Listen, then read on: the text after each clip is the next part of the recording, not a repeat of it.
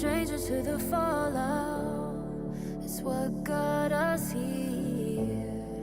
Ever changing, some chameleon. Blood, sweat, and tears. We'll never make it if we fall to everything that brings us down. With a comeback is now. Blood, sweat, and tears.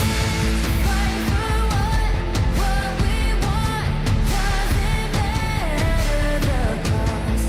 Every day, put in work. Blood, sweat, and tears. Nothing comes overnight. Strength in numbers, start to line. We don't bow to fear. Blood, sweat, and tears.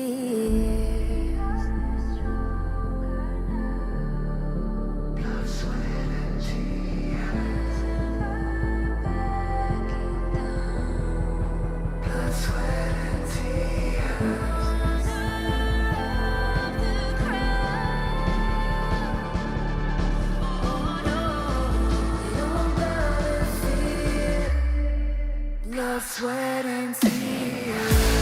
Fight for what we want. Doesn't matter the cost. Every day, put in work. Blood, sweat, and tears. Nothing comes overnight. Strength in numbers, start to lie. We don't bow to fear. Blood, sweat, and tears.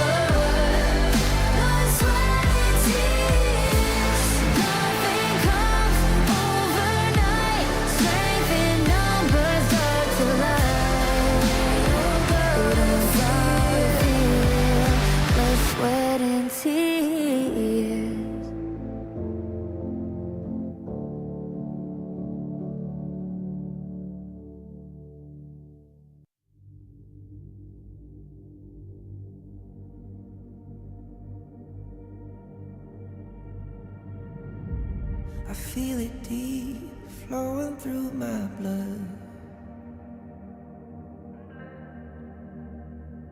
Rising up to become someone, and taking it all on my own. What a sweet victory. And taking all of my control, awaken something deep in me. Like flames, feel it burning inside.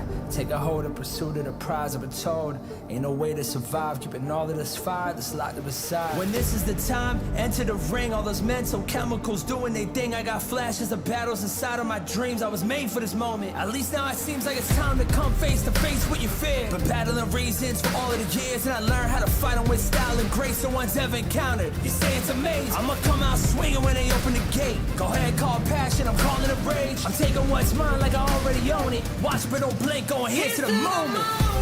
The sky rain down. Here's to the madness that's all around.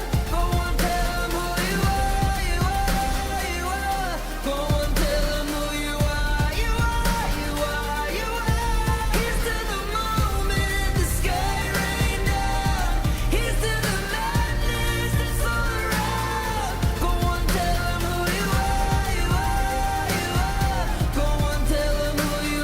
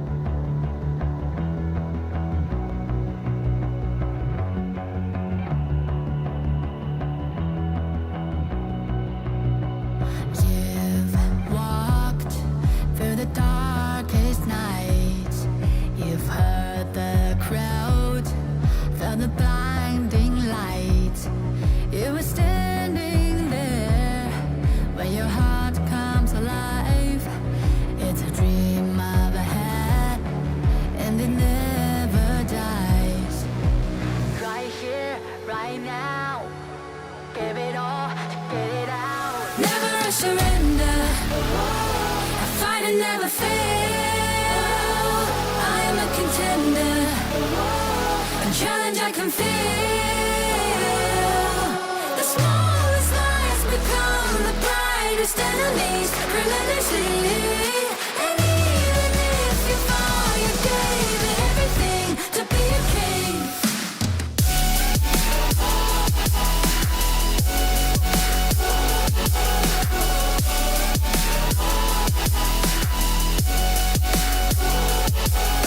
The smallest lies become the brightest enemies relentlessly. And even if you fall, you gave it everything to be a king. You carved your way with a sharp attack. You watched it all burn, and you never looked back. There will come a day when your fears will rise. You protect your crown, so it never dies. Never a surrender. I fight and never fail. I'm a contender. A challenge I can feel. The smallest lies become the brightest enemies relentlessly. And even if you fall, you gave it everything to be a king. On my way, on my way. Find my way, find my way. On my way, on my way. Dream my way, dream my way. Never a surrender. I fight and never fail. I'm a contender. And challenge I can feel. The smallest lies become the brightest enemies relentlessly. And even if you fall, you gave it everything to be a king.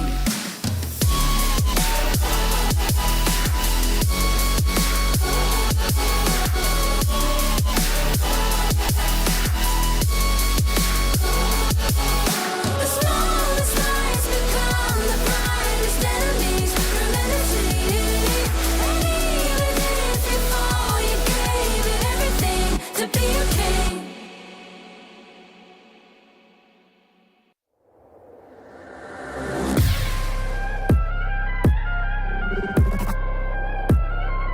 Turn it back.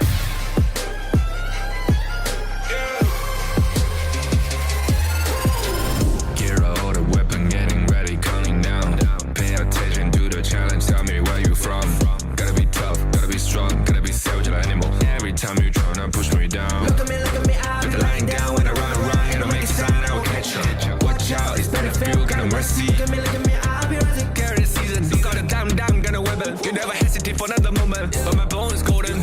I'm invincible, just let him know. I can show you all the glory I own. Through the jungle, find a way to the palace. I'm waiting. Go, live from how can we go?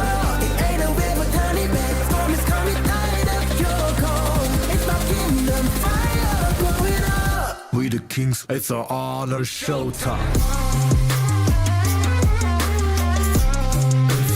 Honor kings, Guess it's gonna burn up. honor kings. On a killing spree, I told you all this. All my enemies, they go silent. Wipe them out for only 6 seconds. We got honor. You wanna get me juice, kind of the one who made the rules. You have night to choose, only one way, got night to lose. I gotta show them, we got no crime. We barely five as one, crashing pieces, you can cheat. First blood, double trouble, then I take a pen, I kill. All you do is sweat and look at me still with the rain. Say. I've treated my soul Follow my that pace. we the champions, screaming I'm invincible. Just let him know I can show you all the glory I own. Through the jungle, find a way to the palace. I'm waiting. Go, live from how can we go?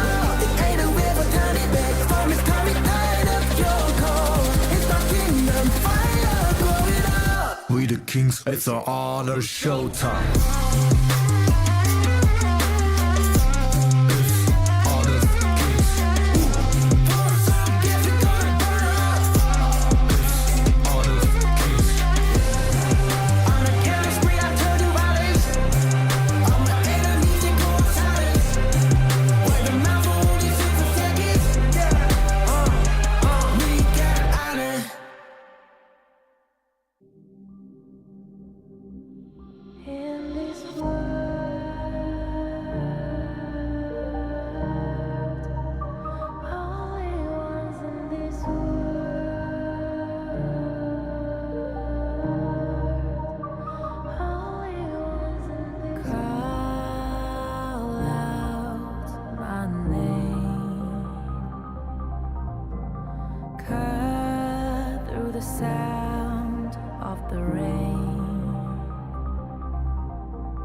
No matter how I feed the flame,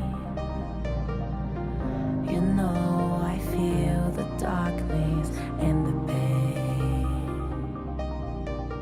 All of the ways we tried to break free from the night.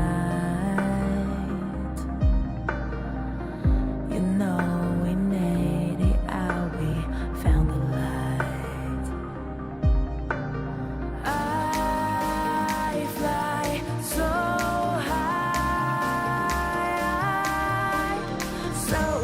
light up the skyline. Let's do it this time, like it's a whole new vibrant world.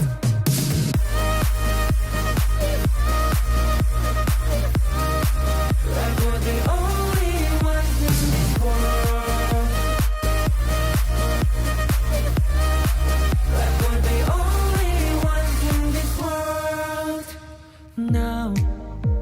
Now I see that I got everything I need. It's alright, I'm on fire, I'm alive, 'cause now I fly so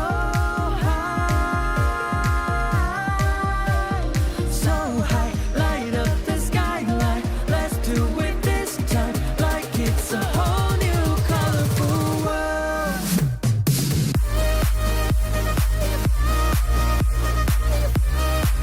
Like we're the only ones in this world.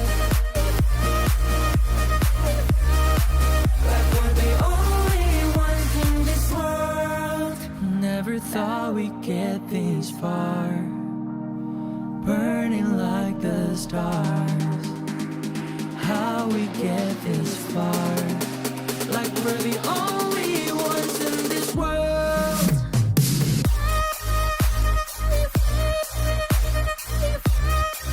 Like we're the only ones in this world. Like we're the only ones in this world.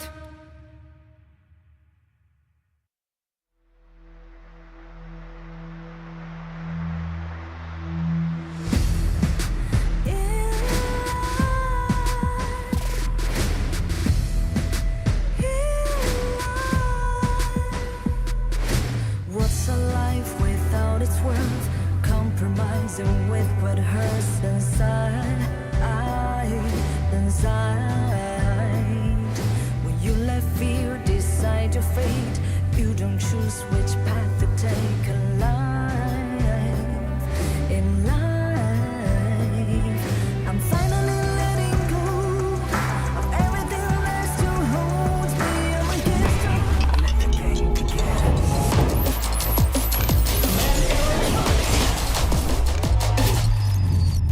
Let it free. Hugging Steve. Victory. Another round. Sure, but how about a smoother phone next time?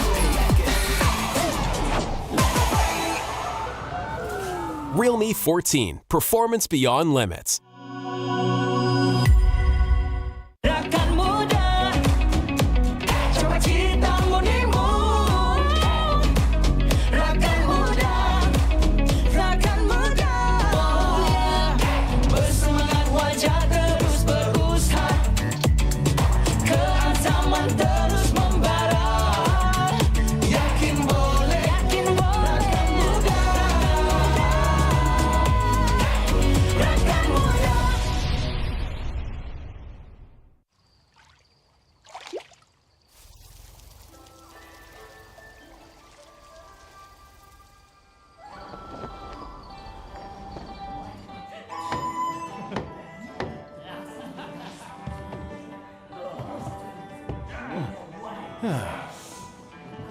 Innkeeper, Yeah? this is from the guest upstairs. Huh?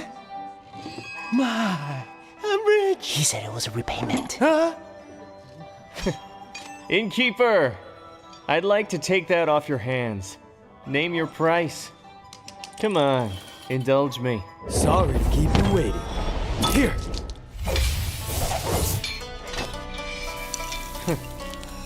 Interesting. Northern Brook. Where's the man? Let the 12 houses keep it safely.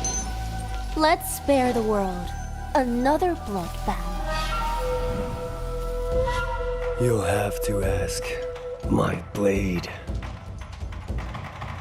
Fine, I'll play your game.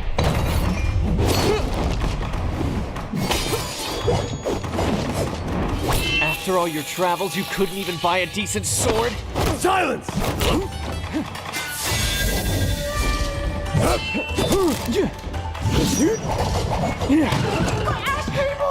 You have skills, but I see plenty of openings.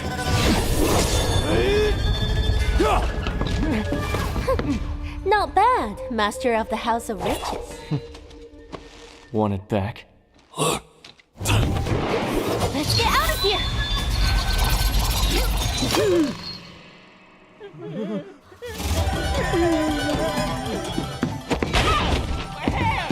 Sorry! Read the manual! Come on, we're just playing around. Why so serious? This concerns the good of the martial world. You can't have the book! Allow me? Your prestigious schools talk a big game, but you're all just making excuses for yourself.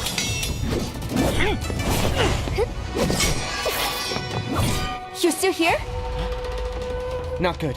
It's a fake! You're playing with us. Illusion magic! Run! If only I had an alternative, this would never have happened! Those tears of a broken heart, broken spirits restless in the dark.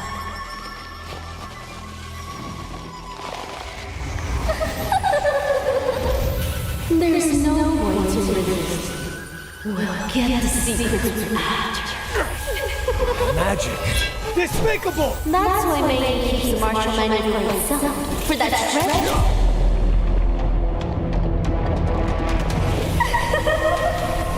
I see. It's with the sword. Quiet! The manual is already back out in the world!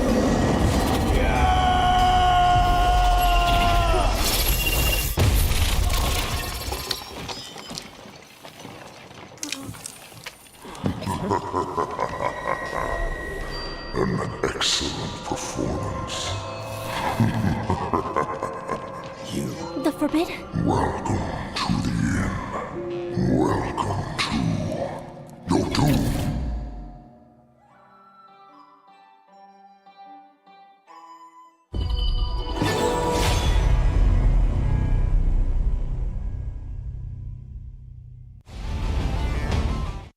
From a single spark, the fire begins.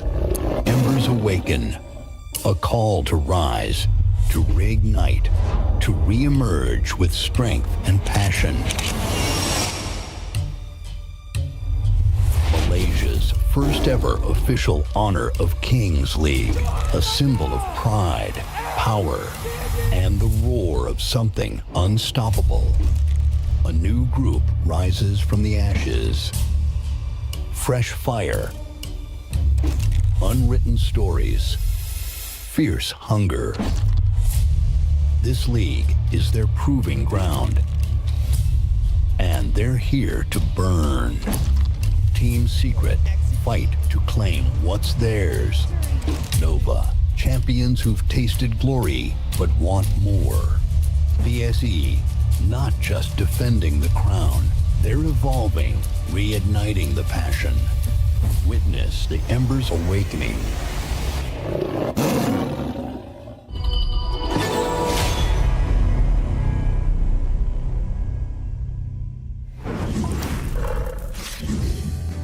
Welcome to the Malaysian Honor of Kings League Spring 2025, supported by our official tournament partner, Real Me Gaming. This is week 4, day 1, and you are with us. My name's AJ. I'm the Mustachio down here with the one and only Holler. We are your casters for the day. Yeah, and I'm super excited to be a part of this one. Of course, MKL, this is where all the big dogs are. All of the roads will lead through Malaysia going into this one. And of course, the top 3 are going to make it to the KWC, which is a whole nother story in terms of international prestige and prize pool at stake. So going into this one, I'm super excited, and we're into the second half of the MKL already. Yeah, absolutely, man. And of course, we are going to be opening up our day with a blockbuster team called Nova taking on O2. I mean, O2 has not seen, the best of days just yet. They're still tethering on a 50-50 in the competition so far, and they take on the top dogs, Nova themselves. Today is going to be a challenging day for O2, but if they get to pull through this and walk away with a dub, I think they're going to be a very, very happy kid. Yeah, for sure. I mean, if they pull out the W, I think that would be upset central. Obviously, you talked about the fact that Nova Esports are the top dogs out there. They're pretty much undefeated. They're 7-0 thus far. And going into this series in the second half, they want to continue that momentum as they take themselves into the playoffs. It's definitely going to be key for them.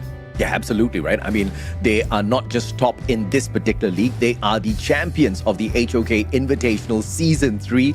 They were the ones who initially struck fear into Black Shrew Esports. Now, we haven't really seen them recover just yet. So it seems like Nova themselves are giant killers. Let's take a look at the standings so that you guys can get a little bit of a better breakdown of exactly how powerful these teams are thus far. Once again, Nova Esports up on top, 7 series wins. There's been only 2 maps taken away from them thus far, but that has not managed to scratch their series count at all. Yeah, I mean, it's the biggest thing. I mean, the biggest story for them, and seeing is that they're the top team looking down on everyone else. But again, a lot of the teams can really make some headway into the second half. You talked about the fact that they're going up against O2 Esports. They're the 5th ranked team. They're right about where they want to be. Obviously, they would want to be higher, but it's one of those things where it's like, it's not the worst situation. You still have a potential to move up in position as you go into this second half. Yeah, absolutely right. And, having a 7-9 scoreline thus far, 7 wins, they can get the job done, but they're just not very efficient in terms of doing it consistently. But of course, that's just respects to the big teams that they have taken on thus far. O2 has not had a easy journey in here, right? I mean, we look at some of the competition that they've had in here so far. The first off, opening up against Seoul Esports itself, Game 1, Game 2, it was O2 that took that victory, and of course they started off really hot, but not every team is Seoul Esports. Some of them have got a little bit more experience behind them. Yeah, and we talked about O2 Esports and Nova. That's going to be the first matchup of the day. The second matchup also going to be a great one. DTE versus SE. That one's going to be a one to watch to see exactly where they move, at least in the bottom half of the standings thus far. And of course, the final one. I think that this is going to be a burner of a match. Team Secret going up against AG. A lot of bad blood, dare I say, but there's a huge jockeying of position going into this one. So this is a definite must watch. Yeah, absolutely, man. You're talking about the 3rd spot taking on the 4th, and obviously they are both looking to climb up higher, catch up with both Nova and Black Shrew Esports in the grand scheme of things. But it's not going to be that easy because both of them are pretty equal matches as what we've seen so far. Yeah, I mean, that's the biggest thing, right? It's like, yeah, if you could be top 2 and you're going to be guaranteed playoffs, you have a great and somewhat of an easier road ahead. But if you're not able to do it, it's going to be 3 through 6th. That's going to be the play-ins. As long as you're guaranteed, or as long as you're into that 3 to 6 seed, going into the play-ins, you're going to be fine and you have yourself a chance. You do not want to be bottom 2 because then you're dropped out and you don't have a chance. Yeah, absolutely. And of course, we have already seen them take on AG Global. The last time Team Secret took them on, AG Global won both of those games. It was a flat-out 2-0. We didn't actually go the distance with that one. So fingers crossed, Team Secret shows us something different this time around. I mean, clearly they have got enough homework that can actually get them the one-up on them, Holland. Yeah. But it's going to be the MKL supported by official tournament partner Realme Gaming Pick Realme 14 series. Realme 14 5G features segment best Snapdragon 6 Gen 4 chipset, long-lasting battery, largest BC cooling area, and empowers players to enjoy 120 FPS in HOK, promises a smooth, high-performing gaming experience. Gaming Pick Realme 14 series. And again, a big shout out to them for helping us out, because without them, what are these guys playing on? Of course, it's going to be on that Realme phone there. Yeah, I sure as hell will be picking up the Realme 14, mainly because of that VC cooling area, right? It really doesn't matter how much your phone packs. If your phone is going to heat up all the time, you're going to be losing those frames really, really quick. So I like this one being added on in. But of course, fingers crossed, the players will be able to use the solid hardware that they've got in their hands. The software is the game, but the mechanical skills at the end of the day will make a big difference as well. I'm very new to the world of Honor of Kings. I sometimes see that skill being used. I cannot dodge it. I saw it coming, bro. I just couldn't do much about it. I mean, it's one of those things where you get hit by it a couple times, but that third or fourth time, you just kind of, then you're able to kind of dodge that one. But let's check out the team highlights or team lineup and to see for this first series here today. Let's take a look at who we have going up against each other. O2 versus Nova. On the side of O2, you've got K1, Cat, White, X1, as well as Kong Ling. Thus far, once again, they have managed to show up quite strong, but quite a number of times we've seen O2 challenged out there on the battlefield as well, especially by teams capable like Nova. Yeah, and speaking of Nova, of course, they're going to be made up of Ashwan, Wendy, CY, Waypit, and Muchi. These are the Season 3 champions. They have a lot of, they are ready to go, and they want to take down O2 Esports as well as all of the other teams. But it's a big statement game, just setting the tone again for this second half, ensuring that they've got that momentum. Because again, all of these teams are literally chasing Nova Esports here. Yeah, absolutely right. And once again, all thanks to the double round robin that we've got in the competition, we've already seen this showdown. And it was not good for the last time O2 went up against them. It was quite rough, right? Overall, even when you look at the numbers overall, Nova Esports smashing them 10-1. O2 could barely land a kill on them. We saw many things go wrong on the side of O2, not because they played a bad game. It's just that Nova outclassed them. Once again, it was a 2-0 matchup. Nova had no chance of pulling it the distance into game number 3. And O2 didn't have the opportunity to pull that, but obviously Nova will be looking to do the exact same thing today, Colin. Yeah, and of course, this is going to be the team head-to-head. If we're looking at KDAs, you were talking about the fact that Nova Esports come out 10-1 in some of their games. Their average KDA will definitely be higher, and it's 7.6 here. The total damage, I mean, it's a bit of a wash in that sense. Not the worst thing, but might be the fact that Nova Esports likes to close out their games much quicker. But the big thing about O2 Esports is their hero pool. They actually pick more heroes, so they have that quite a bit of diversity going into this one. Not to say that Nova Esports aren't able to do it. It just seems like O2 have played more games, so some of those heroes have been more or less revealed at this point. Yeah, absolutely. And Nova Esports just knows exactly who they want to use out there to dominate these matches, right? And 30 heroes within the pool is pretty decent enough for Nova to find that dominance. I mean, clearly the numbers are proving that dominance already. So, I mean, it is going to be a tough one. And I think the KDA kind of killed it right there. No pun intended. 10-1, 8-2. Both those games, O2 could barely catch them.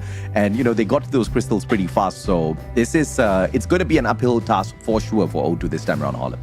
Yeah, and I think going into this one, Nova Esports, they're like a well-oiled machine. Everybody's playing their roles. They understand what they need to do. They're in sync when they decide to go in. And they're very difficult to kind of just like lock it down. Their positioning is just like so next level, right? Yeah. And there's a reason why that they were the Season 3 champions, because again, they know how to play the game. They're very good with everything that they do. Very strong team, and I expect to see even more of that going into this one. But let's go into the first match, the game 1. This is going to be the draft going into this one. AJ, your thoughts? Oh, my thoughts is you most definitely are going to see that Arlie and Zhang Fei get taken out very, very early on, because it's been staple for these guys. They love to use them, and they most definitely don't want to face them. Yeah, and look, Nova Esports, very smart with their bans thus far. They're going to go with the Zhang Fei. This is actually the most popular hero pick thus far in the MKL. It's number 1. It's been picked 31 times already, and the pay has just got a really high win rate. It's been picked 19 times. It is like almost 70% win rate at this point, so they just want to limit what O2 are going to be bringing to the table. Yep, and O2 this time not going in for the Arlie ban, and obviously Nova Esports going to be taking great advantage of this. We've seen Arlie in the hands of Swan before. So Nova Esports going for those elimination numbers pretty early on in the day already. The counter here is that Lianpo and Dharma. We've seen how Dharma can get a tad bit squishy in the past, so O2 Esports really need to back up Kong Ling. Yeah, and basically this is a way to be like, hey, we're going to bring the team fight to you, right? Yeah. In the sense of the Dharma and the Lian Po. This is very just, we're going to win the team fights. We're going to have a lot of control and able to just basically smash into Arlie. If they're able to lock him down, and don't get me wrong, Muchi's an absolute maestro in this hero, it's going to be very tough to do. But if they're able to do it, O2 Esports, they're bringing everything, just trying to lock it down in more of an AoE style.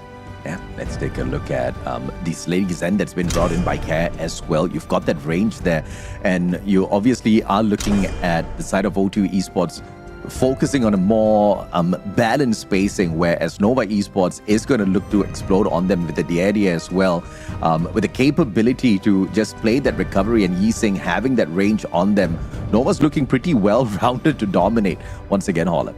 Yeah, and I mean, look, Nova Esports are responding with a little bit of control from the idea. You've already pointed that out. The Yixing to kind of set up that board. So if Dharma were to just flash truth and get inside in, he's going to be locked into that cage. And that's the way that they're going to try to control them as much as possible. Nova Esports still has that Arlie. Again, very mobile, very difficult to just like pin down. So he has to have perfect positioning in this game though. Yeah, I mean, the Guan Yu has been taken out here as well from the side of O2 Esports. We've seen a couple of times Nova kind of run rampant with that, and now all the bans have been locked in already. White and X1, this should determine exactly what sort of a pace they play on, and this Chano pick seems to be an interesting one, Ola.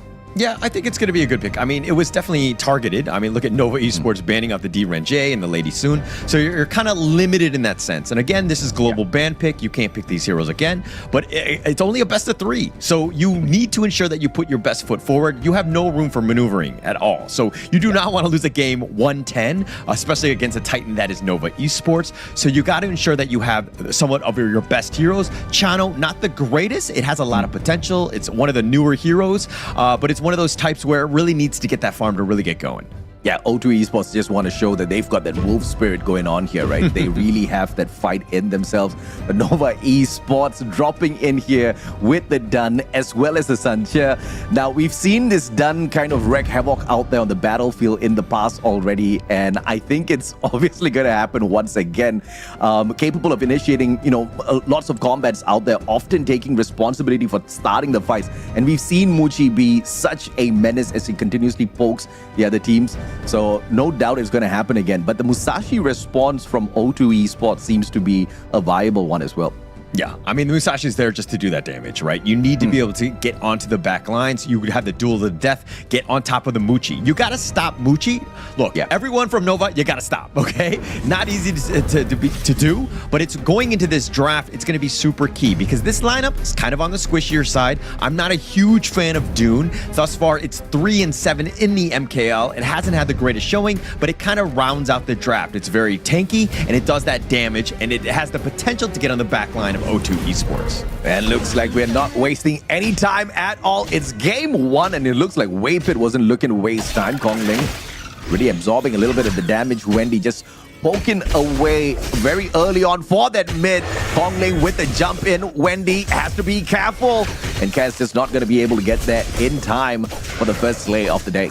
Yeah, I think the biggest thing for O2 is to get Kong Ling going, right? Get as much farm, funnel him everything. Oh, in the bottom lane. Oh, beautifully dodged by X1, and obviously White interfering in that fight. He's not going to overextend here. Shut down Waypit. So good calls coming through from both sides, especially O2 not losing anyone early.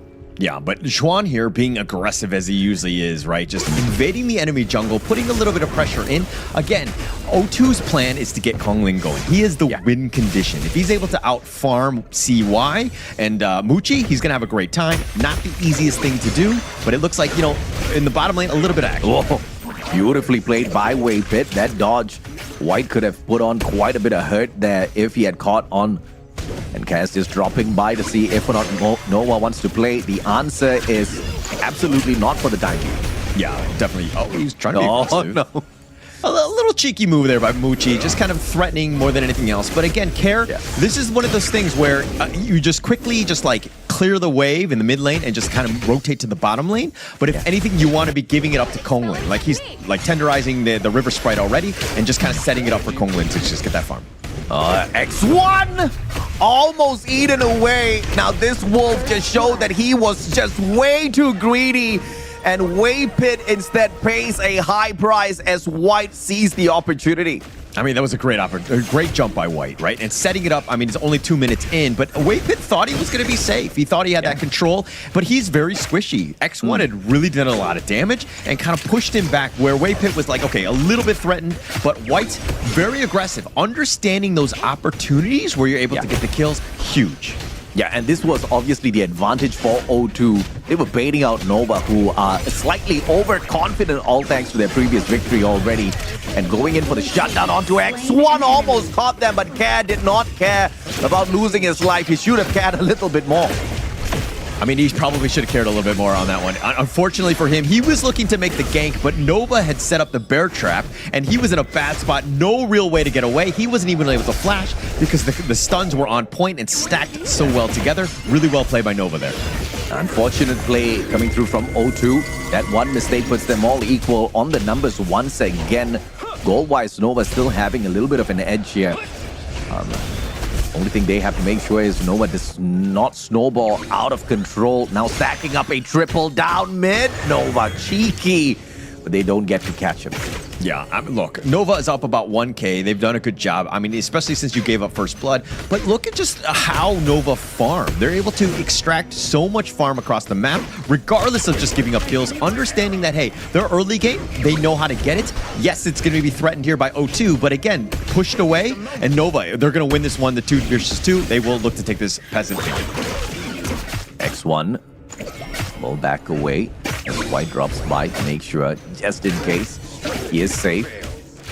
And X1 thus far, once again, to be thanked for the very early first blood picked up by White. That was a fantastic bait down below. And Wapit obviously not able to get away back then, but this time around, White gonna get caught out, and X1 still really knows his capabilities as to how far he can go. Yeah, but O2 came out worse for but it didn't. Oh my. And Wendy just didn't stand a chance there. K1 going in for the dive, but this might just be a sacrifice that Kongling prevents. And K1 is right back in it. And White jumped on in too to save the day. And he does manage to flash away with a sliver of health. My goodness. O2 is really doing well this time. Yeah, I mean, going in, still going on. My goodness, and K1 this time around, that Dharma, we talked about how squishy he can get in a team fight. Just not jumping in at the right time, but everybody else doing absolutely fine on the side of O2. Yes, that one death, but there's no real big punishment coming on through just yet, and the dive is there for K1, but Kongling hops right back in. White not able to catch anyone just yet. Nova's just poking and prodding away at O2. A little uncharacteristic of Wapit here to be giving up 2 early deaths on that one. He was, again, very aggressive, went over the wall. Probably more aggressive than he should have been, and he wasn't able to latch back onto his teammates, so he got a little bit caught out of position. Nova Esports, while they're technically in the lead, this has not been the typical freight train that we know of Nova Esports, and there are some uncharacteristics, at least some minor mistakes as of now. I mean, back and forth all the way, right? You gotta love this out of O2 Esports. They're not really allowing Nova to get away with an easy one, but with the Tyrant being snatched away by Nova, this is something O2 Esports needs to be careful about. Extra bit of damage is not really gonna help the case of O2 Esports. They've been able to control them thus far, though, but going in, Kongling on behalf of O2 evens up the odds here with the Overlord. Yeah, but I mean, if I'm going to choose, I would want the 4-minute Tyrant more than the Overlord. The damage just really helps with farming, and it, like any sort of team fight that potentially happens, you can do a little bit more, right? So you have to kind of fear you a bit. Obviously, that and the 10-minute Shadow Tyrant are key, but again, you know, the Overlord is kind of like, okay, not the greatest thing. It's a consolation prize more than anything else. The push will be there, but again, it's one of those situations where it's like not the best if I'm going to look to choose. And let's see if or not they can make good use of those Vanguards to shut down a couple of towers, because O2 Esports has made great headway on the Clash lane already with 1 tower taken down. And now with this extra bit of push though, Nova trying to prevent this by overextending on for the chase. K1 backing away. He's not going to get caught out too early just yet. But Nova doing a number on the tier 1 tower on the side of O2. Yeah, K1 just wants to go back into his lane and just farm, but he's not able to do it. Too many members of Nova, they're 4, and they're chasing after him. No, it looks like that's going to be the end of that. But now Wendy in a bad spot. Yep, Wendy in a bad spot indeed. And the knockback is that Kong Ling thought he got away, but Muji showed up. A great snatch, not allowing him to step on away. The stun comes on through as well. White on a lot of trouble here on borrowed time, but he does manage to walk away from that battle as if it was a tiny little scratch. K1 in the thick of the battle. White hopping right back in for the defense, but a mistake once again from the side of O2. A little crazy how White's able to hang on. Yeah, just sticking around a little too long, I think, at that point. I mean, there was 3-on-3 for that Crimson. Nova were like, okay, we got to do something out of this. We got to get that red buff. Once Wendy got it, though, he was able to do some damage, and they kind of turned the fight, so it's even more in favor of Nova Esports. So again, O2 is one of the situations where Kong Lin, yes, he went in early. He did die, but it's one of those things where you don't have that damage. And O2, that's my biggest worry about this lineup. Got a 2K lead here on the side of Nova. And White just living true to his role. Super tanky out there. Muji, very cheeky, but will be able to back away. Waypit tagged up just a tad bit, but it's just a simple skirmish down mid. The action is down below. Swan, the setup is there. K1, Kong Ling, no catch. Swan says, you're not gonna get me this time as he backs away. Yeah, Swan with just too much mobility, right? Everything that's coming at him, yeah, you might duel of death from Kong Lin, but it's very linear. Like, they know where it's coming from. Swan should be able to get out of that one. Plus, he has the sail if he wants, the boat if he wants to go. Oh, care! Oh, Waypit couldn't care if or not he was gonna get caught, but he calculated that perfectly. White this time. The hopper is in there, and Waypit with a double.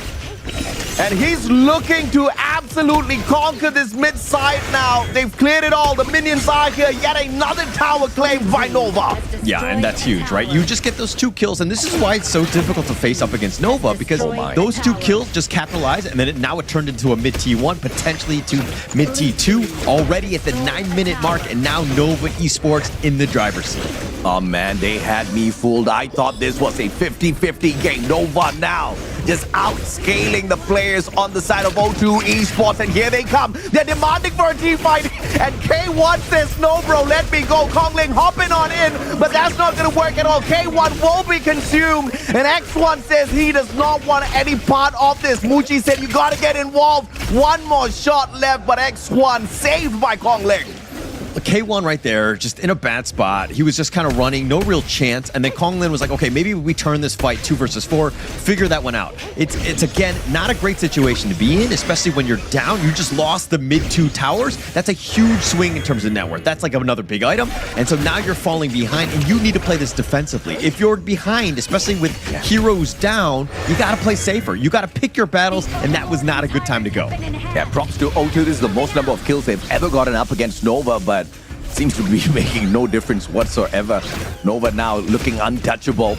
And it looks like down below, this Tyrant is going to be consumed pretty easily as well. White, opportunity to, I don't know, try to push them back. Care is in the house as well to say hello. Kong Ling meeting up with Swan. He's just going to get caught out, and he jumps right in. What is Kong Ling doing? One misclick.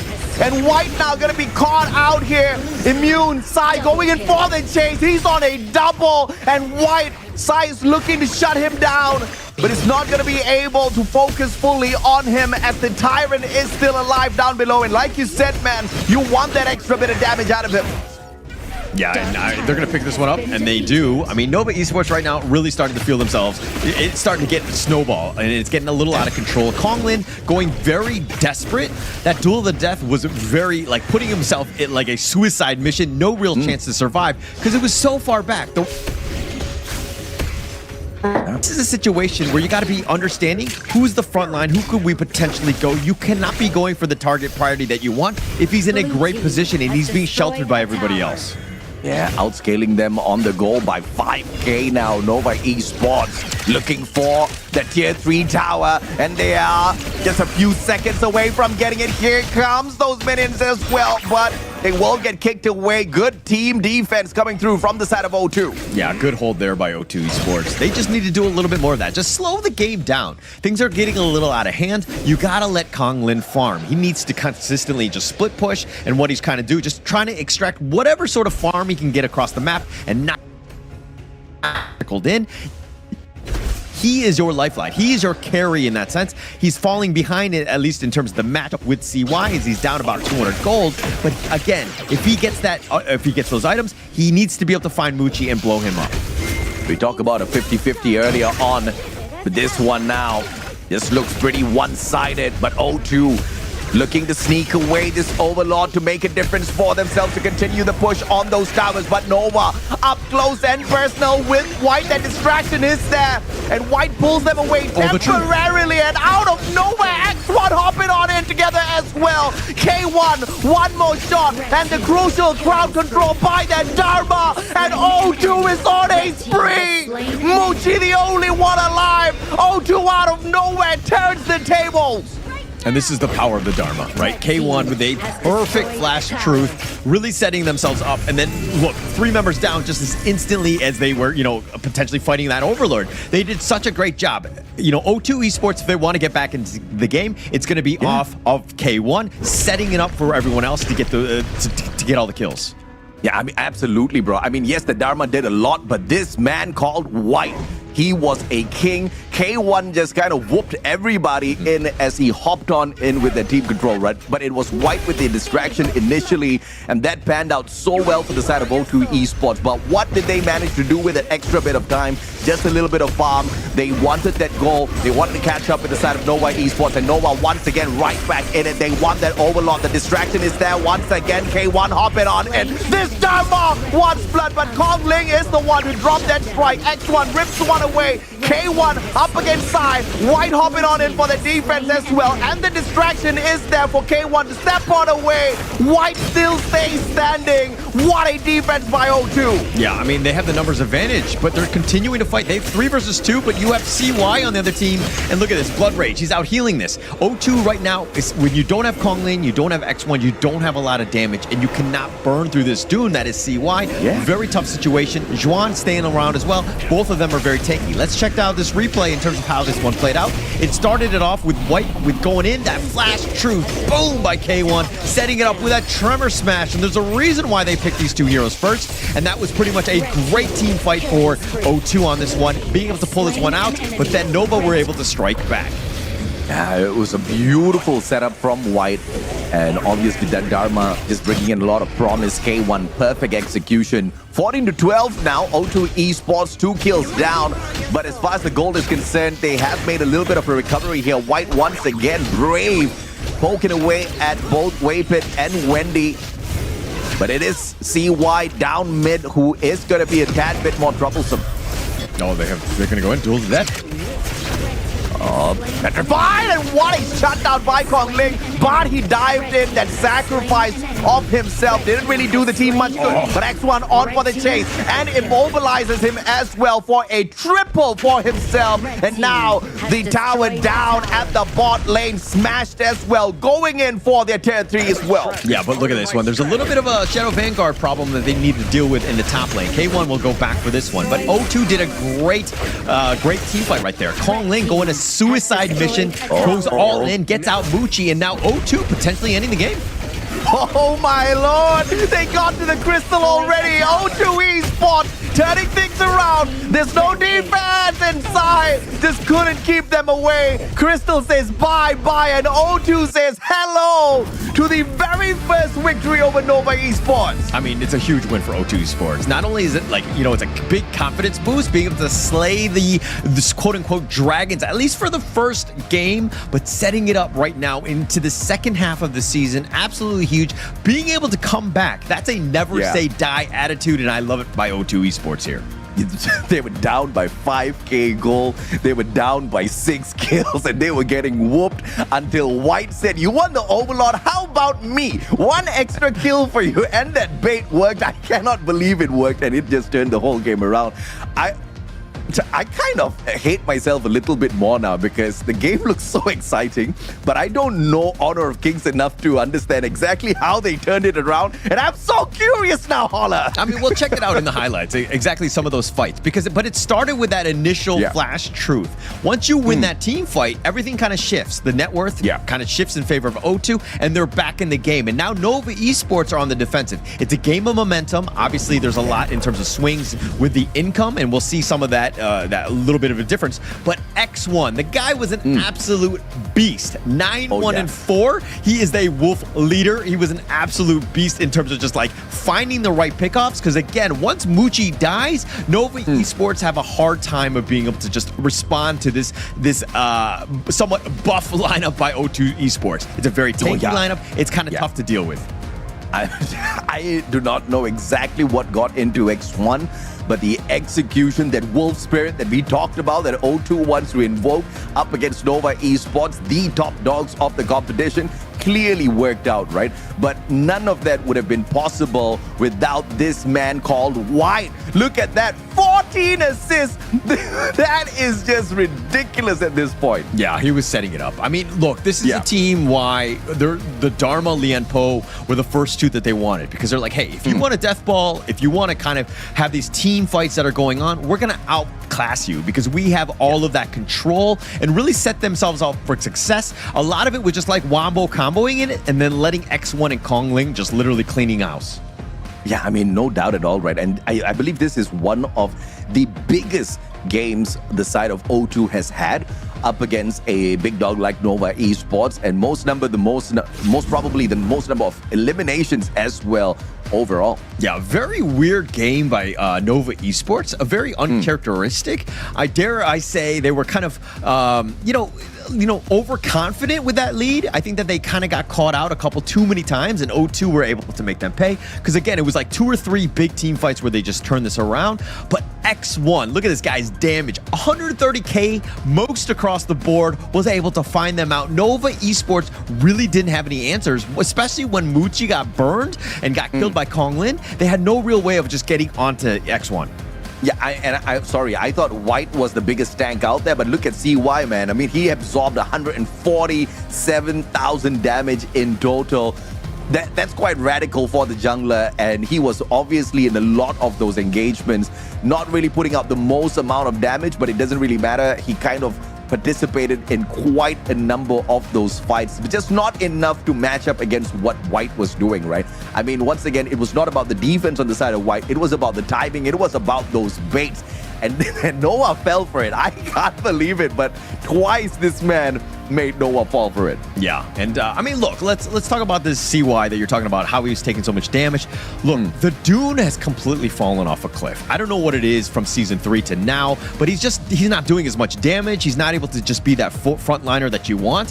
He has like a 28% win rate with like 12 games that have been played already, just really struggled throughout. I don't think that the Dune is the high meta pick that you want here, but checking out this gold graph, you see that Nova Esports definitely in the lead, but then they run into a bit of a wall, and O2 Esports pounce on that and make them pay. Yeah, and obviously that Overlord was kind of pushing it towards that victory condition as well, right? At the end of the day, they did want a little bit of an extra advantage out there on the battlefield. It was the push that came through from, just a little bit of, God damn it, Mustachio, you don't forget that name. What do you call it, chat? Vanguards. Those Vanguards out of nowhere. And being able to push it, yeah. No, I mean, look, I understand why Nova Esports wanted the Overlord. It was a huge a window of opportunity, but O2 were like, actually, your positioning is not great. We're able to penalize you because of the fact that you're grouped up so much, and we're able to make you pay. And this is one of those situations where K1 was really able to just turn the tides, but the MVP of this one is going to be none other than K1. Setting it up, and look, you see that X1 had what, 9-1-4 or something like that. KDA does not really matter when you're able to make such an impact like K1 did in this game. I have to agree with this MVP title, right? It's not about the numbers sometimes, it's all about the impact. And you pointed out how K1, with his arrival, kind of shook everything up, right? That disruption forced the whole team of Noah to just collapse. That was the almost, team wipe that we had on the side of O2. We had one final survivor, and that kind of got O2 right back on the map. They made that recovery all thanks to this guy, well-deserved MVP. Well-deserved. And I mean, playing the Dharma exactly how the Dharma should be played. And it's why, if you look at it, the other leagues, why everybody likes the Dharma. Because you can make plays like that. You turn the entire game on its head when you were able to just get those flash 3-man truths and just set things up. And we'll check it out in the highlights here and see exactly how O2 came back. But man, did they have to work for it here. Yeah, most definitely they had to work for it. We saw a little bit of a comeback coming through from the side of Nova, and I thought that was the end, right? I mean, even if you look at the screen right now, 11-6, they really had O2 in a tight little corner. But even then, when they were really down, it was this point where the two made into 3 kills, and then they just spiraled out of control once they got the 4th. And ever since then, Nova just didn't look as good. There were trades back and forth a little bit after that, but it just wasn't the same. Yeah, and if you're looking at the Nova lineup, they were very squishy. The first phase, the Yixing, the Arlie, as well as the Diadea, very squishy, and you have to play perfect positioning. And O2 were like, actually, if we just run at them, they don't really have a chance. And look at X1. Where are you going to go, Wendy? You got no chances, and X1 runs it down the bottom lane, and CY has to fight 1 versus 3, an impossible task at this stage. And O2 being able to take game 1 speaks volumes about this team. The fact that they were down, again, 5K, and were able to make that comeback against Nova Esports, that was an amazing game. So now they are 8 maps on a win, 9 maps on a loss. They need 1 more. They need to 2-0 Nova. They need to hand out the first defeat of Nova Esports in this league just to build up a little bit more momentum for themselves, just to build up a little bit more of that confidence as well. But of course, that's easier said than done, Holler. I've seen teams that dominate kind of get a tad bit pissed off once they get taken down, once they lose a map. And Nova Esports have shown us shades of some of that anger and wrath in the past. I don't know if O2 is ready for this one. Yeah, I think going into game 2, you're going to see why this is a championship caliber team, right? They are able to take any series the distance, right? Yeah. And they were able to just bounce back. That speaks volumes about a team in terms of just, having that championship resolve. That resilience is going to be super key for them. And they're in a bad spot. This is a situation that they really haven't been in going and losing game 1 like that. But again, I'm pretty sure Nova Esports are going to bounce back. And, O2 right now, I think that they must be feeling good, but they got to feel a little bit scared knowing that Nova Esports, they're going to come back stronger in this second one. Yeah, no doubt at all. I think O2, we can only cross our fingers and hope they don't get overconfident, because initially in the game, White was kind of hopping into these battles, poking and prodding away. I got a tad bit nervous because that could have gone south very easily, right? But White had the confidence. He knew his capabilities. He knew exactly how tanky he was going to be in some of these battles. He knew when to hit that eject button to get out of there when the time kind of called for it. So fingers crossed they can kind of keep up that momentum, because we would love to see O2 get this victory. We all want to see the champions fall sometimes, right? But this doesn't mean that they're going to lose the championship. It just means they've got a little bit of a scar on their record thus far. A 7-0 record. They've been pretty clean. I think we need to get some dirt there, Holler. Yeah, and we're going to have to find out exactly where Nova thought they went wrong, but obviously we saw it as an outsider on this one. But I think that this is actually going to be good for the team. Losing that first game, because again, it's overconfidence. You might, think that you're going to steamroll all of them, so you're not going to take it as seriously. I think that this is a good wake-up call, especially setting it up for the second half. Losing that first game against O2 Esports, okay, not the worst thing in the world. You haven't lost the series, but this is a great wake-up call, and to see how they bounce back from this one. Yeah, no doubt at all.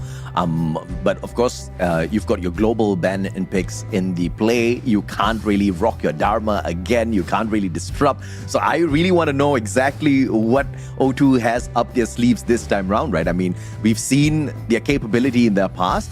I believe we've seen what they can do on those Byrons or the Ogrins as well. So this is the opportunity for us to take a look at their drafts once again. So O2 Esports. But without the Dharma, they don't want to be punished by him once again on the opposite side. Yeah, actually key for them, right? Ensuring that, hey, the Dharma is definitely a hotly contested meta hero. You want to protect yourselves in that sense. But going into game 2, look, these best of 3s are very short. You know, look, if you don't have 2 or 3 heroes at the pull, what are you doing at this stage, right? At the pro level MKL. Like, these guys are very deep in terms of the hero pulls and the possibilities that they can pull out. So I expect, you know, O2 Esports to have quite a bit. You have to go the distance, at least in terms of game 5s and 7s. So you got to be thinking that level. And going into this second game, it looks like they're going to go strong. They're going to go with Byron and Loom to start things off. Yeah, and of course, they drag in the pay on the side of Nova Esports, sign CY and Wendy now with the capability to bring in the pick, and the D-Renji being brought in just for a little bit of extra range on the side of Nova Esports. I think they understand what O2 is looking for here, and they want to have that capability to poke them even from a little bit of a distance. Yeah, and a little bit of a counterplay here, right? In the sense that, like, let's talk a little bit about Nova Esports. You have Pei, who's going to be very an early game monster, is able to invade and to be very aggressive from the first minute, right? Then you have Nova Esports with D-Renji, again, just very stable farm laner that you're going to just be happy on Muchi with. Then you have Yuan, which can kind of be flexed in almost like a, you know, a roam position, a mid position, so you kind of you know, basically have a little bit of a puzzle for O2 Esports to solve going into the second phase of the draft here. Yeah, and of course O2 obviously walking in here with the Liang, you know, that ultimate can suppress even the most lethal of opponents out there, right? So you're looking at him controlling these nimble characters that Nova Esports will be looking to drag into this play as well. O2 Esports looking to perhaps catch and punish Nova very, very early on, and the Gun and Mo being dragged in by X1. This one seems to be pretty interesting. Yeah, and with that range and the fact that you're able to just kind of poke from afar, it's going to be key, but also says that the Liang will be the roam. So it's a nice little counter to the potential lane matchup against the Yuhan, which likes to just kind of sustain, wants to stick around the mid lane, poking and prodding herself. So it's a good counter pick here. But now Nova Esports can go a different direction. You could flex the Yuan into the roam and pick up another mid laner, but we're going to have to see exactly how they want to go here. Mayin as well as Athena being dragged in here. So this one is a little creative from the side of Nova Esports. Obviously, we've seen that Mayin in action quite a little bit already. I don't really know exactly where they are going to go crazy with this Athena just yet, but we have seen her kind of engage enemies very, very efficiently out there, right? Very mobile out there on the battlefield. So this is Nova Esports and their capability to once again go in here for the chase, if at all O2 pokes them. Yeah, and look, O2 Esports going a little bit more stock standard. They wanted to just kind of protect this, and everything was set up for this Ogren. The fact that you were able to get this last pick kind of rounds out that draft. But the one weakness about O2 Esports is that they don't really have a lot of the team fight. Yes, you have the Ogren and you have ways to kind of control, but it's a very different draft than what we saw in game 1. Nova Esports with that last pick, Athena might throw things in a bit of a loop, especially since Waypit's on it. I'm a little curious about this Ogren pick coming on from this. Okay, makes sense that it is Kong Ling on the Ogren. So let's see exactly what these boys are going to be pulling off here as we start game 1. Wendy and Cat just showing each other a little bit of love down mid. Yeah, it's always going to be a little love taps more than anything else. But again, setting things up for, you know, just you want to push things away. You want that wave clear essentially very early so that you can start making moves across the map. And look at how Waypit, this is the Athena strat. And basically what he does is he's going to kind of look to just smite away some heroes. Yes, he's going to die, but he sticks around and he has a vision on Konglin. The strategy is essentially just follow Konglin around. And yes, he might die many times, but his net worth is just very meaningless, where he's just kind of like that gnat at the end of the day that just, you know, won't let you go. Yeah, and Kongling poked away here by Waypit, but no punishment coming on through just yet. White backing up Care, but they're not gonna look to overextend just yet. Yeah, and look at how O2 right now. This is pretty much the typical Ogren strat, right? Waypit just trying to be aggressive. He does go for the smite and he gets the steal, right? All you're doing is slowing down Konglin and just walking around with him. And then wherever he goes, everyone has vision, understands what's happening and where he's trying to farm.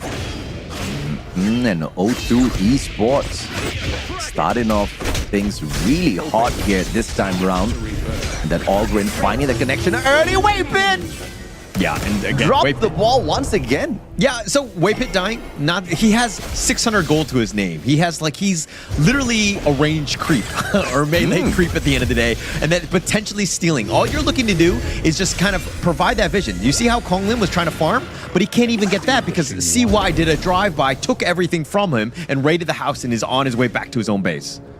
Well, 3-0. Waypit's not having a great start, and O2 Esports making especially sure of that. Kongling versus Waypit now. Kongling outscaling him with the level, and Waypit is being pressured a tad bit here. But there might just be a jump coming on through from the side of Nova. Nova's backing up Waypit. And it looks like Waypit might just be sacrificed for the 4th time in a round. Yeah. No, this is the finish strat. You're going to see him just die constantly, right? This is the whole way that they want to do it. Again, just kind of harassing Konglin, right? And just providing that vision. Where is everyone, right? He's able to kind of, as a ghost or an angel or spirit, or depending on what you want to look into this one, he's just following Konglin around. He has his smite, and he's already stealing items, just being super annoying to O2 right now, who have to deal with him and just kill him piece by piece. So Waypit, once again, he's got the vision on them for sure.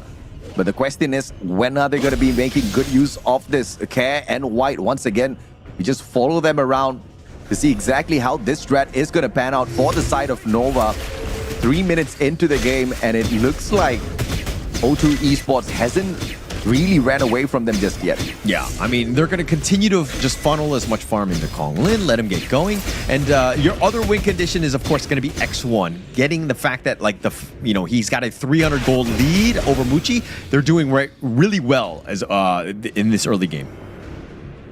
CY backing away just after finding those short engagements. Kang and Kongling waiting to get in the jump, and Waypit once again is going to get taken down here. That information to be played as Kongling finds the elimination. But CY will not be caught out. O2 still looking for this man. Yeah, I mean, look, like Konglin still tops in terms of net worth, 2.7. He's scaling a little bit faster than CY, probably just being pushed that extra farm by Waypit dying like that. But again, look at the fact that Waypit, in the heart of the enemy, the potential steal there. He did go for the smite, but Konglin just too fast. Yep, all right, Waypit just giving all 7 eliminations on the side of O2. And the push down mid now gonna be solid from the minions, but they're not going in here for the follow-up to look for any engagements whatsoever. Plans going according to whatever Nova Esports has drawn up thus far. But we just haven't seen O2 punish them for it just yet. Yeah, not too much. I mean, everybody else is consistently farming, but they are falling a little bit behind. They've got the control, and again, Waypit down for the count yet again. But they're trying to protect all of the buffs. They need to ensure that Konglin, because he was rotating in the top part of his jungle, he needs to make his way back into the blue. And O2 right now just feeding a lot of resources into Konglin's farm here. Yep, and X1 though will be able to back away beautifully well. And Swan on for the chase. Look at Waypit. Waypit just being cheeky with it, but he's not going to be able to do much. Yeah. I mean, he was potentially threatening, but he's like, oh, wait, actually, he has literally, like, boots. He has, like, no items. He has really no value other than the vision that he's being given. But, of course, information could be key. It could definitely help them out, especially since they know exactly where O2 are at almost every single moment of this game. And just outscaling them here by 2,000 on the go. O2 Esports haven't really secured any one of those big objectives on the board just yet. 10 times in a row. Yeah. Waypit says, how much more do you have? I mean, well, as many times as you're willing to give at the end of the day. Well, it looks like they want that buff as well. The question is, will they be able to pull that away? Jumping on in, and Kongling perhaps overstepped his boundaries. White wasn't there for the save. And that just wasn't going the way of O2. Yeah, actually, Chuan with the amazing play. He was trying to path the passing away back to safety, but Chuan had the pullback, like locked him in so that he could just get stuck right into the heart of the rest of the Nova lineup, and they were able to kill them out. And now look at this. Waypit now is looking to just invade, making life a little bit more difficult for Konglin to get that farm. It's got to be super frustrating as an Ogre, because you want to be left alone just farming until you're ready to get out. Yeah, that's true enough. And obviously this Ogren is just going to get teased continuously by Waypit. But down mid now, it's a 3v2 O2. They don't have the numbers, Waypit. But they will very wisely back away. Yeah, and look, I know that people are like tuning in. The fact that O2 Esports are up 1-0, and that was a bit of a shocking game one, but you're seeing this like the kill score 11-1, and you're like, oh my god, what happened to Nova Esports? But in a way, this is kind of the strategy. This is what they want to do as Nova Esports. I know it's weird, but it's an Athena Rome. This is an uncharacteristic draft lineup that they got. Yeah, absolutely, and the push down mid now. Nova will be there in the nick of time to protect their tower. And it's a beautiful play coming through from both teams thus far. But now O2 with the overextension just for the catch. This time Waypit does not get taken out, but it's a fight once again for the red buff. Looks like they pick up Uchi as well, and they make their way on out. CY somehow still alive. Oh, Kong Ling with an overextension just to catch Wendy, but it will be CY to shut him down. But traded out a double kill for X1, all thanks to that overextension. Yeah, O2 finding the perfect plays and just getting the right amount of damage to get the pickoffs. Really well played. The fact that they got the ace and now they're going to take the mid T1, and O2 Esports somehow making this work and really sticking it to Nova Esports here in game 2.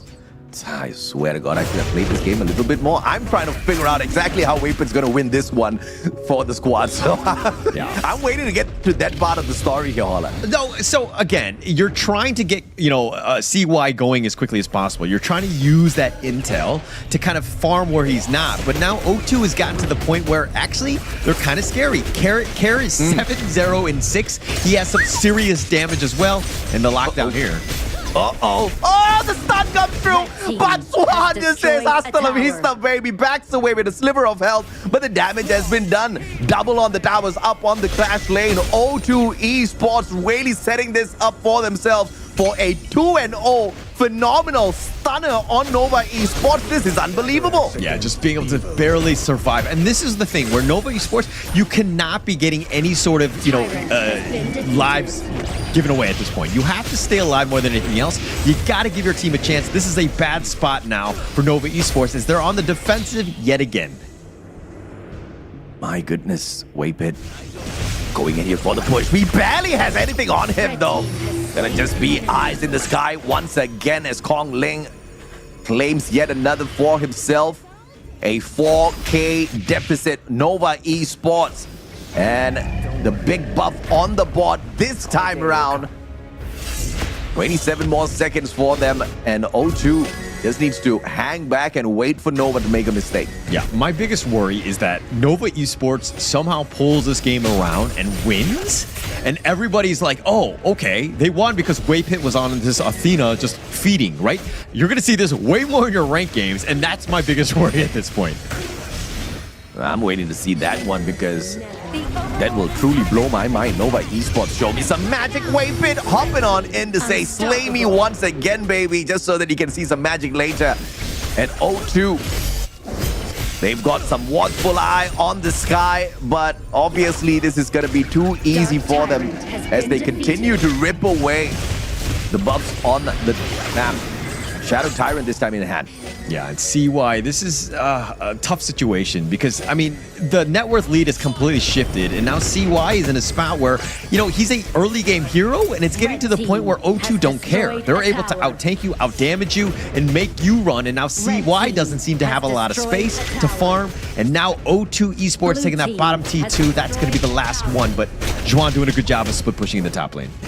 Absolutely. Solo push coming on through here, and the defense being sent back as well. K1 on the way to check him out, and Swan says that's all for today as he backs away from those towers. A smart enough poke coming through from the side of Nova Esports, and now the overextension. Red buff is for me, says X1. Yeah, I love the fact how, O2 Esports have really just played this series throughout. They've really stuck it to Nova Esports. They're not playing scared. They're being, this is the typical O2 lineup when we see them at their best. They're able to kind of just control the map, force them to play their game. But now Nova Esports waiting in the brushes, and they have to make these sort of Hail Mary plays. Hopefully somebody walks into that one. Nobody does, and O2 Esports now are just looking to threaten the top and the mid lane. And here they come for yet another poke. Down mid, this tower seems to be standing up tall, and O2 looking for an opportunity for the entry, but Swan just sidesteps it. It's not going to find the connection just yet, and the defense is solid from the side of Nova. No access to that crystal just yet for O2. Yeah, but O2 with a perfect disengage at this point. We have nothing to push. It's only 12 minutes in. It looks like they're just going to back off and just play the long game. They're in such full control of this game where Nova Esports have to make, again, somewhat of a Hail Mary ambush play to potentially get back in this one. Yeah, absolutely, and it is going to be X1 once again focusing on the buffs available on the map. And it's just all out O2 at this point of time. A 5k deficit on the side of Nova. The towers are down. That crystal just waiting to be taken away by O2. Are we going to see the very first series loss as the Shadow Vanguards now attack? I mean, potentially going in, but it's looking on the back of Care. His positioning has been flawless. Oh, they're going in? Yep, they are, and a beautiful shutdown by Swan. And see why K1 will go in to push them away, but the stun will catch him too. An unnecessary jump coming through from the side of O2 Esports. K1 couldn't do much there. But Kong Ling knows exactly what kind of pressure they can play. They're not backing away just yet. I mean, when you have the Vanguards pushing, there's no reason to just run away at this point. But again, K1 being very aggressive. The thing was that the positioning was right under the tower, right? And the tower shots were starting to hit, even though you had force expression. And Kong Ling now with the push, O2. And doesn't get punished just yet, though. He was waiting for Cat to hop on in as well. They do get the Quadra. Muchi, the only one surviving. They drop it on him as well. And it looks like the very first series loss for Nova Esports is today as O2 makes history. Look, this is my first day into the MKL, and it's the second half going into this one. And O2 Esports throws everything in a bit of a loop at this point. Everything is so different. I was expecting a Nova stop going in, if I'm going to be completely honest, just based on the games that we've seen them play throughout. But O2 Esports really sticking it to them at this point. Just very phenomenal game in that second one. Yeah, I mean, I was really waiting to see what that Angelo's going to do, bro. I mean, you had the extra eye in the sky, but these boys were getting punished, and all of those big objectives, the Overlord, the Tyrant, all being ripped away by O2. I mean, that has to mean for something, right? And the pushes were absolutely beautiful. These boys were not making much mistakes at all. They were punished a few times, but it was the steal of the buffs, the extra invasion from the side of O2 as well, that was very, very well executed, Holla. Yeah. I mean, look, Way Pit, Athena, this is a pocket strat, and now is the time to be trying things out. Unfortunately, really didn't really pay off, and you're kind of like, oh, why would they do this? Head shake, 0, 15, and 5, a very uncharacteristic game by Way Pit, but this is essentially what you need to do, because what you're looking to do is getting those, that you're trading your life for vision so that CY can get that farm. But everybody else, in terms of the lanings, did such a good job of being able to kind of force them to play their game. And it was like 50-50, where Nova Esports were essentially playing that game 4 versus 5, and it was really tough for them. Yeah, and Waypit was, I mean, we were talking about how that Ogren just needed some time to grow, and Waypit was like, let me help you grow, right? Kongling just kept farming on him. He didn't really give a care in the world, and, speaking of care, this guy, this Garden Moore was pretty irritating out there. Super tanky, managed to get involved in quite a number of these scuffles, surprisingly walking away without being dropped a single time in this match alongside X1. Yeah, it's going to be really tough to kind of choose an MVP on this one. I think everybody played so well in understanding what they needed to have done. O2 Esports, again, this is a thing where they were able to handle the uncharacteristic draft being thrown at them, and they were able to stick to what they needed to have done, which is, of course, off of the back of Care and X1 doing all that damage. Konglin was, again, able to find that farm.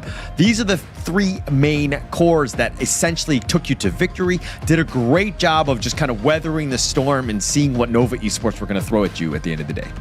Yeah, absolutely, man. I mean, it was just a beautiful fight coming on through. And look at this damage taken by Waypit. Very believable. Very believable, right? And Kongling says, thank you for absorbing all of that. And Kongling literally just gave like 75,000.7 to Waypit, and the rest of it just went to elsewhere. This Ogren was purely built on taking away Waypit's life. Yeah, and there's a reason why, the Ogryn is just so strong, right? If it's able to get that farm, it's able to steamroll and just kind of slow you down. I think maybe this draft might have been better if they didn't go up against the Ogryn. Mind you, the Ogryn was picked after the fact that they picked the Athena. So going into this one, they were probably expecting a different hero because, again, once the Ogryn gets going, he wants that free farm that you're throwing at him, and he will take all of the food of the buffet and just literally just take over the games. I mean, no doubt this was a phenomenal game out of O2 Esports. We were talking about how they were kind of 50-50 on the overall leaderboard. They really needed these two games for themselves. They needed to equalize on the losses in terms of series that they've had so far. They needed to equalize on the losses in terms of games they've had so far, and they have successfully done both of that, getting their 4th series victory of all teams over Nova Esports. Let's take a look at the graph as well and see exactly where this started to go downhill. It looks like it started pretty much from the start. Yeah, I mean, when Waypit was just kind of dare I say feeding, that's probably not the right term, but just sacrificing his life for the greater good in this case. And you can kind of just see the decline in the strategy and how O2 Esports were, again, able to use, provide that vision. Just okay, you want it? All right, we'll take all of the farm that you're giving with this Waypit sacrifice, and we'll just continue on to get that snowball going because we're going to do well in all the other lanes, not really give anyone else a chance from Nova Esports. But look, I like the fact that O2 Esports bounced back. This is a huge win for them. They were kind of in the 5th position and just kind of in that middle area. And now with this win, this has got to be a huge confidence boost going in. And Nova Esports falling like that, Black Shoe Esports fans have got to be ecstatic, understanding that the big dogs can bleed at the end of the day. I'm just really not understanding this game at all because it's such a different shade altogether in comparison to the first series where they met each other, when Nova Esports just absolutely canned O2 Esports, right? You barely saw any kills being grabbed by O2 in that series, and I was kind of expecting slight improvement, but this was phenomenal. I don't know what happened to Nova, but O2 sure as hell is happy. Let's take a look at the MVP that was tough to pick, and it is the gun and more, the one and only Care. 7 on the eliminations, did not drop a single time, 12 assists, 34% of the damage dished out by this man, and 12% damage absorbed, 20% of the goal earned on the squad from this guy. This gun and more really did a lot. Yeah, it did a lot. I mean, just the poking and the prodding and the tenderizing of the enemy team just made it really difficult for Nova Esports to kind of take any sort of fight because they were already at half-life when things are started. Plus, you had that control with that reforged blades from Care, and he was able to get all of those kills off the setup, right? So, again, White playing very well, and we'll see the highlights here and see exactly how O2 Esports did it. But, man, they were playing on on another level. This is a team that has really taken those L's in the first half of the MKL and bounced back, and now they're looking very strong.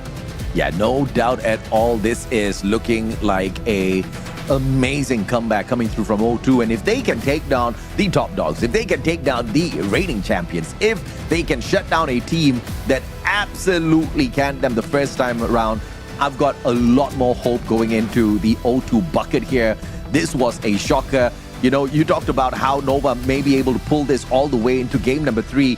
A potential solid comeback, but with O2 just ending it 2-0, oh my goodness me, I was surprised. And bro, I really was looking forward to a Waypit comeback there. I really wanted to see exactly where the story was going to turn around, but O2 said, you know what? No stories being turned around. It's just going to be a repeat of exactly what we showed you. They got to the crystal early, and hasta la vista, they said, are you as shocked as me? I mean, I'm shocked that O2 Esports won that series going in, or especially in 2 games. I thought, if anything, it might go to a 3rd game and potentially, to see Nova Esports bounce back. But that draft caught me off for a loop, right? Going to the Athena, I know that this is something that Nova Esports have done in the past, but being able to throw that one out, it seemed like it was set up for success. But then the last pick, Ogryn, I think just changed things up. They're like, oh, this is a very stock standard draft. We're able to kind of deal with this and to really utilize that free farm that you're giving them. Yeah, I mean, no doubt at all, it was a tremendous setup coming through from the side of Nova. Vapid had a lot of information, but I don't think we actually saw any of that information used by Vapid to the advantage of Nova Esports at all. I mean, he was getting a lot of this info. They knew when this guy was coming in for the invade and all, but we didn't really see a lot of response coming on in. They kind of just avoided them overall. And when they got into a good big team fight, that Ogren was just, popping off on a different level. And obviously you saw the Gun and Mo coming in from Kaz, well, ripping away lives. Overall, I was not expecting that just because of how dominant Nova has been thus far, right? Obviously, everybody's expecting a phenomenal comeback, but they just said, you know what?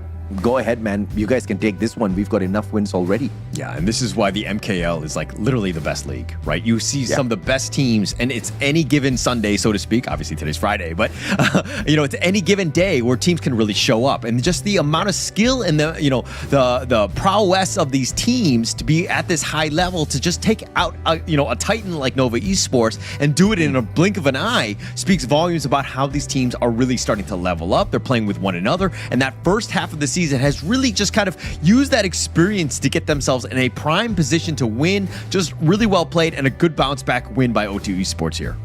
Yeah, I mean, a super solid one coming on through from O2. But obviously, we are looking for DTE versus Seoul Esports right after this as well. There's going to be series number 2. But before that, this time around, we've got the interviews coming up for you guys as well. Let's bring the MVP, Holla. All right, I think it's going to be X1 from O2 Esports. Hey. Hello, O2. Hello. Hello. Hi, X1. Hi. How are you? Congratulations on your win. That was an amazing game.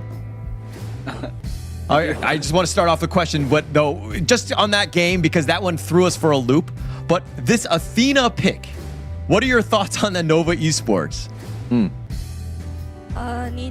你对 Nova Esport 最后一个的辅助那个英雄的选择有什么就感想？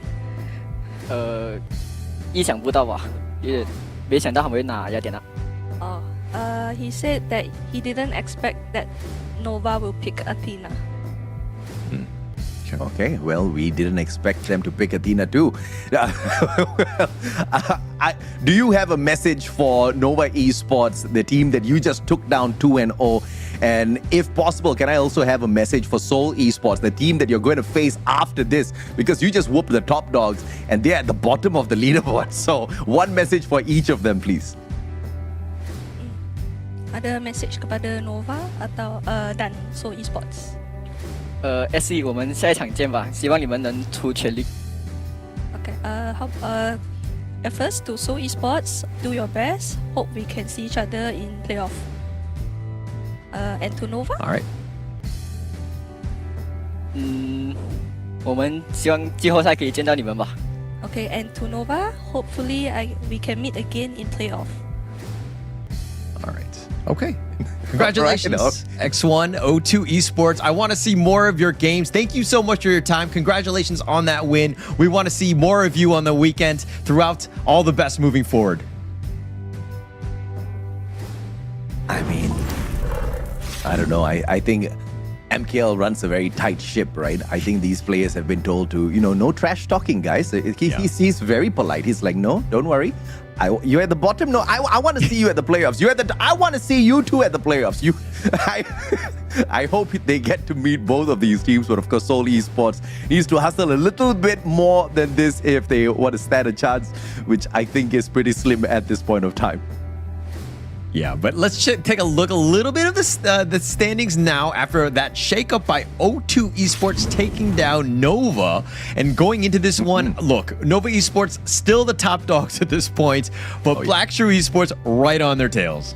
I mean, beautiful stuff coming through from O2, overtaking Team Secret here. And obviously, Team Secret has got their work cut out for them. Today, they have an opportunity to shine. We will check out exactly what they've got later on up against AG Global. It's not going to be an easy fight. We know AG is quite, dangerous out there on the battlefield today. So I'm looking forward to this next one as well from this day. Yeah, I mean, look, every single series is so important moving in. It's just like you must win out, right? I think that's the biggest thing. Get yourself, secure your spot. Obviously, you want to be top 2. If you can't get there, you got to get yourself into top 6, guaranteed to get in those playoffs. It's going to be key. You do not want to be on the bottom looking up at these teams here. I most definitely don't want to be doing that, but of course, Holler, that was the first shocker of the day, and what we expected to be a 2-0, potentially on the side of Nova. Well, the scoreline is the same, but it's a different team here with the dub. It was 0-2. Shocked, but very, very happy for the side of 0-2. But we're going to take a quick short break here. When we come back, it's going to be the battle between DTE as well as Seoul Esports, the team that 0-2 meets the next time round. We're going to take a quick short break. We'll see you guys in a bit.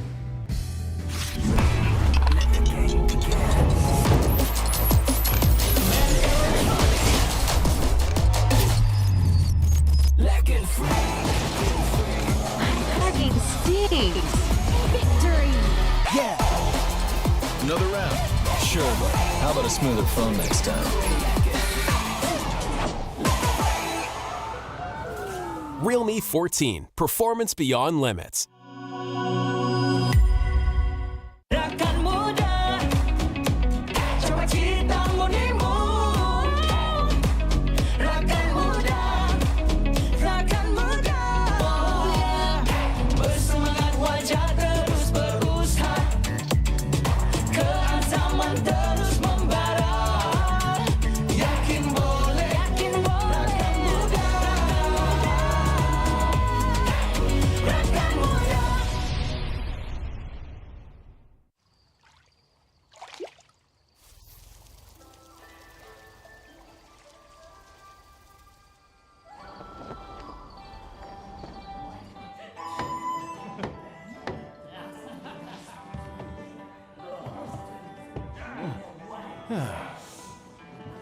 Innkeeper, this is from the guest upstairs. Huh?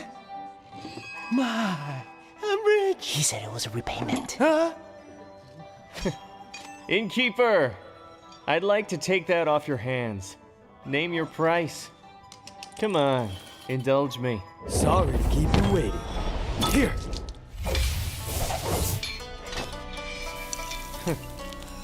Interesting. Northern Brook. Where's the man? Let the 12 houses keep it safely. Let's spare the world another bloodbath. You'll have to ask my blade. Fine, I'll play your game.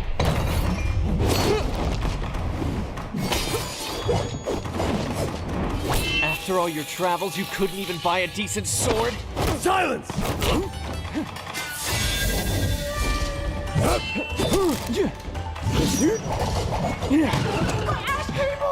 You have skills, but I see plenty of openings.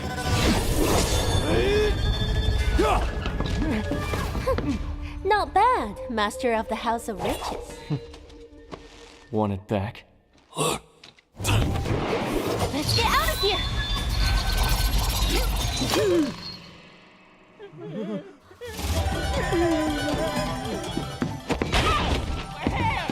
Sorry!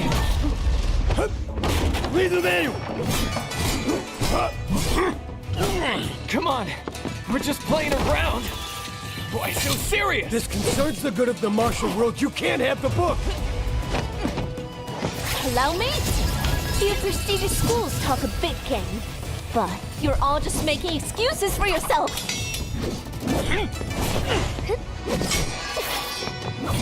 You're still here? Not good. It's a fake! You're playing with us.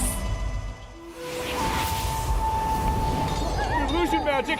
Run! If only I had an opening here, this would never have happened! Those tears of a broken heart, broken spirits restless in the dark.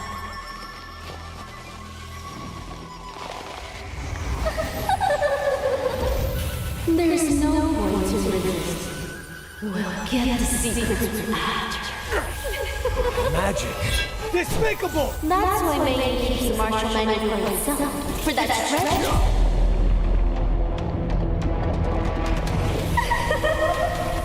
I see. It's with the sword. Quiet! The manual is already back out in the world!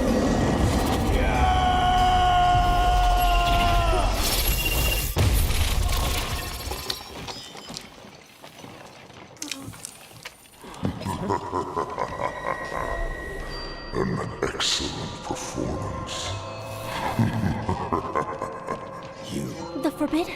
Welcome to the end. Welcome to your doom.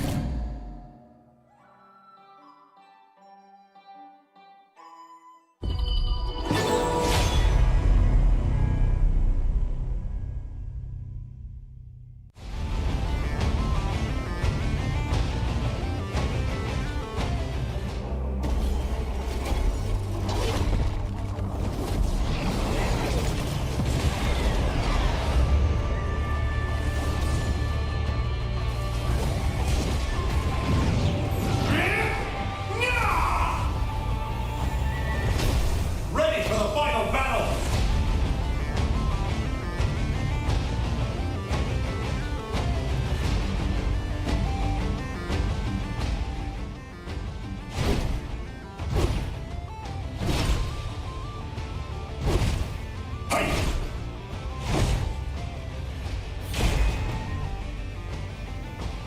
Crimson Ambitions!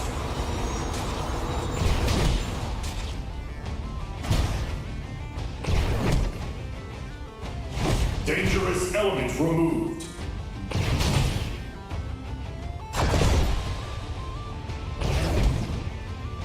Supercore enabled! Always at the front line!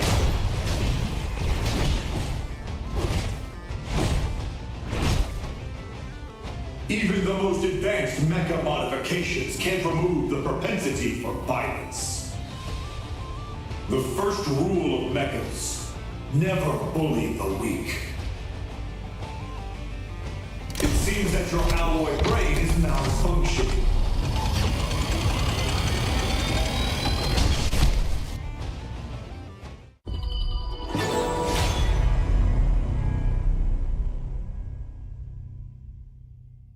Welcome to Honor of Kings, the update with the most perks ever.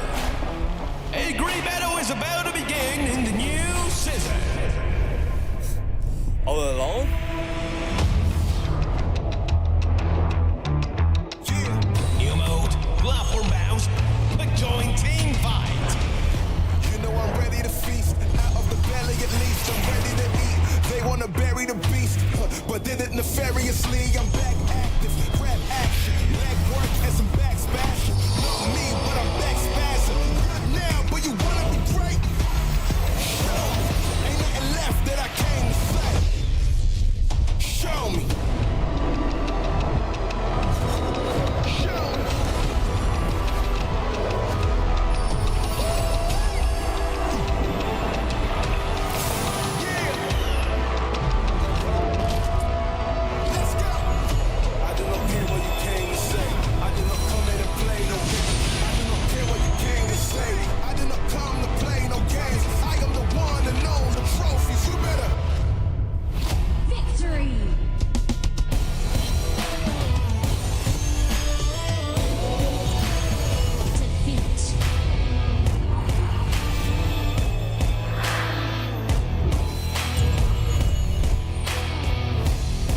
It's High Five Day. No one loses. All about another round. High Five Day. Tons of team perks.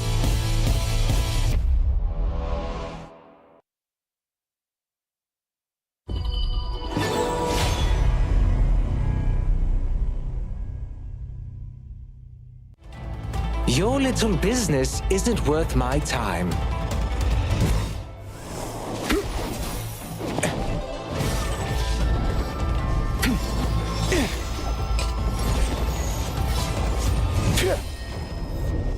I smirk at people's greedy nature, for the fleeting fortune shall be their dark future.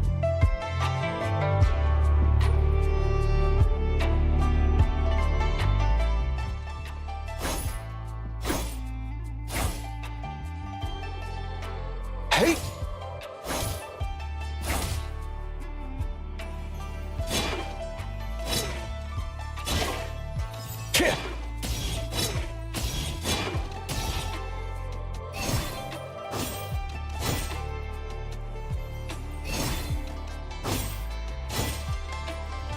Fistfuls of gold! light as willow blossoms.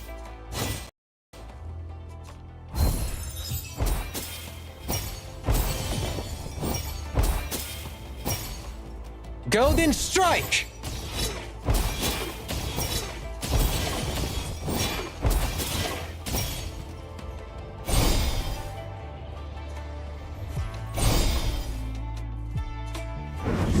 We're going to be going into the second game, and of course it's going to be DTE Gaming going up against Seoul Esports. This is again one of those matches that we had a lot of potential for, and there might be another upset going into this one. But is it going to be the level of O2 Esports up against Nova Esports level upset?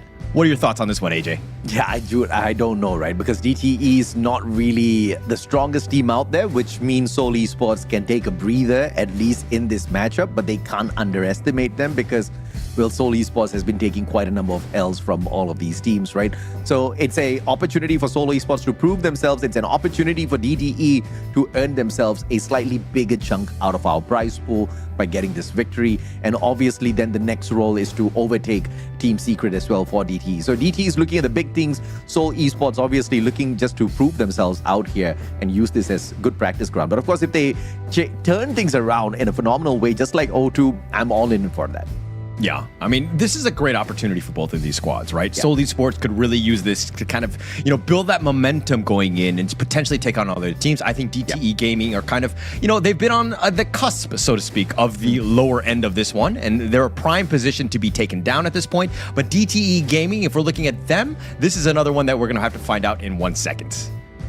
Let's take a look at the team lineup coming through here for the side of DTE. You've got BB, CM, CC, Hao, as well as Zunzun. On the side of Seoul Esports, you've got Junyong, Gui, JK, Ricky, as well as Frost.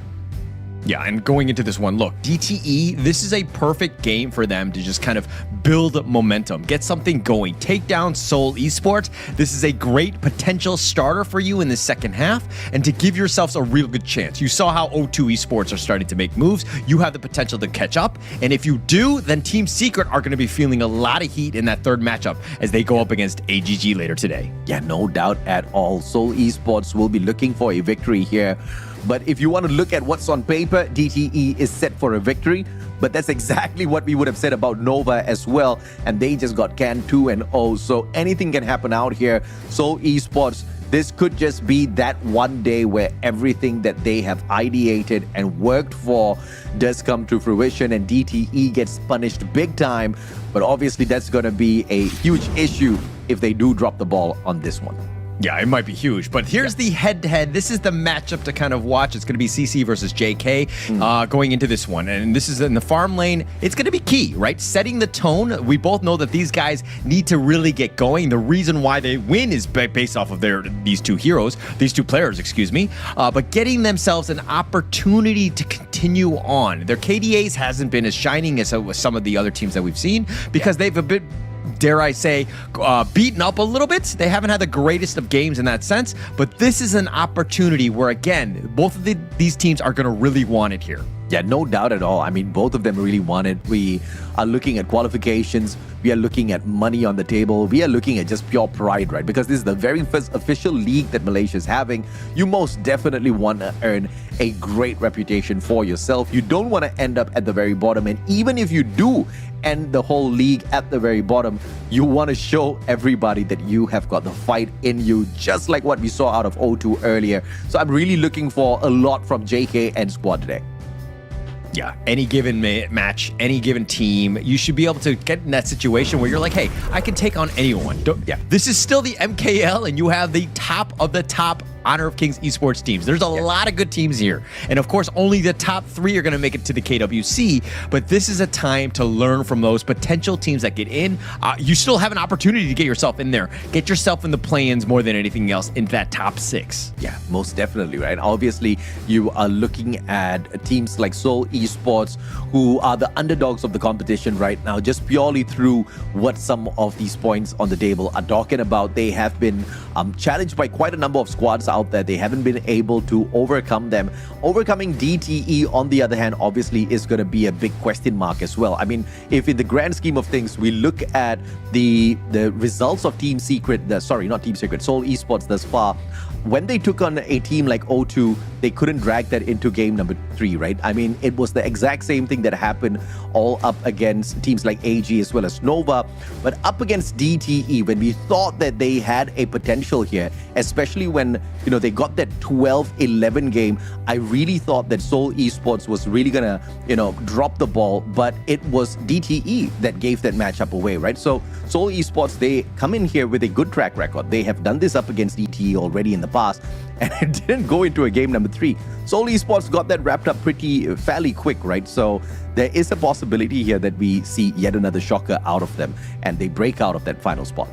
Yeah, I mean, look, if DTE Gaming lose this series against Seoul Esports and they're only able to get 2, I mean, they beat them once already, and if they beat them a second time, and this is the only team that can, beat DTE or where they get their wins, by Seoul Esports, that's got to be really discouraging for DTE. So they need to ensure that, again, this is a game that they must win. Yeah, I mean, Seoul Esports has only had 1 series victory thus far, and that's over DTE. Now, I don't know how they did it, but I wanted them to do it again, right? And if DTE has not only just lost to Seoul Esports, I'm very sure, reputation-wise, they want to save something here for themselves. They don't want to be the team that got beaten by the squad that could literally rip no series away from anybody else.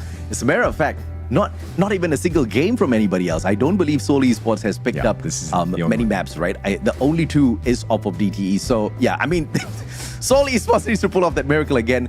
DTE, by any chance whatsoever, needs to prevent that if they want to save some reputation for themselves. Like you said, top 6 is what we're looking for. DTE is there. They want to stay there. So they got to get this done, man. Yeah, and Seoul Esports, look, they're not mathematically eliminated. This is, again, a potential game where they can win. They've done it before, and they've proven that already. But going into this one, just to start baby steps, right? Yeah. Start with DTE. Who knows where these things can go, and to potentially go on. There's a lot of other teams that could potentially falter into this one. But, man, if Seoul Esports were to make the upset, somehow finagle their way into the top 6, that would speak volumes about the resolve of this team. Yeah, I mean, no doubt at all. And obviously DTE, they have, an opportunity here to go out there and really rip away something beautiful for themselves. The last time we saw them go up against Nova, though, it was not the most convincing of matches, but we are looking to see perhaps them pulling off some sort of a miracle here. I mean, I don't really know exactly what to expect out of DTE, but if Seoul Esports can go out there once again and punish them 2-0, that would actually set things up for a beautiful spree here on the side of Seoul Esports. But something's telling me this is going to go to a game number 3 here, Holla. Yeah, I mean, look, DTE, there are flashes of brilliance, and there are moments where, like, oh, wow, this team is legit, and they're going in, and there's a reason why they're 6th place at the moment. Yeah. But there are times that, again, you cannot be faltering again. You need to take all the teams very seriously, especially Seoul Esports. Going into this one is a must-win, putting themselves in a prime position. Again, you got to continue on with that momentum. O2 Esports have proven that, hey, they can fight with the big dogs. DTE need to do the same thing. Yeah, most definitely. I mean, obviously, we're looking forward to seeing more out of both Seoul Esports as well as DTE. In the grand scheme of things, whichever team wins, we are going to be having a lot of fun out here casting for them. And you guys are going to be watching some fantastic matches, right?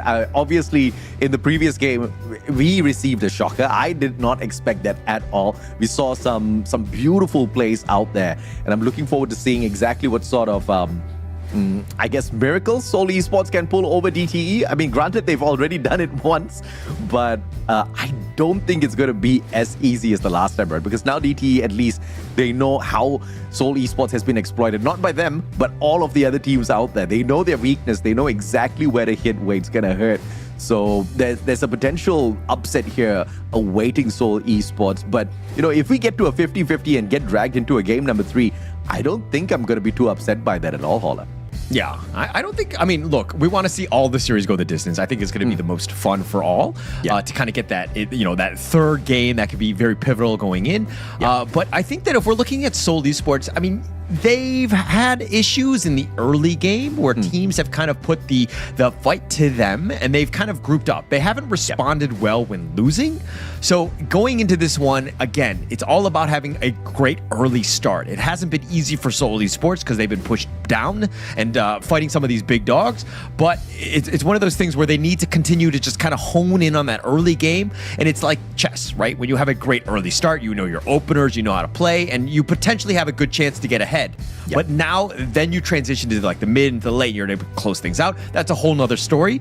But for, I think, Seoul Esports, again, you got to think of baby steps and just having a good early start.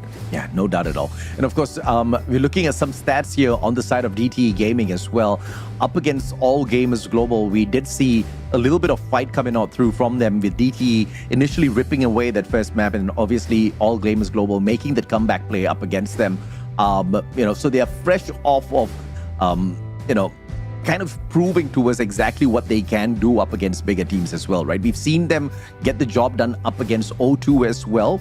A little unfortunate that it was a 1-1. So a lot of promising plays thus far from the side of DTE. So no doubt at all, the odds are stacked up against Seoul Esports. They're going to need some sort of a miracle. I don't know, once again, how they actually pulled off this miracle the last time around, because I just wasn't here to cast that matchup. But this could just be that sort of a match where we see that miracle happen again. And if it happens, I'm glad we get to catch it here, Holland. Yeah. And look, we all want to see what happens, right? And how they are able to kind of respond to this one. I think that this is a team that is kind of like took their licks in the first half. They took the L's, and we always say you either win or you learn. And I think that they learned a lot from this one, right? And, again, Seoul Esports, look, I don't think it's like a miracle. They've already done DTE, so pulling off 2 miracles probably not going to happen. I think that it's the potential for this team is really there. I think that there's a lot of growth that they could potentially have going into the second half. My concern is more on the DTE side. This is the team that has, beaten out Secret, has beaten out O2 Esports, as you rightly pointed out. But going into this one up against Seoul Esport, where you're kind of like, I need to ensure that I have a good victory, or potentially clean 2-0, that would be a huge confidence for this team, because again, they need any sort of win right now. Yeah, most definitely. I mean, obviously they're looking for everything that they can find out there, and one can say the exact same thing for Seoul Esports as well. Everybody wants it on this upcoming match, and clearly that's exactly why we're taking a little while longer to start this matchup. We do apologize for the delay. We're just getting something set up in the background. But in the meantime, who are you betting on, Holler, in this matchup? I mean, Seoul Esports, once again, only a single series victory, then 1 victory over DTE. So do you think it's going to happen again?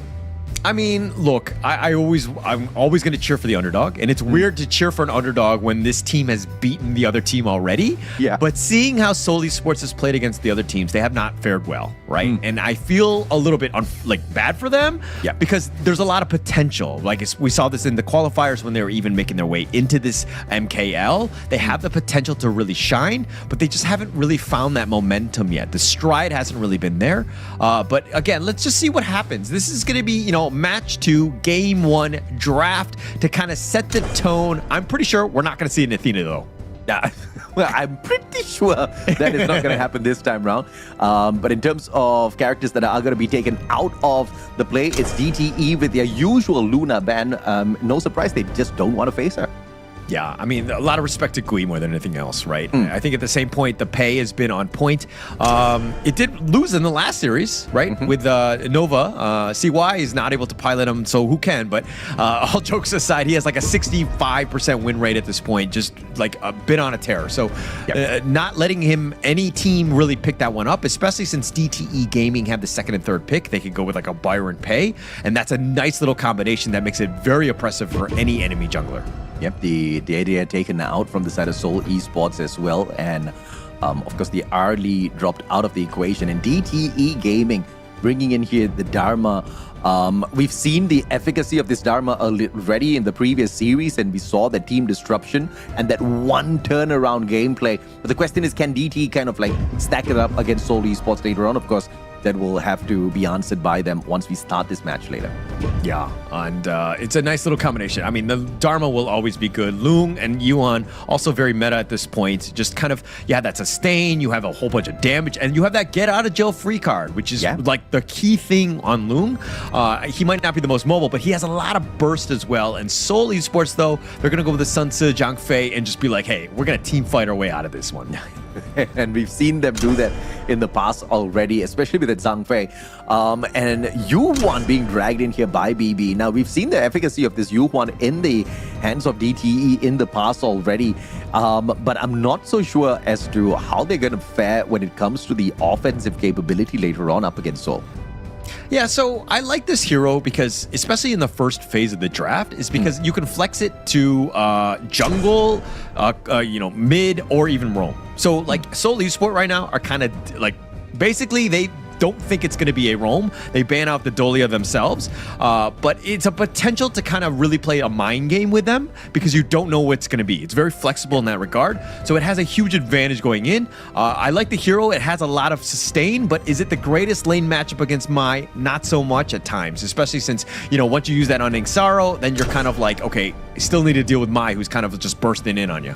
Yeah, absolutely. Now, the idea obviously got removed already earlier on, so we're not going to be seeing that perhaps in play. But obviously, the Guan Yu may be a good pick here coming through from the side of DTE Gaming, but it's the Yi Xing instead, which is, of course, a very, very good pick. We've seen this in many efficient plays thus far, Holler. Yeah, Yixing will always kind of set things up, right? Because Seoul Esports, the Zhang Fei, the Umbrella Uppers, you kind of set that up, and then you have Sun Tzu coming in with his boat to kind of set sail to go in, right? But DTE are looking to just kind of create the prison, which is the world is my board from Yixing, to kind of lock those guys down. If they want to go in, fine, but we have that potential to just lock you in, then that can, again, set everything up for all the damage and the potential control with like the Flash Truth. So you have a lot of counterplay. The team fights are going to be pretty crazy in this game. Absolutely, and looking forward to that. And how is Seoul Esports going to respond here? They've got the double pick coming on through, and the Lady's Son is sneaked away by them, along with that Mankey. And we've seen the amount of pokes the Mankey can kind of like bring out on that battlefield. And DTE Gaming, they have to be really careful with this one because Seoul Esports, we've seen them before in terms of their baits and how they jump in together as a squad, especially up against DTE Gaming. So this one might just have history repeat itself again. Yeah, okay. Look, I love the DTE pick here, the Dianwei. You need an armor shredder or somebody who can kind of deal with all this meat that is in front of you from Seoul Esports. You have the Mankey, Zhang Fei, and the Sun Tzu, all with a lot of just, guys that are just going to be able to tank through most of that damage that you have. DTE Gaming right now, you had the Lung, which was a lot of damage, but you needed somebody else. And the Dianwei just kind of helped complement that lineup. But going into this one, it's going to be interesting because the team fights are going to be very crazy. If DTE is able to outfarm and to have just like a really good job in the jungle from Zunzun here, they might just be able to just pull this one away. Absolutely, and of course we are geared up for this battle between Seoul Esports as well as DTE Gaming. DTE picks up the first game. We can roughly tell exactly how this one's gonna pan out. Seoul Esports have shown up strong in the past up against DTE, but only up against DTE. Other than that, it only pulled L's in the competition thus far. Early shutdown on that minion wave as DTE goes in for a super push down mid. Yeah, it looks like Seoul Esports, Ricky, and JK. These are the guys to watch. If they're killed early in a team fight, they pretty much have no damage. Everybody else is just like, buffer or control or utility, and you're not able to kind of deal with the DTE lineup, especially when you have a Dianwei who's just barreling in on you and just like being able to just kill you and tank you out. It's going to be super scary. So you need to ensure that positioning on Ricky and JK are perfect. Yeah, Junyoung just absorbing a majority of these hits, allowing JK to find a couple of clips for himself, but that's not going to work out. And Junyoung once again just hopping back in to make sure JK does not get squished out way too early. Beautiful defense coming on through from Seoul Esports. Yeah, and YCC on this Lung is going to be a problem, right? Especially from the laning phase. That burst potential makes it very uncomfortable for JK. It is a bit of a favored matchup for the Lung in this case. I do like it for CC. I think he's going to be fine. But again, it really comes back to the roamer. How much potential space is going to be provided to you? Yeah, let's see if we're not get this 3v2 done right here. DTE is choosing not to overextend, that Menki can kind of dance all night long, and DTE respecting that as they back away. But Frost, though, about to get caught out, but the jump is not fully caught here, and Frost and Gui just walk away from that one. Yeah, I think Seoul Esports needs to ensure that, hey, when that 4-minute mark is about to happen with that Tyrant fight, they look for that pick off early. I think that when Frost, he's already got his set sail, the potential gank opportunity is huge. They need to kind of ensure that they get some sort of pick. And how? Hopping on in! And CC will get the job done. Beautiful gank, courtesy of How, allowing CC to pick a freebie up there. And DTE very early on, just a little bit of extra pressure to warn Seoul Esports for getting too aggressive down at the bottom. Yeah, actually, DTE here, the timing of that gank was on point, right? Junyoung was not level 4. If he was able to Umbrella Uppers and pretty much tank through that potential gank. But in the case of the timing, it was just perfect, right? He was level 3, didn't have it, and then he got picked off. So great timing aggression that you see from DTE here. Sensen, down mid. Nobody's here to poke him just yet, but his minions are, of course, a tad bit slow, so no damage onto that mid-tier tower just yet. But in terms of a skirmish down at the bottom, do we have a 2v1 here? Junyoung and JK finding CC, but of course CC is going to play this defense. The discipline is there. How once again? And there's a fantastic stun, but Junyoung is not going to get clipped out of this one just yet. Ricky standing by. Are they going to be able to catch out How here, who very, very disciplined with his approach, backs away without a problem? Yeah, this Yuan from How is going to be annoying, right? The sustain that he provides and the control is going to provide a lot of space for CC to get that farm. He needs to get going here in that case. But just, you know, again, How sticking around in the bottom lane, putting a little bit of pressure on, because you know that the Tyrant is going to be spawning in about 3 seconds now.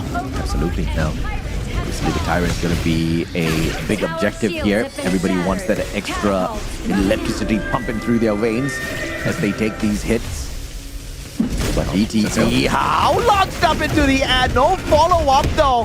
He gets stunned instead. Gui gets out of the way. The Menki almost get caught out with the big one. And in the meantime, the Tyrant goes down. A fantastic double kill coming to from DTE, courtesy of BB, as they take the Tyrant as well, courtesy of CC. Big objectives picked up by DTA. Yeah, so Frost had a decent boat, kind of setting things up, but then he got caught out, especially with Gui in a bad spot. Junyoung uses the Umbrella Uppers to save Gui, but he gets caught in the Tyrant's pit and no real way to get on out. He sacrifices his life, so to speak, for the greater good, but DTE with 3 kills in the Tyrant, that couldn't have been better for them. Not a chance. That could have gone to the way of Seoul Esports, the way DTE played that. The timing was just phenomenal. And of course, you are looking at BB smiling year to year with the double. He wants more, obviously. Ricky not going to get caught out. And How just being cheeky with that one. But that forces Seoul Esports away, and back on the defense they got. Yeah, and being pushed back is what DTE want to do. This is the map control. They have like a 1.8k net worth lead. This is the time to be aggressive, and then you force things back. You play them. You have them play your game, so to speak. Yeah, Gui on the stun yet just again, but managing to protect Ricky. If that stun had caught him instead, things could have gone south a tad bit here. DTE, beautiful pressure being played once again, but with the Overlord being teased up top, that Dharma wants to see if or not he can jump into the battle. Yeah, I mean, he's going to look just to kind of fix the top lane, make sure that the top T1 isn't taking any damage. But taking the bottom T1 so early in this game is absolutely huge for DTE, because look at where JK had to rotate. Has to go to the mid lane. This is the only quote-unquote safe spot for them to get going. But now SE have less farm across the map because they don't really have any map control. Overextension here by How. Doesn't get punished by Frost, just sidesteps that one. Fantastically done. And now a 4-man stack coming on through. The team fight is not going to find the full connection here on the side of DTE. Just a little bit of a disruption, but not fully capitalized on. I mean, there was a nice thing inside the box, or sorry, World is My Board by BB there. It's locking in 4 and through it all, SC were like, oh crap, are they going to go? But it would have been a huge dive. There was really no point to go in. So DTE being very smart, understanding that, hey, this is a great opportunity for us in the future to just lock you in, and you need to be scared of BB's boards. Yeah, now just baiting out Seoul Esports to find a full engagement here as they tease them with the Overlord opener. And obviously, they want to get some backup here, replace those minion waves, bring out those vanguards. But the big objective is not going to be taken away just yet as Seoul Esports makes a 4-man push to find if or not they can catch out How. How gets into an entanglement here. Ricky with a full-on engagement drags him back as well. And Junyoung JK on the other hand, they step away from the battle. In the meantime, Overlord opened by DTE. Yeah, Gui's going to be killed here. Continue on. The Overlord picked up by Junyoung though. Yep, fantastically done by Seoul Esports, just sneaking that one away at the very final second. And now the Vanguards will play for Seoul Esports instead of DTE. So Seoul Esports finding a little bit of a breather here with that sneak. Yo, if they didn't take that Overlord, that would have been huge for SE, right? They would have been completely lost at this point. This is a little bit of a reprieve in the fact that they were able to get that last shot. I mean, kill-wise, they're not doing well. They're not able to keep on pace. They're not able to find the right targets. DTE have been doing good, really good engagements. When they initiate, they know who to go on, and they're being very aggressive, getting those conversions, which is going to be key. And DTE just have way too much sustain, and you have ways to get on out. It is tough to pin down the lineup of DTE at this stage. Yeah, absolutely. How goes in for the poke, and Frost does not stand to check out exactly what's going to happen there. He loses the tower. Blue buff ripped away as well as these boys continue to push on forward. How dropping by. They want to set up something big here with the Tyrant, and it looks like DTE wants to go all in. Seoul Esports knows what's coming, and Gui just sustaining the initial shots first. Will have to back away either way as How gets caught out there, but it's just Seoul Esports just being so cheeky with this Benki. Oh, look at that. The Umbrella Outburst has been baited out. No real value. They pushed him back. And it looks like this is a huge ult to have on a cooldown, especially with that Tyrant at about half life. Now they're going in. Zunzun feels very safe. And Zunzun does manage to take the final strike up against the Tyrant. Seoul Esports thinking they could get lucky once again, but Junyoung just not close enough to smite him. And in the meantime, How just going to put on the hurt onto them either way. As they've got the extra bit of damage, Seoul Esports just needs to be a tad bit careful here. Look at how DTE are moving around the map. They're positioning and ensuring that, hey, SC right now are struggling to really kind of get into the range. Like the poking and the prodding from DTE is pushing them back where they have to play so defensive. SC not able to find a right angle. And look at this, DTE just putting free pressure on this mid T1. And really, Gui, all he can do is watch. Yeah, even with the Vanguards earlier won by Junyoung were pretty much ineffective as they all got sorted out early by DTE. Going with a super dive in to the back line, but he's gonna get caught out with a sliver of health, walks out of that one, gets pulled right back, and he will go down all thanks to How, and that's a big kill coming through from DTE. Junyoung, a sliver of health, gets pulled back once again. BB on for the final strike, and the crucial crowd control once again, courtesy of the Dharma, and Zunzun enjoys a double. CC and Gang push it up fourth on the clash lane. Tier 2 tower smashed as well as DTE slowly overruns Seoul Esports. Yeah, that was a perfect trade for them. How one player for all members of Seoul Esports, right? Being able to take them all out, and then you've took the top T2 as well as the T3. This is a huge turn of events for DTE. Now they're in the driver's seats. Very difficult situation for Seoul Esports to somehow bounce back from that one. Oh, yeah. But they thought they were safe. If we're checking the replay and just seeing how they were positioned, they were all controlled, and it all set up by BB. The boards were on point. His taking liberty, so much control, pushing it back. Gui, where are you going? He's gonna pull him back, and all they could do is just kind of stick around. They wanted to stay alive, but then the truth comes in with CM setting it all up. And again, this is why the Dharma pick is so good at stage. Oh, yeah, absolutely, man. You cannot avoid the truth when he is on the board, and a fantastic execution by DTE. 9-1 on the eliminations, outscaling Seoul Esports by 6,000 on the goal, and they want yet another Tyrant if they were already not strong enough. But How being distracted here, Zunzun getting the job done all on his own. Junyoung forced back, and yet another Tyrant the way of DTE. Yeah, Junyoung had no ult. There was no way to contest on this one. And DTE knew that, right?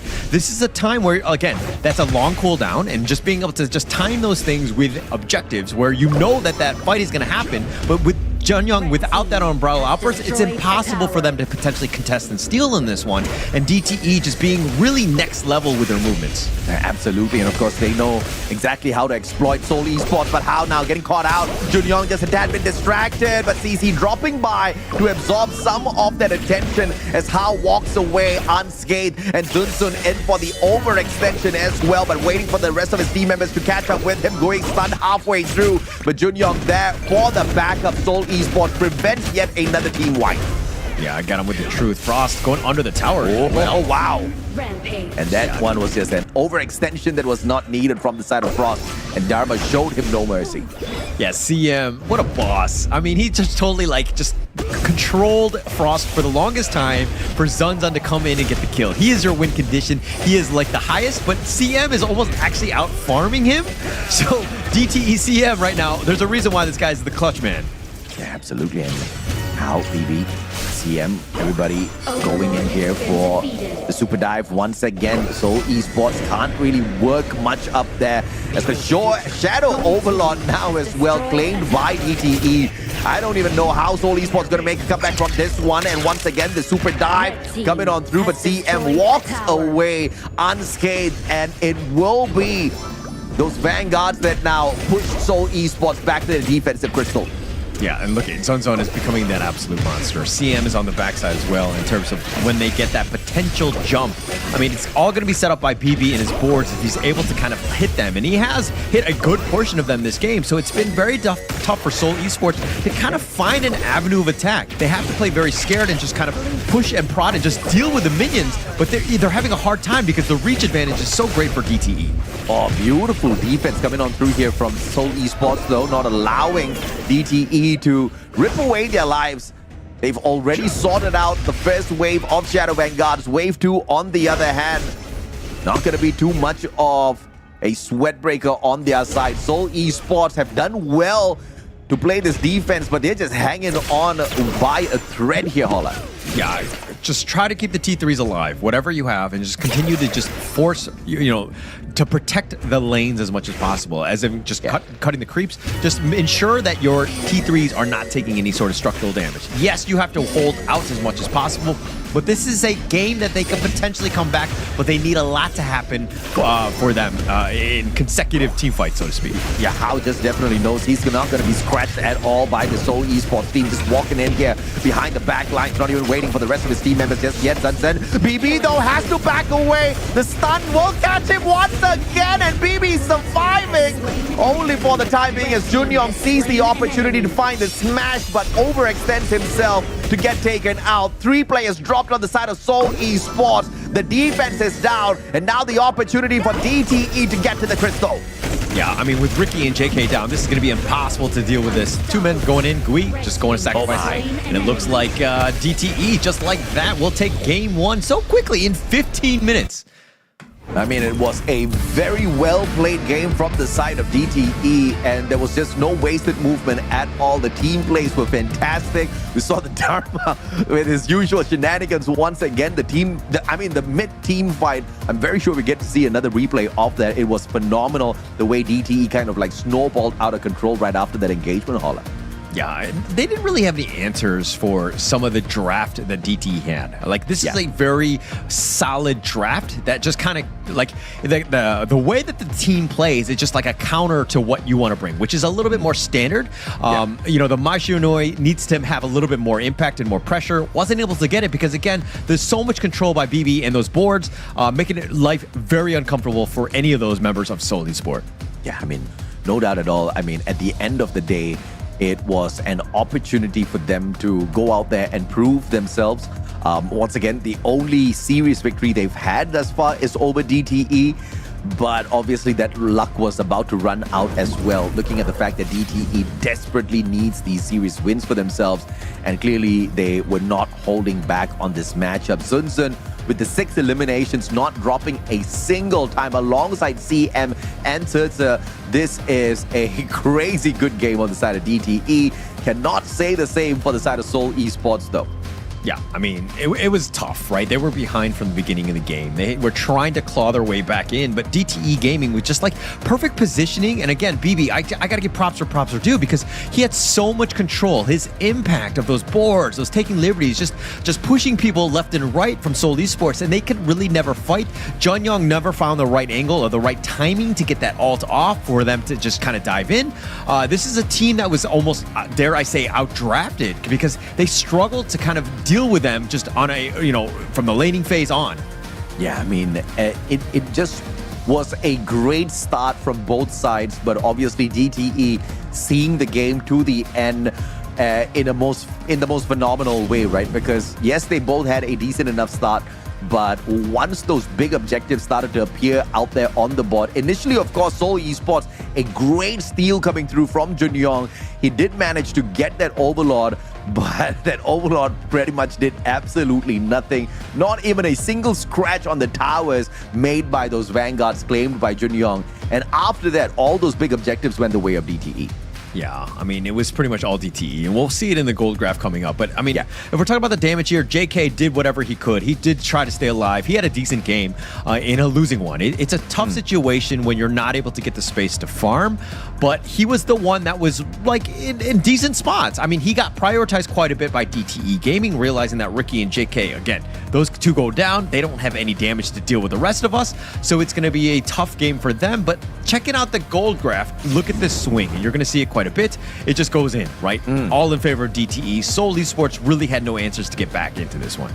Yeah, I mean, it was that one opportunity that they had on their side on that Overlord, but once DTE kind of just shrugged that off like it was nothing, and they claimed the more important target, which was the Tyrant, that extra bit of damage kind of really put Seoul Esports in their place. A couple of overextensions coming through from the side of DTE as well to steal away the Crimson Golem, and that obviously put Seoul Esports further on the back foot.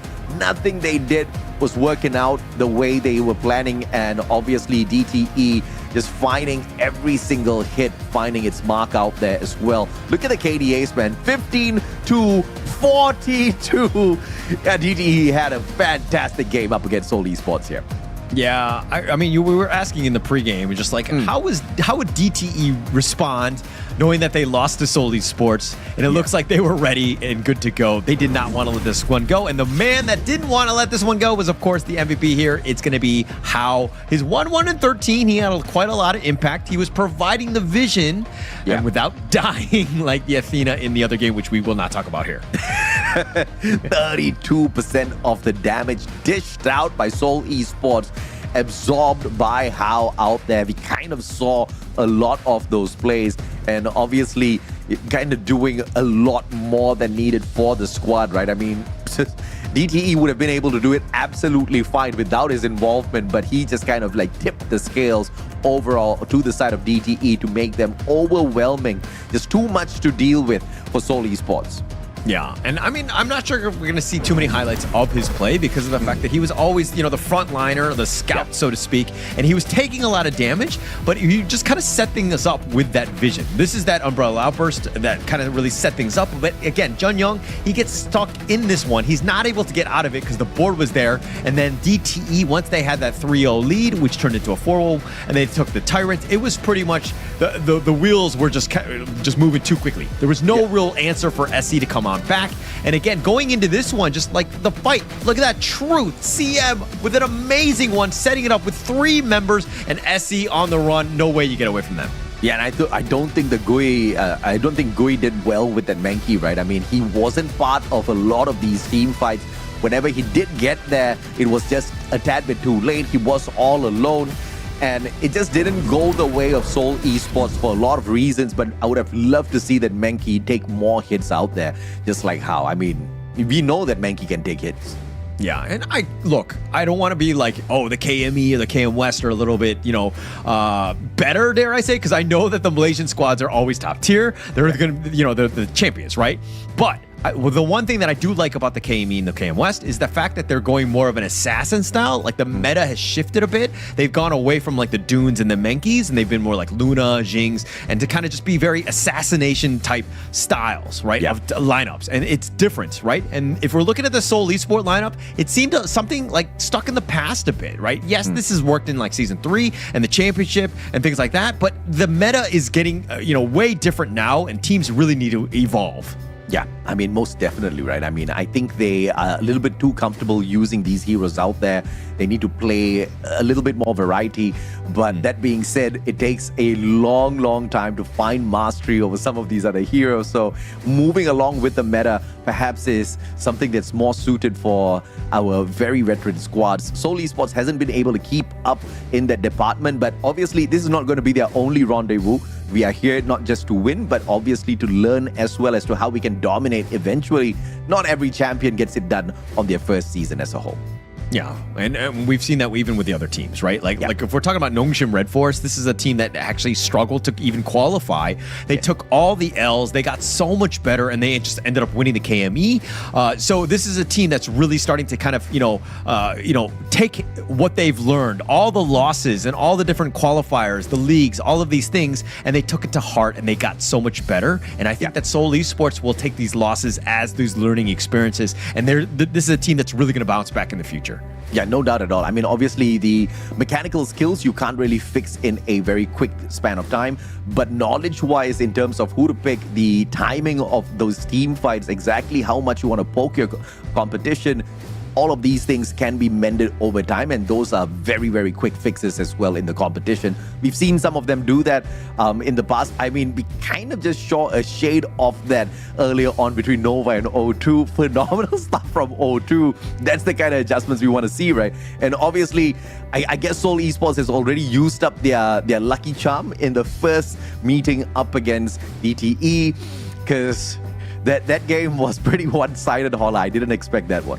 Yeah, I think that this one is one where the first series is the first series, but I think being the punching bag, so to speak, and kind of being on the bottom has been a tough spot for Seoul Esports. It'd be tough for any team to kind of endure, right? Yeah. But this is one where you're thinking long term. You can't think short term. All of these losses that you're going through, the experience, and just why you're losing. Figure things out, right? What are the weaknesses in my game or this team one, and just like kind of learn from these mistakes.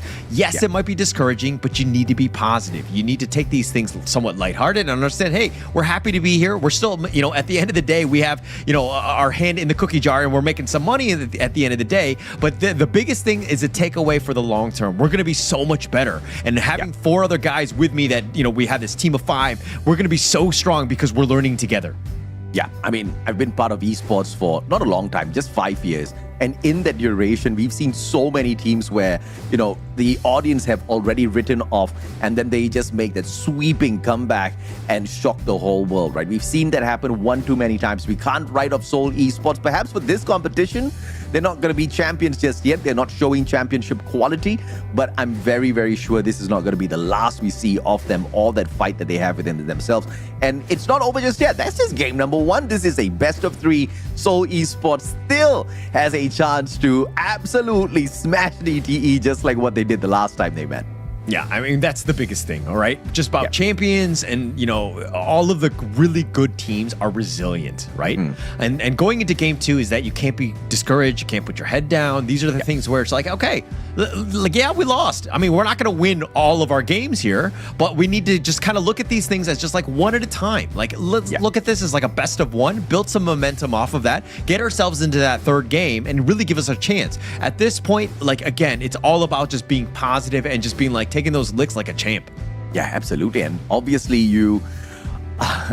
what goes up must come down. What goes down, what is down right now, obviously has got an opportunity to go up as well. That's all going to be dependent on what Seoul Esports does with their time. For the time being, though, once again, we are just 1 game down. Seoul Esports still has an opportunity to climb back up. That's going to be dependent on the draft that we see shortly.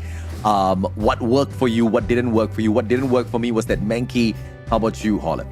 Yeah, I didn't like that draft. I mean, I've already talked about the fact that I didn't like the Menki. I think that it's too slow paced. If you're behind, you're really struggling. He's just like a meat shield that's really not having a lot of control. And he was pretty much controlled. There was just too much BB Yixing's board and those taking liberties, just like bouncing him around left and right, where he wasn't able to do what he wanted to do, which is kind of control him. And again, Seoul Esports, I think that the draft of trying to get to the back line by doing some of the damage that they wanted was just really not something that they were able to do. Just because the positioning from DTE was just like on point. But let's check out game 2. This is going to be the draft. I do expect Seoul Esports to bounce back, especially after that somewhat lackluster game 1 performance. I'm expecting a little bit of extra spice here coming through from the side of DTE, and we see a opportunity for them to really go all out this time. Yeah. I mean, now is the time, right? I think that going in and looks like Seoul Esports are like, hey, we just lost with Mai and Zhang Fei. We're going to ban them out so you can't play them either because it's bad. No, I'm just kidding. They're good. It's bad for them. They don't want to deal with that just yet. And obviously, yep, you're right with that Zhang Fei getting taken out. No Arlie as well. That's going to be nice. And Dedia on the side of Seoul Esports, maybe just for a little bit of extra survivability out there, because the earlier side of survivability just didn't seem too good for them. Yeah. And I mean, going into these drafts, this is a learning experience too for Seoul Esports, right? Like going into where high stakes, things are on the line in a best of 3, going in and seeing, like, it's a chess match in that sense, right? Yeah, you go with the idea, and then they respond with Mayan and Pei. It's like, what are you going to do? Getting those reps in of being able to kind of outdraft them would be huge for Seoul Esports. Getting that experience and that real-time feedback is going to be helpful for them.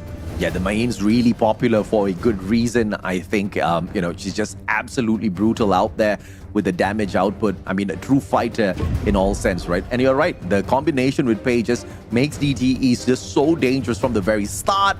But we're going to see some power punches from Seoul Esports as well. The Lung and the Dharma, I guess they want a little bit of payback and a taste of DTE's own medicine about to be seen out there, maybe. Yeah, I mean, look, at the end of the day, if you can copy off their homework and ace this test, I think it's going to be great. Seoul Esports, I mean, look, these are definitely meta heroes. This is a nice time to be picking them up. So it kind of just rounds out, again, the first phase of this draft. DTE going with the D-Ren-J to kind of deal with this potential Lung, has a lot of utility. But Bayin and Pei, very early game, right? This is one where they can be very aggressive. And I think DTE are going to look to kind of push the initiative a bit. They were a little bit more passive in that last game, especially from Zunzun. I expect to see him being way more aggressive on the Pei. Yeah, you take the Aguro out of the equation as well. Just too much of damage output there sometimes. But of course, we're looking at the bans coming through from the side of Seoul Esports as well, Holler. Yeah, it's interesting because the Aguro one slows the pace of the game down a little bit. It's someone who's tanky that can kind of, really help out with what Seoul Esports want to bring. So it makes sense in that regard. But DTE banning out the Yixing, very smart play. Again, I think the Yixing is going to be the hero moving forward. Just so much potential play, and as players get better mechanically on this hero, you're going to see some crazy plays moving forward. Yeah, absolutely. So you've got a Dedia, Lung, and Dharma on the side of Seoul Esports. This already makes them look really dangerous, but a counter perhaps here from the side of DTE could be pulled by Circe, as well as how. Let's see exactly where they go with this one. They've only got about 11 more seconds to get the pick, and obviously they already have something really good going on here, right? They've got the damage, they've got the speed, the mobility, they've got the range on their side as well, DTE. Obviously, they need to tank some of these hits, and it's going to be the Lian Po that gets dragged in. Yeah, smart, right? Also not only the fact that you needed it kind of balances out your draft a bit. How is going to be amazing on this Lian Po. You have that tank, you have that control, but it really just kind of protects the front line. Plus the fact that if you're looking at the Seoul Esports side, this is a hero that they were looking in to get themselves. And of course, the Ogren being dragged in here alongside the Yuhuan as well. We've kind of seen the Yuhuan in action quite a number of times already today, but the Ogren, a lot of damage output, but you've already pointed this out as to how early game he really needs to consume as much as possible before he can get little uncontrollable. but I don't really see a lot of Seoul Esports early game action, right?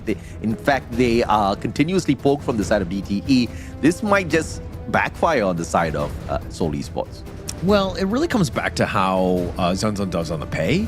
If he's able to be aggressive and is able to just steal away the jungle from the Ogren here, from Gui, I think that he's going to have a good time. DTE, that is.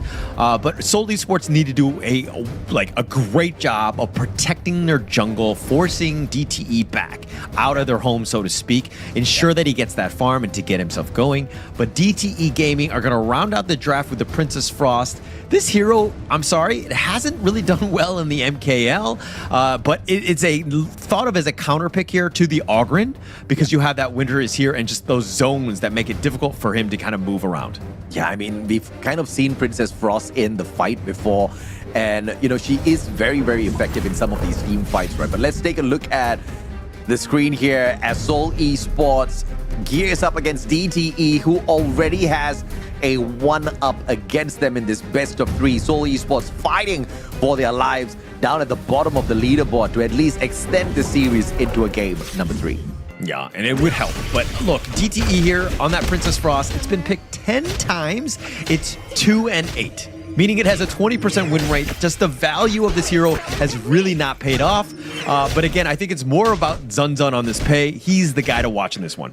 I mean, Princess Frost, the shields are going to come in pretty handy, but it's all about slowing down the pressure that Seoul Esports can bring here into some of these team fights that I'm seeing that Frost or BB kind of bring into the overall fight.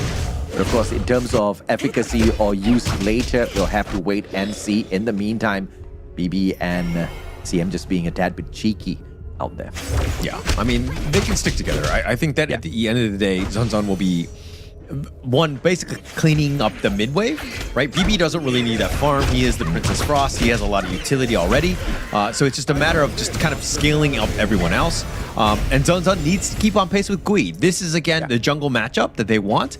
Is Zunzun able to kind of use his early game advantages on this pay to really force Gui to play back and to play safe and to not really be able to keep up on farm? We've seen Pei already, and his capability to absolutely rip his opponents to shreds in the hands of Zunzun. Pretty sure he's going to be extra effective, especially with that red buff, but Ricky is understanding exactly where this zone of reach is for his opponents, just staying clear from all of those shots.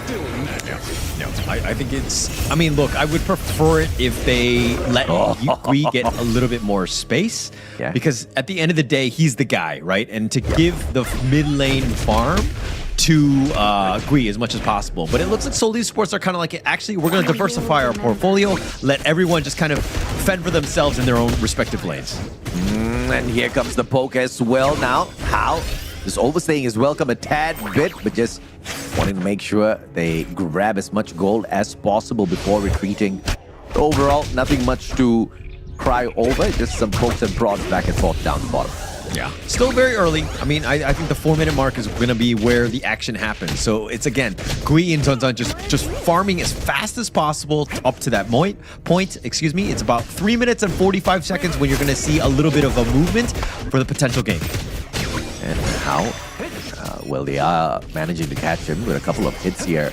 But it's all just to make sure they rip away as much from him as possible so that they can falter a tad bit later on. JK, overextension, but they have to be careful here. As Sitsa drops back to say hello. How? On for the dive, finds nothing with it. And JK just absolutely beautiful sidestep to not get touched. Yeah, didn't want to be hit by there. I mean, the Winter is here was dropped in. BB makes an appearance. He's going to just kind of stick around a little bit because he sees that SE are kind of being a little bit aggressive. Gui wants to be, invading, but again, the 25 more seconds before this Tyrant is back up, that's going to be the huge fight to happen. Like I said, man, 4-minute mark. And on that mark, we get to see a very big objective in the name of the Tyrant. 14 seconds, but the Overlord's going to appear as well. Seoul Esports can try going for the Overlord, but like you've pointed out earlier on, there's a few extra Vanguards not going to be making much of a difference, and that was proven in their previous matchup. Tower shields have been shattered. Yeah, it looks like they're going to play a little bit safer. Just kind of push them away. The Tyrant will now be started, but it's a little bit on the later side. But this is the opportunity. Oh, beautifully done by Gui here. And then Ogren proving to be a great asset on the side of Seoul Esports. They take away the Tyrant. They can very easily circle around towards that Overlord as well. Overextension for the red buff as they catch out Zunzun. BB dropping in alongside CC for the backup, but CM with the opportunity will be able to rip away Junyoung. Gui with the opportunity to trade Hao right back, but that's not going to happen at all. Gui just steps on in on the side of Seoul Esports with a double and makes them really proud with that engagement. Yeah, SE did a great job of that, taking that Tyrant and burned it down very quickly. But DTE were like, okay, we're going to try to invade the enemy jungle, but they got caught out. Frost was on them, was just kind of chasing them out, and Gui made them pay, for stealing their buff, and now they have an advantage, and they've turned this game around. They're up about 500 gold at this point. Seoul Esports making some good moves in this game early. A beautiful comeback here if they can keep this one up. Just taking the Tyrant, securing it with that Ogren, a big plus for them. And like you said, right, just snowballing that into an instant 2-player shutdown. Seoul Esports showing more than signs of life here. Can they actually get the job done? Junyoung once again, Hao jumping on in. He will face a little bit of a scratch on him, but that's not going to get into anything too big here. Down at the bottom, but the gank from BB will be a tad bit too late. Yeah, it's not going to really happen. I mean, yeah, they have the numbers advantage, and CC actually has to flash away just to get safety, and they're turning this around. Oh my gosh, it's going in. Yeah, I mean, Hao should have gotten that backup here from BB. That was just a wasted opportunity. BB missing that one big opener here, but the minions have arrived. This is going to be a big push, but Seoul Esports with a final second drop on the defense as the bottom side sees big numbers. I mean, the Infinite Masters was used perfectly by JK, just ensuring that he stayed alive. But Gui, with those early 2 kills, have kind of just turned things around in the sense that they've pushed the top lane. He's been using that net worth lead to his advantage. I mean, yes, he's tied with Zunzun, who's been like doing whatever he can to kind of keep on pace. But man, Gui, if he gets that farm, he's going to be super scary in that mid game. Oh, Hao dropping by to say hello, but minions are all he finds.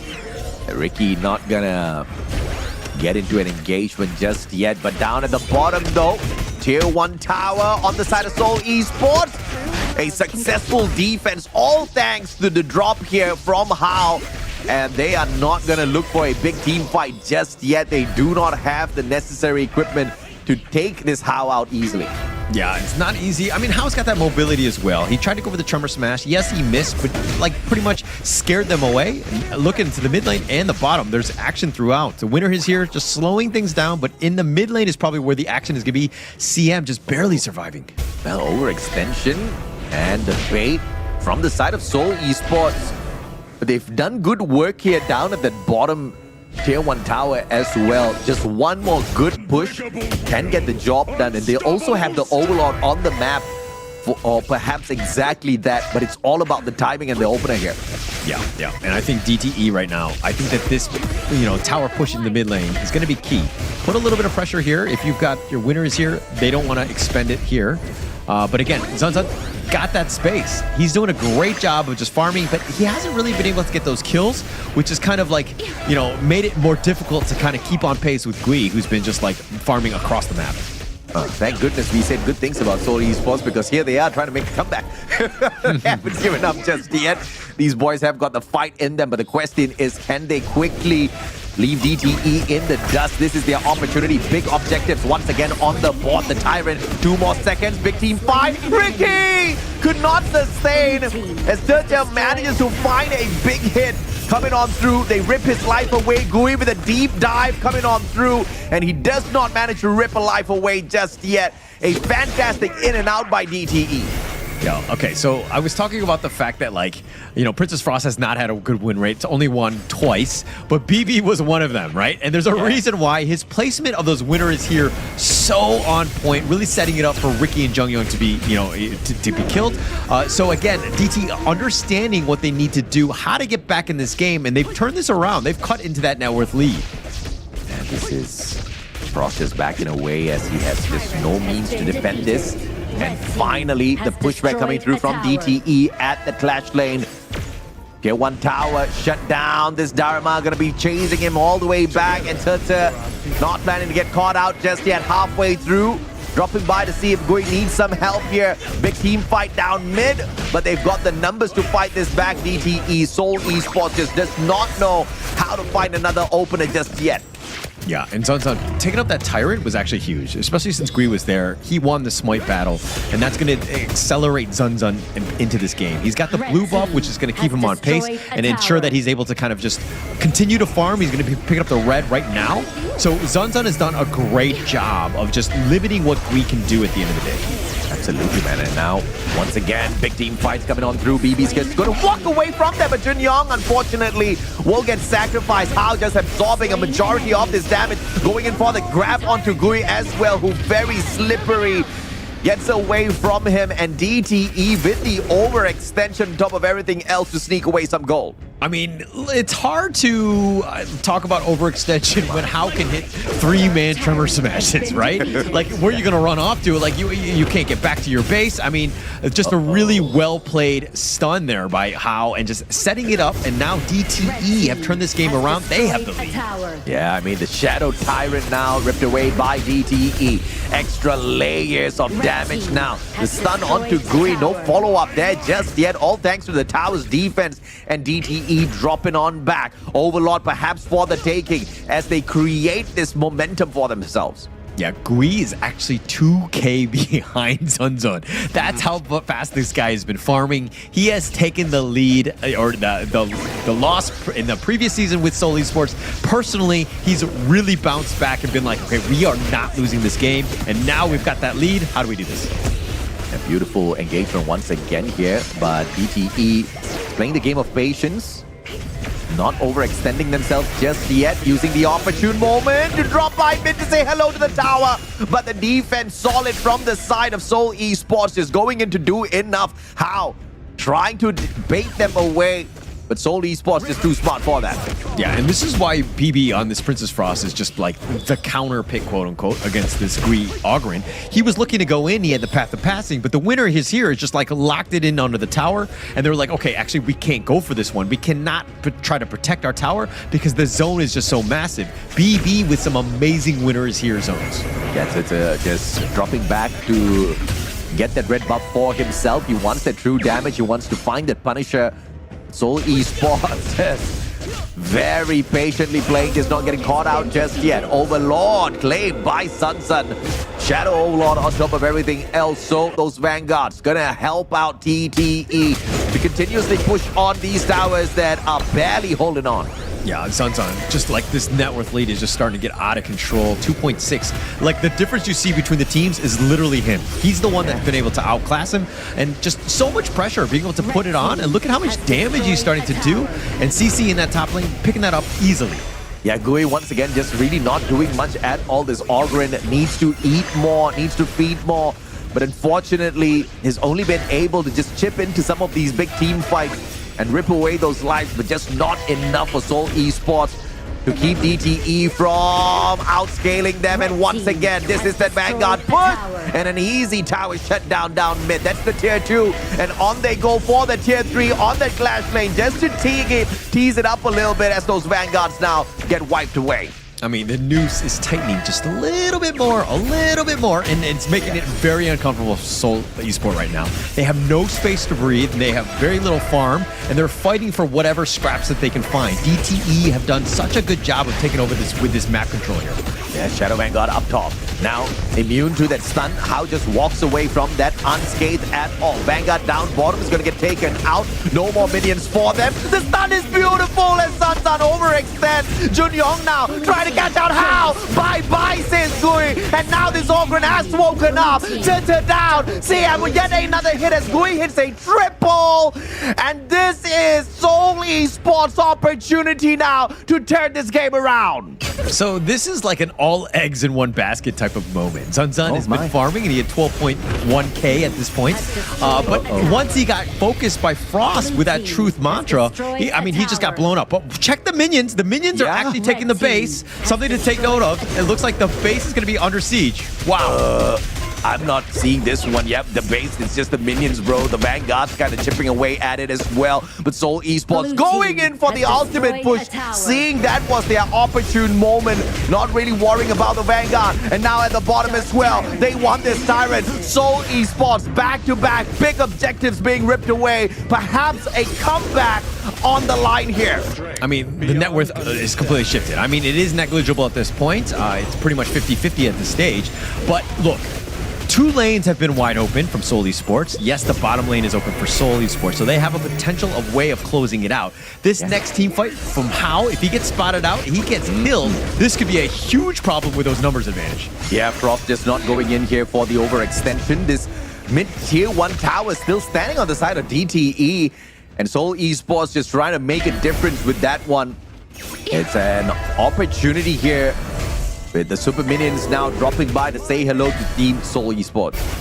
Yeah, and when we're talking about the fact that Pei with the Zun on him, you're talking about how he's an early game hero. This is exactly what we're talking about. Yes, he does a lot of damage, but he can't take a hit. He could be potentially bursted here, and that could just completely shift the team fight. So he needs to stay alive. He needs to understand that he is a bit of a glass cannon, and just deal with this Gui, who's becoming a raid boss and is super scary, especially since he's 5-0-1. Shadow Overlord on standby. 2 more seconds. And DTE wants to say hello to the big man. Seoul Esports dropping by to see if they can sneak one away. Full-on team fight. Hao is immune, but the catch is there. One more drop by Gui, and this Ogren is on point. One more stun dropped onto BB, and JK claims alive. Sun will try to get away. A sliver of health left here, and Seoul Esports finally finds the opener onto the tier 1 tower down mid. But the chase is on. They've opened up the bottom lane already, but the mid side is continuously being smashed as this team continues to push on forward. I mean, it's going to be a siege on this T3 here. Zun, and it looks like CM looking to go in for this. CC is actually going to recall back. He will be there to protect. But the top lane is pushing, something to take note of. SC might potentially close out this game now. My goodness, now the crystal wide open, but there's some defense here. Overextension by Seoul Esports. They should have backed away. They've got the numbers and the quick recovery, and how in the very nick of time managing to find that beautiful defensive absorb onto those hits. And DTE, one final push opportunity for them, but what can they do? Look at Seoul Esports getting the job done down here at the bottom.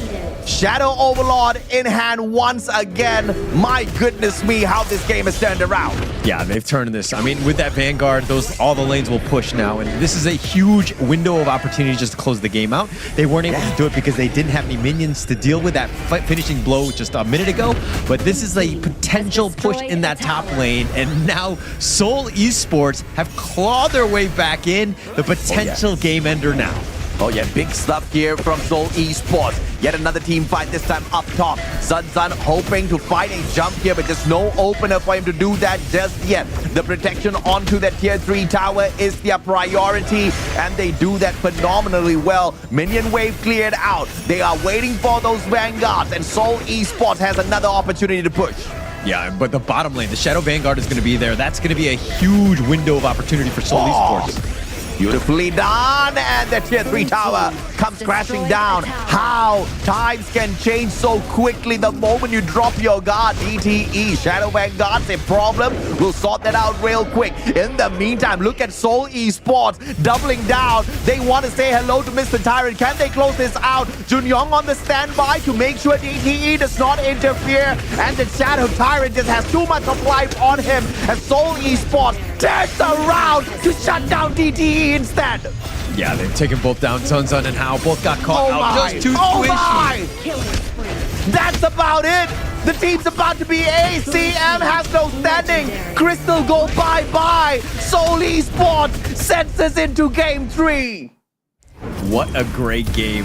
Just a bounce back by Seoul Esport, understanding that, hey, it's a never, don't give up, right? Give ourselves a chance.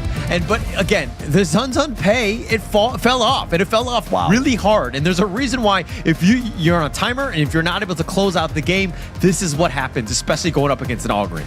I mean, the minions eating away at their crystal. They had a Vanguard whacking their crystal as well. But you saw the whole team says, we got this, bro. No problems at all. That crystal is going to hold on for the time being. They send their Dharma back. Great defense. And the rest of them just chipping away at the tier 3 tower down at the bottom lane, just opening up DTE. And that kind of just forces them on that super defense already, right? And they knew that they had DTE on those back lines, which means now the whole map is theirs. Big objectives, all theirs.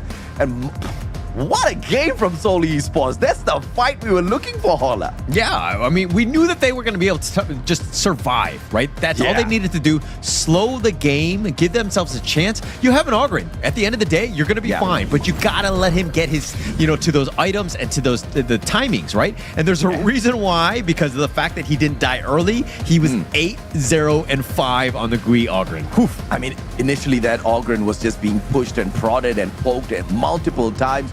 We saw him kind of get outscaled as well. We were having the comparison run between him and Sun Sun. Yes, he was down on the gold even towards the very end by about 2k. But overall, impact-wise, this Ogren, once he got going, oh Lord, he was ripping away the souls of DTE Gaming. Pun intended, baby. Into game 3 we go for a phenomenal showdown between these two. And I can't wait to see this comeback from Seoul Esports because this fight was beautiful to watch. Yeah, absolutely beautiful. I mean, it was set up by like Frost, Jun Young. You had a lot of guys that were just kind of controlling them and then really let your stars shine where JK and Gui were on cleanup duty. They did such a great job. But I love the fact that this is a team that, showed that resilience. Like any other team, you're down one game already. The potential for the elimination for that, the next, for the series is there. And then to be able to bounce back like that in convincing fashion, whew, well done, Seoul Esport. Yeah, absolutely. I mean, 2 players on the side of DTE, over 100k damage. And this was majority of it, on top of everything else, absorbed by Gui. This Ogren took a beating, but he was there to back away. I mean, Gui in the previous game, that not his best match, but in this one, he really outshined everybody. Yeah, and there's a reason why Ogren is just so good, right? Just his ability to kind of jump from all angles, do all that damage, plus tank it. He has everything but the kitchen sink. Like, this is an absolute monster of a hero. And again, DTE, you're on a timer, you have to force it out. There were a couple times where they were like backing out a bit too early. Like, I think that those are some key mistakes that they really need to look into because they had an opportunity to close out this game.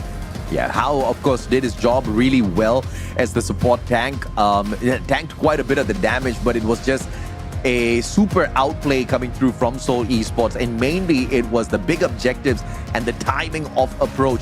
And it's just so wonderful to see teams detect and understand what was the factor that led to their loss initially and turn things around so efficiently in the follow-up game, right? Let's take a look at the graphs as well to see exactly how the lines were skewed on. I mean, bro, look at this, man.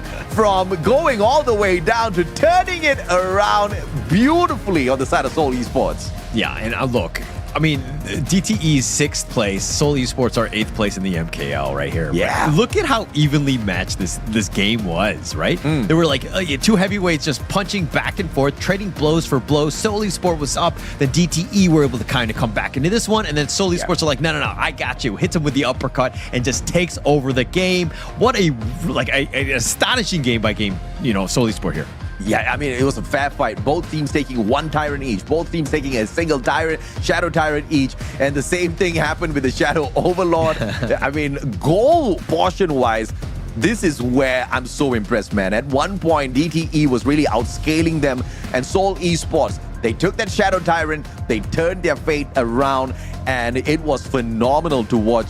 And even when they were being pressured by the vanguards of DTE to make that decision to continue pushing towers down the bot lane instead of dropping back for the defense, That was the golden play right there, understanding the timers on all of their opponents' DTE, because they had totally wiped them out on the battlefield at less one guy, and they just played that timing so well. Yeah, very smart. But let's check out the MVP of that one. It's got to be none other than, of course, it will be Gui here. 8-0-5. I mean, just the amount of damage taken. And there were many opportunities where there were moments where he was like kind of at risk. He was a little on the lower end, but he would just understand when to pull back and be like, hey, actually, I'm not ready to fight. Let me continue to farm. And the fact that he didn't die early, basically just been like, okay, because he's building himself up for the long term, and just staying alive is going to be key for this hero. And you need to do that, especially if you're a jungle player yourself. Yeah, an aggressive player is not impressive. An aggressive player that knows how to not drop lives and put your team at risk, yeah, that one just deserves a salute. This man did it so many times, and clearly with the amount of damage he sustained, he was in the phases of DTE, and still, even though he was in their phases a majority of the time, still managed to rip away a decent number of lives from them. I mean, this was from just really not showing up in game 1 to doing so much in game 2. Well-deserved MVP for Gui. Yeah, for sure. And actually, that's going to be his first MVP in the MKL. Wow. So well-deserved. The timing could not have been better going into this one, especially in a must-win game and getting that in. But let's check out the highlights. I think we're going to see a lot more of Gui, considering the fact that he had those 8 kills, but it really got set up by the rest of the team. Everybody was just on the same page here. Yeah, for sure. I think the team play coming through from Seoul Esports was phenomenal. Choosing when to not get into battles was very crucial for Seoul Esports. Choosing when to focus on the objective as a team was crucial for them. And these team fights, the timing, just defense.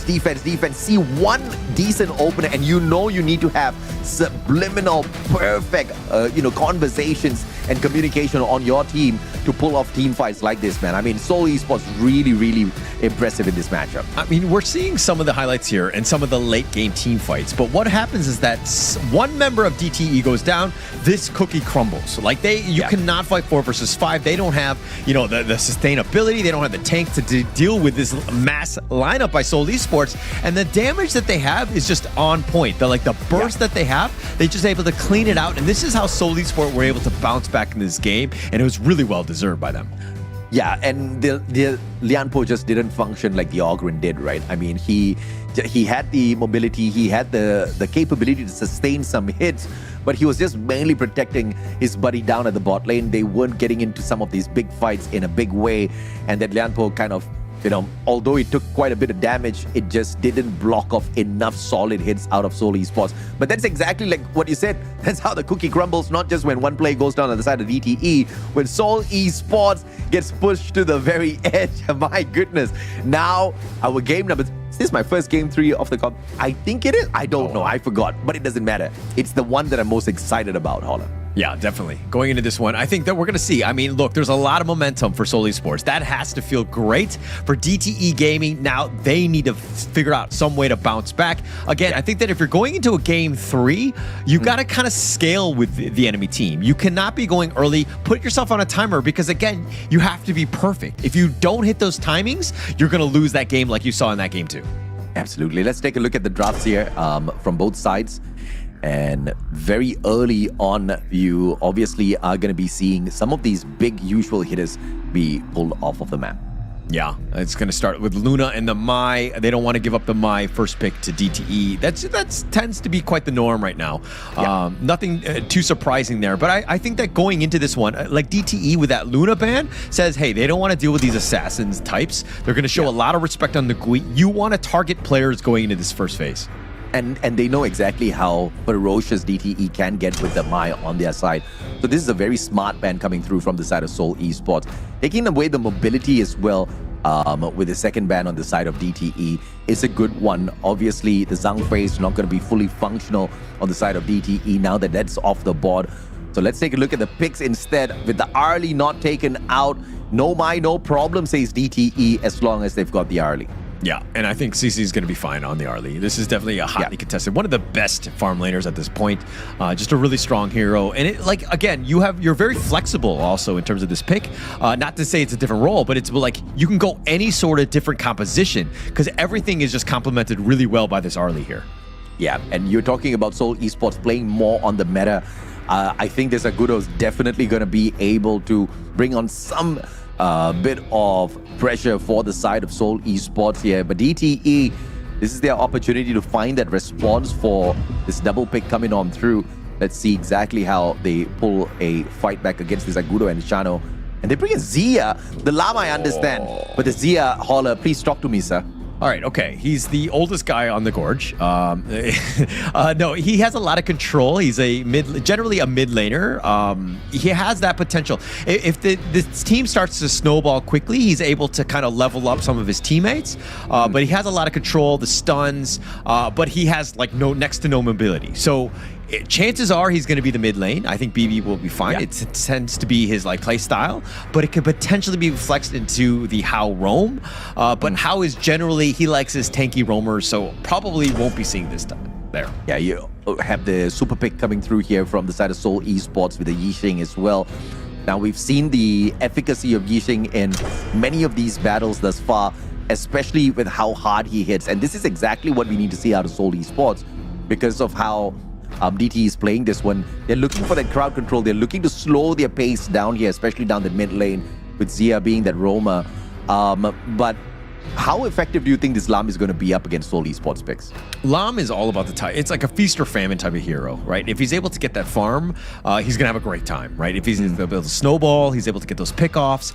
And if you're looking at Chano and Yixing, both potentials, right? So Seoul Esports, like there's going to be a lot of pressure on Ricky to really hit those boards to kind of protect the back lines, to lock in the Lamb so he can't really just kind of go ham and just kill the back line.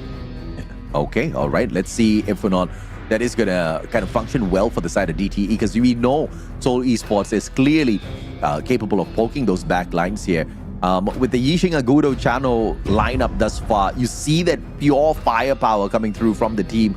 So just like earlier on, we need to see a little bit of defense, but they bring in this Charlotte here, and we've seen Charlotte be very, very effective with her hits. So talk to me about this one, man. Yeah, a little bit of like defense. I mean, you have that protection in that Clash laner. It's kind of like more of like a stable one more than anything else, especially with the Dharma Sunset already picked out. You have something that's kind of, I think he'll be fine from Seoul Esports Frost in that top lane. Just you kind of protect it out. And when you get bursted on, you have ways to kind of just maneuver around. It's more of a defensive one. Staying alive is going to be key. Yeah, I mean, we've also seen this Charlotte play in the jungle before, but I don't think that's where Seoul Esports is going to be going with this one. And the Elaine and Dolia being dragged in here by DTE, it looks like they're going in here for a very passive defensive capability to regenerate out there, and they understand and they acknowledge Seoul Esports firepower here. I think this is a good balance coming through from both of these teams. Okay, DTE are going to want to go pedal to the metal.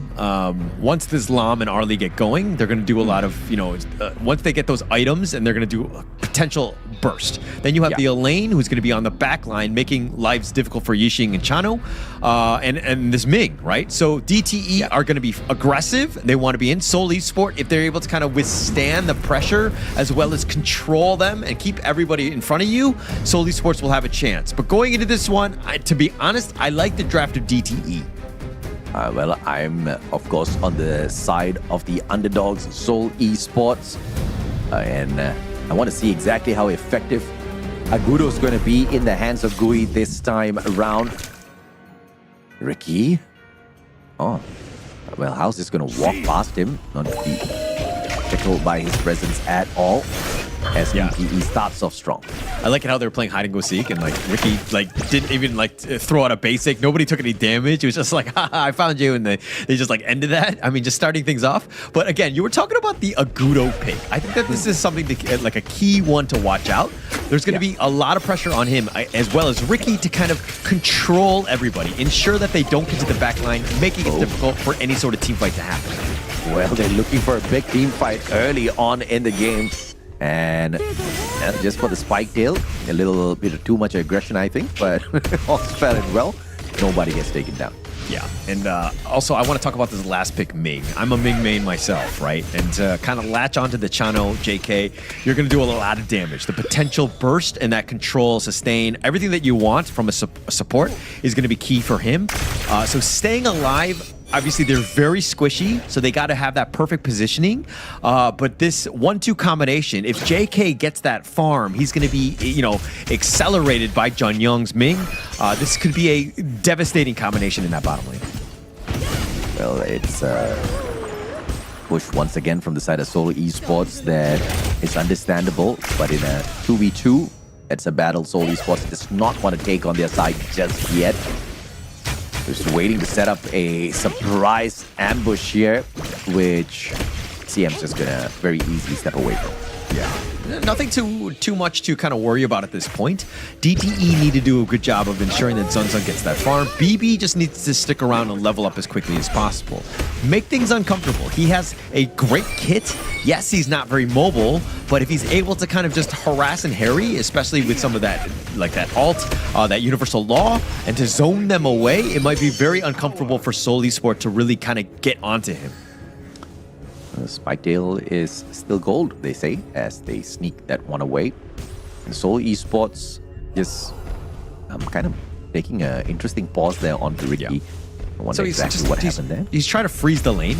So basically the lane, those minions aren't getting hit, right? So that he stops them from, he's tanking the damage so that he controls where the minion wave is going to be, which is going to be closer to his side, and it protects it. So basically his heroes don't have to traverse so far to get any sort of farm because all the minions are going to be right next to the tower. BB. Backing away here. It's a 2v1. Gui does not want this, and Sun is dropping by to say hello in the right time. But obviously, Seoul Esports are going to take that as the perfect opportunity to step away. Yeah, I mean, they can play things slow. I want to see Gui just try to farm and be aggressive. He has that potential just like to push away. Oh, but they're going to CC. Okay, looks like JK is going to get the first blood onto CC, just kind of picking them off from afar. And JK and Jun Young, this combination with the Ming is actually, you got to respect that damage. Absolutely. Now, one easy pick here coming through. All thanks to JK and his aggressiveness. So this is a good start here for Seoul Esports, but nothing too much just yet. Here comes the big one. It's got to be Tyrant Overlord time, and obviously the Tyrant, the focus of Seoul Esports. They start off hot and on an opportunity to get this done as Ricky makes sure nobody steps up to sneak that, and Gui secures the Tyrant for Seoul Esports. Yeah, great start for Seoul Esports. Understanding how to secure that in low risk, right? Setting up that board, as you rightly pointed out by Ricky, really just kind of creating that space to ensure that Gui got that. There wasn't going to be a 50-50 smite, and he ensures he gets it. But Zunzun keeping on pace. He's actually farther in terms of net worth compared to Gui. Frost not sticking around to say hello to the DTE players as the minions push on forth. The numbers just overwhelming at the clash lane for Frost to defend, but in the meantime, down at the bottom, the rest of his team members trying to take good advantage of this. Frost still staying alive through all of this, taking those minions out of the equation, but down bottom, looks like the rest of his team members haven't been able to find much for themselves. Yeah, T1 for T1 trading on that point, but oh, JK gets picked off.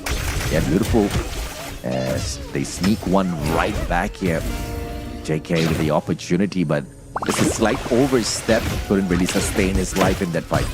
Yeah, I think JK with Jun Young before, when they got that pick off, kind of, made him a little bit more aggressive. He was definitely out of position. You got to respect Zunzun's mobility and the potential damage burst that he has. You got to play a little bit more scared, at least for now. For sure, right? And looks like the bot lane tower wide open, and Serta gonna take good advantage up against this, and it looks like this man might be able to take down the tier 1 tower all on his own, as the rest of the players are absolutely distracted. Yeah, and look at BB just kind of starting to pull away. He has a 2-level advantage, even taking advantage of the fact that he's able to farm off the wild growths from Gui, able to kind of just push the minions. I think that he's done a great job of just ensuring that, you wave clear as quickly as possible and using that universal law to do so. Seoul Esports now, big push coming up for And BB looks like the defense is going to be just enough for him, and Soul just backs away. I love the patience, I love the discipline from the side of Seoul Esports. Really not running at DTE just yet, focusing on the big prizes on the battlefield first, and this Gorge is going to serve them up well if they keep this up. Yeah, and it's all about the minions at this point. The minion waves, where they're at, and just kind of going slow. You don't need to worry too much about it. Nice furball there, slowing BB down a bit, making it a little uncomfortable. Because again, BB right now, he just needs to just consistently wave push. Frost forcing Sunsun back to where he came from, and Gui, as anticipated, just being a little irritating with the Agudo. But Sunsun though, DTE, easy slate. Now they've got the Vanguards to send over to the Crystal on the side of Seoul Esports. Yeah, and right now, one thing I don't like in the player difference, Gui on the Agudo is a little bit different from Haku from Nongshim Red Force on the Agudo, because what they do on Nongshim is they try to funnel farm to him, like they look at him as like an Ogryn, and Gui right now is not getting that farm, and he's actually falling way behind. Oh my, Frost just overstepping, and backup is here at the nick of time, but Frost is going to get eaten up, but a good trade back by Ricky. It's a 1-for-2 at the end of the day, as Seoul Esports manages to catch out Sita as well. And CM backing away, but the mid tower, tier 1 about to get taken down, and nothing CM can do about that. Great fight back and an opportunity taken by Seoul Esports. I mean, Frost right there, like a true player, true team player. He stuck around. He was trying to fight this 2-on-1. And he was just like, no, if I just wait a little bit longer, I know Ricky will be here to clean up. I will sacrifice my life for the greater good. And he did it, and Ricky got the double because of it. So again, just understanding that, like, how you set your teammates up, especially when, you know, resources are being thrown at you, like DTE are doing. Yeah, absolutely, man. I mean, now once again, Seoul Esports with a little bit of a lead here. But now this one's a big one. They've got the Tyrant on their side, and it looks like nobody on the side of DTE can play the prevention on this, but for the time being, they push everybody back. And the Tyrant secured by Ricky on the side of Seoul Esports. This is a big one! And my oh my, Sunsun, Ricky didn't see that one coming, but they do manage to trade one out. Perhaps Gui will be able to take out Sunsun as they trade each other out. Yeah, I mean, look, the Elaine Dahlia is a classic duo, right? And the fact that you have 2 Death at Sunsets, and he got a 3-man each time, Seoul Esports right now have no answers. The fact that, yeah, one jumps on you, Meteor kill, then the secondary Death at Sunset, and they had nowhere to go. They were 2 grouped up, and Seoul Esports paid with their lives. CM finding the right angles to kind of get into the heart of the enemy team, making lives very difficult, but Zunzun being very aggressive, looking to trade with Gui, doing a good job himself. Yeah, forcing Seoul Esports to just waste that buff as they came off of that Tyrant. But obviously, Seoul Esports just not having enough in the tank to go all the way in that fight, as they got into an earlier skirmish before trying to take the Tyrant out of the equation. Sunsun, though, did phenomenally well for his team. Yeah, look at that. I don't know if you just saw that link, but BB just helped level up Zunzun right there, right? So he can get higher than 15. This is something that, you know, is the Zia special, where he's able to kind of use his passive and just kind of accelerate his team. And this is why he's going to be, you know, someone who needs that XP to kind of soak it in and to kind of spread that wealth, so to speak. Cannons on the way here as DTE looking for yet another big fight. Absolutely decent. On the goal, both sides, they are neck and neck. But now the Tyrant and the Overlord both on the map. The Gorge is inviting both teams to say hello to the Tyrant, and Seoul Esports wants to make sure this one belongs to them. They push back the whole squad of DTE. How just standing by to see if he can make something happen here. Circles on around, pushing Frost back. Going, retaliates with the Agudo, and that's just enough defense. But Seoul Esports being pushed back, and now the Tyrant is already low. DTE can't sneak this one away. Sunsun with the slay. Sister fights one for himself as well, and Seoul Esports cannot sustain more losses. Yeah, what a great initiation. Just understanding this. I thought Sunsun was not in position. He was able to make a mad beeline for it, but CM starting the fight off with another great death at Sunset. There's just so much pressure that's provided onto Seoul Esports where they're playing scared. They had to just run off, and understanding that there was a second one that was got on and kept CM alive. So how, with Johnny on the spot with that Celestial Melody, ensuring that he gets that second ult, this is a team that's really starting to gel well together, and that was a great team fight because of these two heroes. Yeah, the Shadow Tyrant now on the side of DTE. Seoul Esports looking for some sort of a recovery here. And it's not impossible just yet. Blue buff for the side of JK. He's on a double now, red and blue. Let's see what this JK can do as they clear out those minions down mid. Just playing full-on defense at this moment, Seoul Esports. Yeah, JK actually with the highest net worth in the game, right? So with those buffs, he's going to be just like really next level. But finding the right targets going in, DTE right now have been putting the pressure on. They're the ones that have been initiating. Seoul Esports has been very reactive, hasn't found the one that they really want to go into. And JK, I mean, he has that potential for burst, but when you're getting dove on by Zunzon, you're going to have a tough time. That is very interesting maneuvers coming through from the side of Seoul Esports. Just trying to bait in DTE to get into a tough spot here. They know they want the Overlord, and Seoul Esports is very patiently awaiting behind the back lines here. Yeah, that red buff. They want this obviously, but the question is, will they be able to suck in DTE and squish them before they go for this Overlord? Yeah, but look at how DTE are just kind of playing around. I mean, they've got so much vision. They're not actually going to commit for this, especially since Zunzon is not in position. He will make his way over there. But again, it's just all about vision, pushing them back. Now the bottom lane is pushing, and now that they might have a bit of a power play as Frost has to go and fix that. Oh yeah, absolutely. Now, beautiful opportunity. DTE sneaking this one away. How is CM going to make sure nobody touches the Shadow Overlord? And now extra better advantage for yet another tower push coming courtesy of DTE. Yeah, and really smart play by DTE at this point. I mean, the game is really 50-50, but just being able to steal out that Overlord, again, now Seoul Esport on the defensive. They have to figure out a way to kind of just hold at this point, slow things down a bit, let JK find that pickoff. DTE have done such a good job of just spreading five-man very thin, but they haven't been picked off because they have that vision and they're able to get away in time.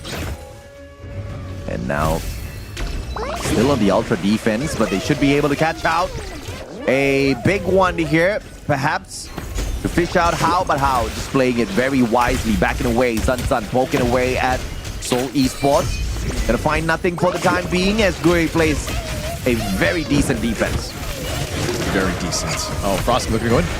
Yeah, Frost, beautiful jump on in, manages to launch CM up into the air, finds another connection, and that was perfection as this gets dropped by Hulk.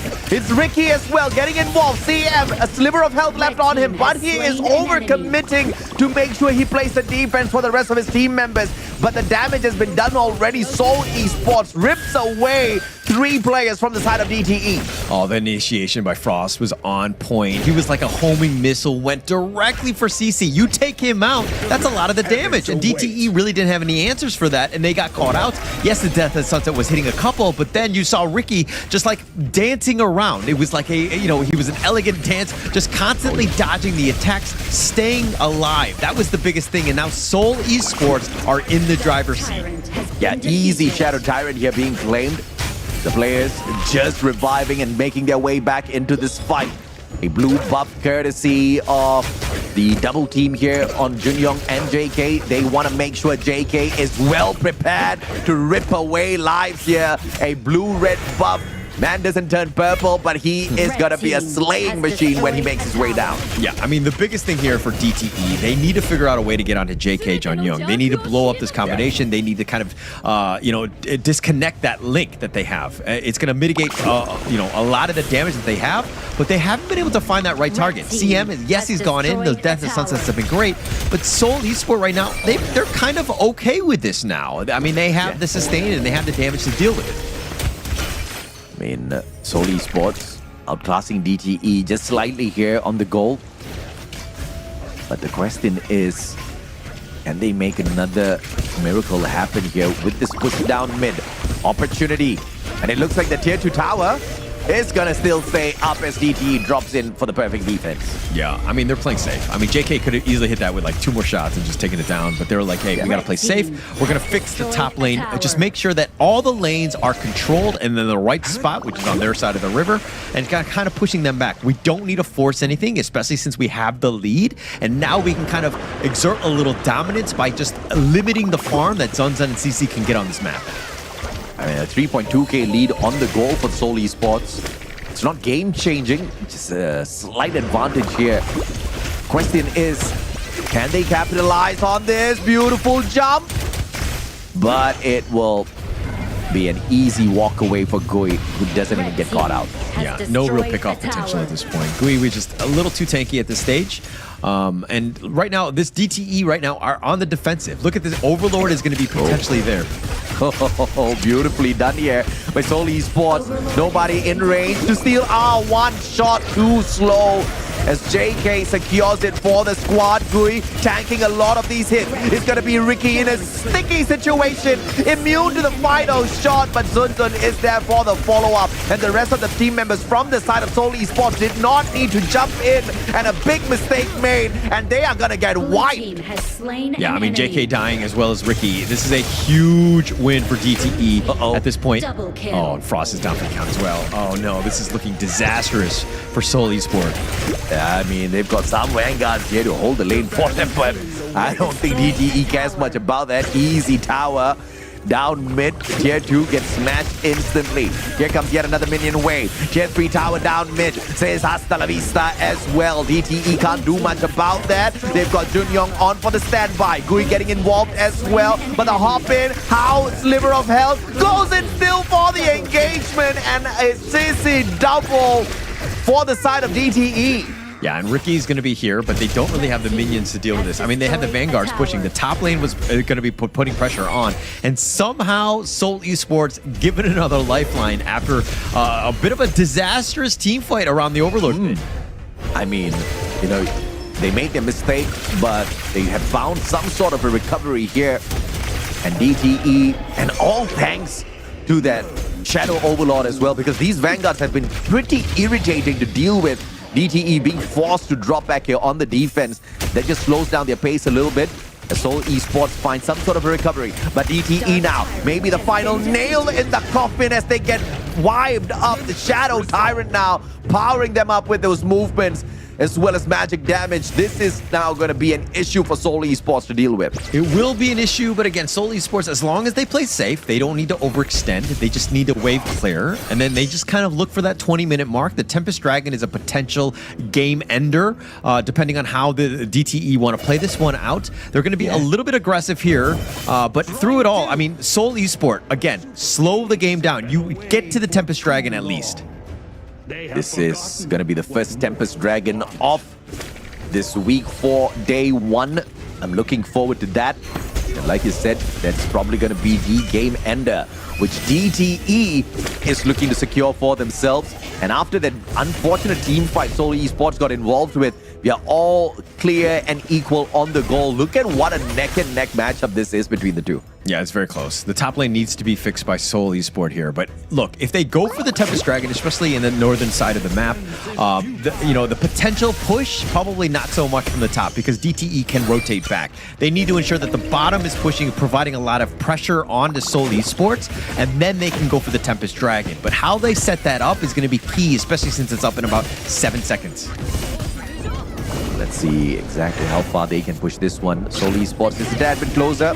That red buff needs to be taken away by JK before he gets into any sort of a big fight, and DTE baiting in Seoul Esports. Seoul Esports gonna gladly step up and take that bait. Let's see if they can find the finisher. Full-on team fight as they're going for the dive. CM fighting Ricky, and he walks away with a sliver of health, but Zunzun is there for the follow-up. CM not allowing JK to get away just yet. A sliver of health for JK, and he actually steps away. Zunzun says, not again, my friend. Catches up and going with the final connection, but Zunzun on the double. And DTE is just smashing this, and this game is about to be all over. Crystal wide open. DTE ends it finally.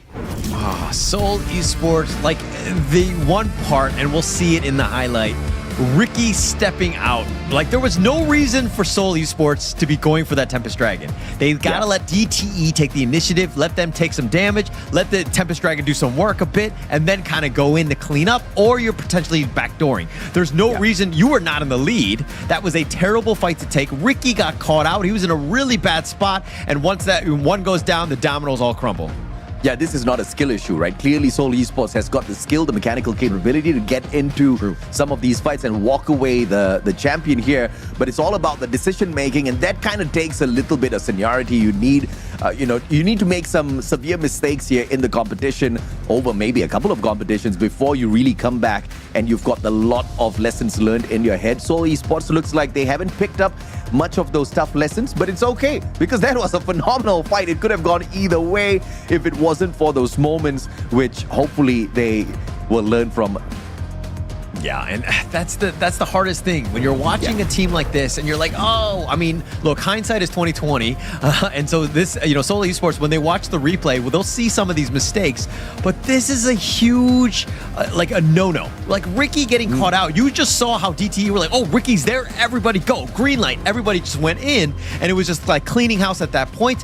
But let's talk about the KDA here. Zunzun 10, 2, and 3. This guy was a beast. Oh yeah, I mean, this LAM. So I had questions, right, how effective this LAM was going to be, and you pointed out the perfect item, which was wait for that late game. This guy's going to ramp up and he's going to be a menace, and he most definitely was. I mean, 10 eliminations in total, dropping his life a majority of 2 times. But in the grand scheme of things, it really didn't hurt the side of DTE at all in that matchup. It was close in many ways, but DTE, the team that just made lesser mistakes. Yeah. I mean, look, Seoul Esports had so many opportunities to get back in this game. It's not like they're so far off. It's the minor details of just like when they initiate, who initiates, and then like if they get caught out, what do they need to do? And, it's like minor mistakes, but they really compound into big things. And there's a reason why, it's the biggest difference between winning and losing, so to speak. I mean, look at this damage from DTE, CM, Zunzun, both over 100k, since they're almost there as well. I mean, phenomenal stuff out of them. And the damage absorbed by both CM and Zunzun is just phenomenal overall. And it just really shows how much of skin they had in the game. Yeah. I mean, CM was just very aggressive. And we saw that once the combination of this Elaine Dolia was going to happen with CM and Hao, we're going to see them on the back line. And Seoul Esports kind of really didn't have the answers. I mean, you had Ricky Yixing. It was kind of dealing with everyone else, potentially locking in the LAM. But when you have the Elaine diving on you, Seoul Esports, it's an all-out retreat, and they were not able to get away twice. Yeah, no doubt at all. And this time around, Seoul Esports focused once again on the big objectives on the map, but DTE kind of saw that one coming already after their comeback in game number 2, and they definitely showed up much more stronger this time when it came to the contest for the Tyrant or the Overlord. And in the grand scheme of things, you can see once again it was pretty equal in terms of the objectives taken. DTE, though, taking 2 of those Shadow Tyrants. Yeah, I mean, look at this goal graph, though. I mean, Seoul Esports, you think that they're in the full control of this game, and DT are like, no, not right now, right? Not just yet. We got this one. We figured things out. Seoul Esports kind of overstepped at points. They got caught out, and DTE were able to make them pay. And that was the Shadow Overlord, engagement they just did not need, right? It was all about the timing thing. And what worked so well for Seoul Esports, which was the communication and the team fights in Game 2, did not go their way this time round. That obviously was an unfortunate mistake, and they got punished severely for it. And the recovery was just play all-out defense, but it was just more of a matter of time sort of a thing from that moment on. Yeah, I mean, especially at that point, right? The death timers were just so long that it was going to be tough to kind of be able to amass a sort of like capable defense, especially going up against this DTE lineup. But let's check out the MVP of that one. Who was it going to be from DTE Gaming? It is going to be, of course, none other than Zunzun here. 10, 2, and 3. The damage taken was actually quite high, 29%, but the fact that he was always able to do the damage, 24%, and able to just farm across the map with 20 26%. He was making some serious pressure, and like you could feel it in all of his moves were very centered around focusing on JK. Yeah, I mean 29, 24, 26 on the damage taken, received, and total goal. This guy was so irritating to deal with overall. Like you said, 10 is a big number, entering the double digits single-handedly. We sometimes don't even see teams entering the double digits in this way. So big game for Islam, big game for Zun Zun. Let's take a look at the highlights and see exactly where things kind of turned around here for Seoul Esports. But look at CM, like the double duel, like Death at Sunset, like on point, just forcing it out. And once you get JK, it's like, okay, SE really cannot fight. And they were kind of constantly chasing. Zun Zun being probably a little bit more aggressive, tried to go ham on this Gui. I think he does trade his life away for that one. But these are kind of situations where the team fights are great from CM going on to this. SE, full out retreat, had no answers and no real way to protect themselves from the Zun Zun machine. Yeah, absolutely. And Zun Zun was just, so capable of hopping on in there after the initial damage was done by the rest of his team members. It was just way too easy. And look at this, man. In the 1v2, Zun Zun, not fearing for his life at all, was barely scratched in that double take. He knew the rest of his team members were just behind them. They had the flash on them as well. They just hopped in there and got the job done so beautifully. Yeah, and another thing is that, like, if we're looking at the fights, the prioritization from Seoul Esports was kind of off. Like, if you burst Zun Zun, everybody's on Zun Zun. Boom, we kill him out. Everybody's on 60, we kill him. Boom. But it seems like there are fights throughout. There are no real target prioritization. They're all just fighting whoever they can find. And this is why DTE were able to take advantage of that. Yeah, they basically were fighting like how I fight in my ranked games and I usually get beaten up. So, not a good way to win. But overall, great game from Seoul Esports. Looking at where they are on the leaderboard, you would expect this to be an easy walkover, courtesy of DTE, but it wasn't. Seoul pushed them to the limits, brought them into a game 3, very impressive final gamer as well. I mean, so close to the 20th minute mark, we still could see some form of, miracle maybe on standby, but DTE obviously showing us that's definitely not going to happen. All right, but let's check out, we're going to have a winner's interview with DTE How. Let's see exactly what his thoughts were going into this one. Obviously, there's that's a huge win, and there's got to be a sense of relief. But how are you doing today? 今天觉得怎样？今天觉得怎样？非常开心啊，赢得非常简单。你好嘛？你好，你好。Congratulations, by the way, DTE, How, on that a tremendous victory. Seoul Esports were kind of taking it to you, going to a game 3. How much pressure did you feel going into this series? 这场打到第3局，你觉得那个压力是怎么样？压力挺大的，对手也做了充足的准备。Yeah, it's been a great pressure by SE, and then our opponents also have enough preparation that we should review on later on. Okay, all right, interesting. Did the team at any point think they were going to lose the series to SE in the game, or were you guys confident all the way? 你们有没有某个瞬间觉得有可能会输，还是你们一直都很有信心？打谁都让1分是我们 DTE 的传统。对。打谁都让1分是我们 DTE 的传统。He said it's DTE's tradition to give up 1 point when opponent with anyone. Awesome. Yeah, so, okay, last question here. Who is your favorite player in the MKL that's not on your team? Nova 炫吧。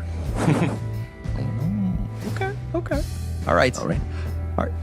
Thank you so much for your time. Congratulations, How, on that victory. I expect to see you guys continue on with that momentum. I wish you the best of luck moving forward throughout the MKL. Thank you. Okay. Thank you. Thank you so much.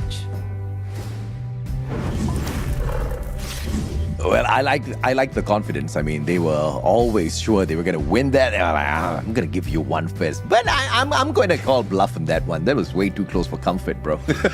Yeah. If I was them, I would definitely not want to give up any sort of points. But again, I think that you kind of, playing for the crowds a little bit. It's a little bit more fun, especially when you're going to that third game. Definitely more high stakes, definitely pressure going in for this one, especially when we're seeing like the game go to the Tempest Dragon. Yeah. In that third game, anything could have happened in that one, but DTE were just too strong in the end. Yeah, absolutely. And of course, once again, if it wasn't for a couple of misplays in terms of the timing of jumps for those team fights, I think this could have turned out so differently.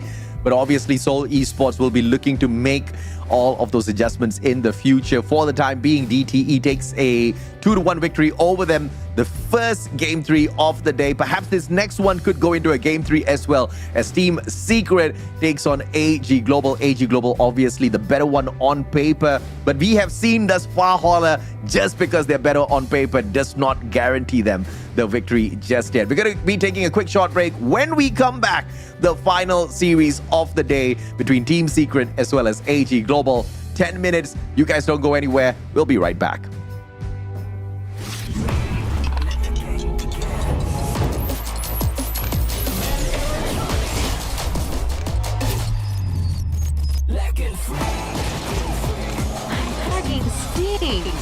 Victory! Yeah! Another round. Sure, but how about a smoother phone next time? Realme 14. Performance beyond limits.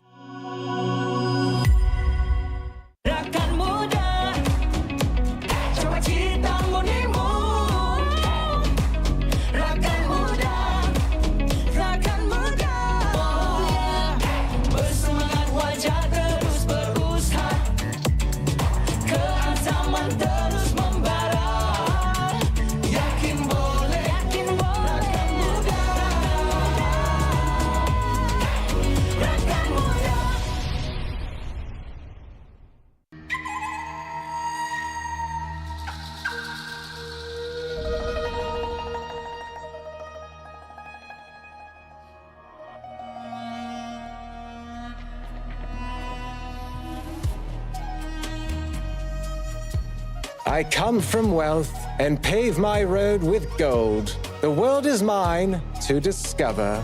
As a blade can be straight or curved, deeds are just or crooked. A single flute casting shadows and spirits, descending upon the martial world.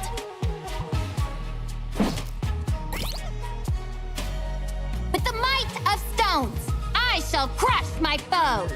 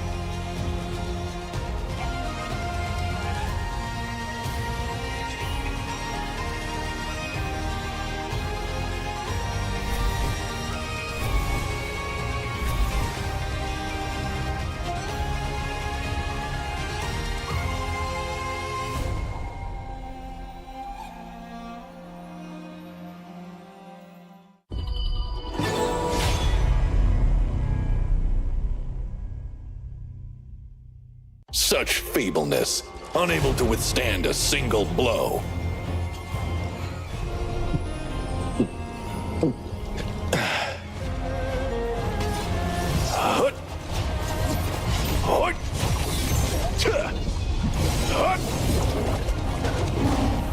Beneath a frost-kissed mound, it's there that memories reside.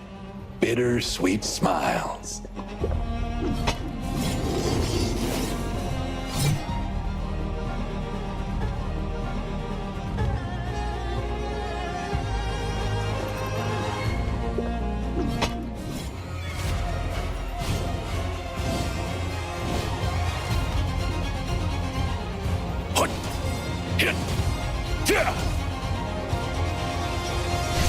The journey to Plum Manor is long and arduous, but still, I have to go. Crossblade! Across frozen rivers!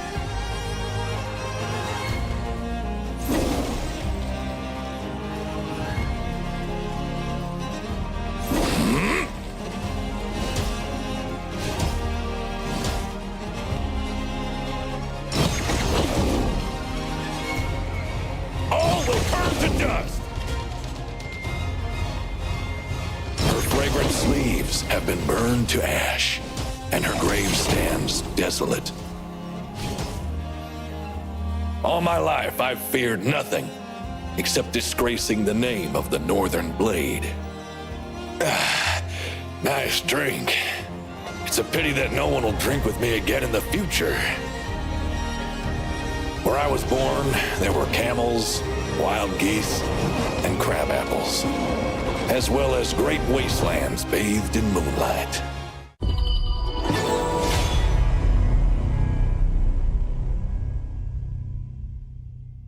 Eyes are so complicated.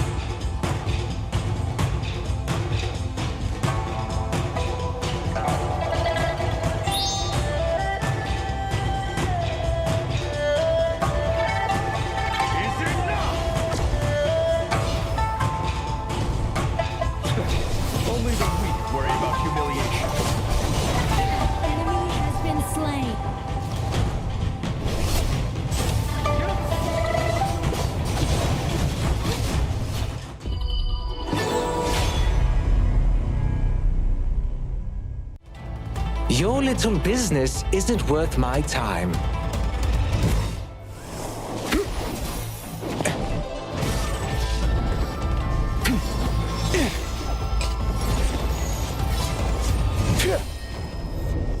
I smirk at people's greedy nature, for the fleeting fortune shall be their dark future.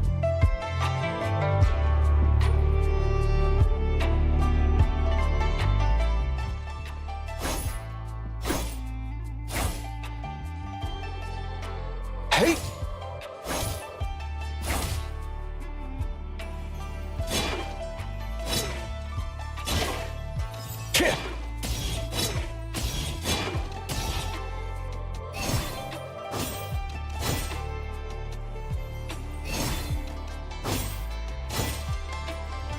Fistfuls of gold! Light as willow blossoms!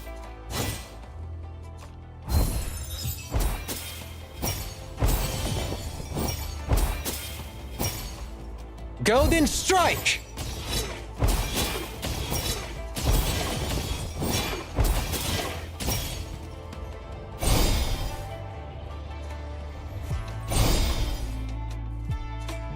Dressed with dignity, moving with grace. elegant as a soaring swan. The human heart is unpredictable. Even the righteous can be untrustworthy.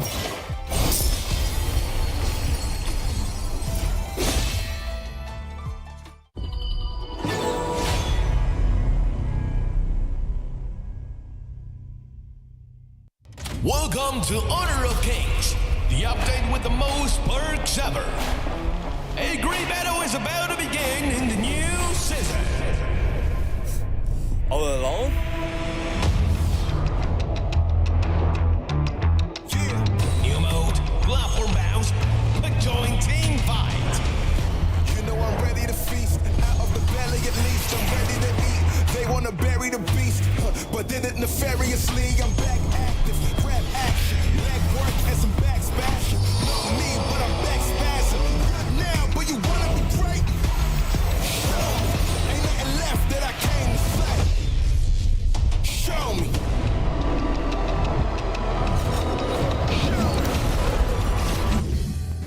Welcome back to the Malaysian Honor of Kings League Spring 2025, supported by our official tournament partner, Realme Gaming. This is week 4, day 1, and we are finally here at our final series of the day after 2 blockbuster matches from the start of the day, right? As we head on into the final game, it is going to be Team Secret taking on AG Global. My name is AJ, I'm the Mustachio down here with the one and only Holler. We are your casters for the day.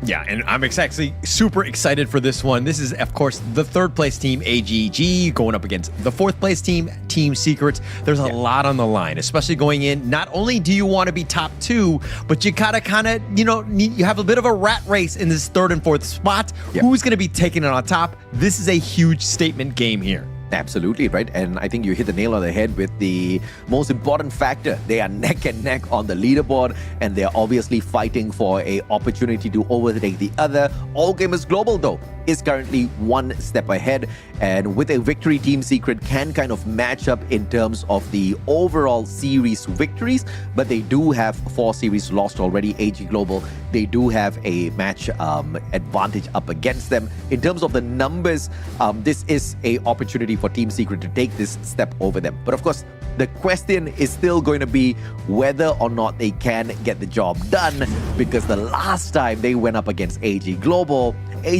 walked away as if it was nothing. Yeah, I mean, they were up 2-0. They just destroyed Team Secret, but AG Global made up of Saber, Yulong, Daohen, JD, and Phi. And of course, Team Secret side, we have Sun, Xuan, Guxing, Shisan, and Nuono. And these are 2 teams that really want it. I mean, I think going into this one, where only 3 slots are available into the KWC, this is going to be a tremendous fight. And this matchup, this head-to-head one, is going to be key for all of those tiebreakers. Yep, it's been a while since they've met each other. That was back on the 19th of April, if I'm not mistaken, where Team Secret took that 0-2 loss. But now, with enough time, hopefully they have got enough information as well as homework completed to take this fight up against AG Global, because the players on the side of Team Secret, these are no chumps, right? They know a good game out there, and obviously Honor of Kings is looking to see a superstar squad out of Team Secret very, very soon, but it's just not translating out there in terms of the series victories just yet.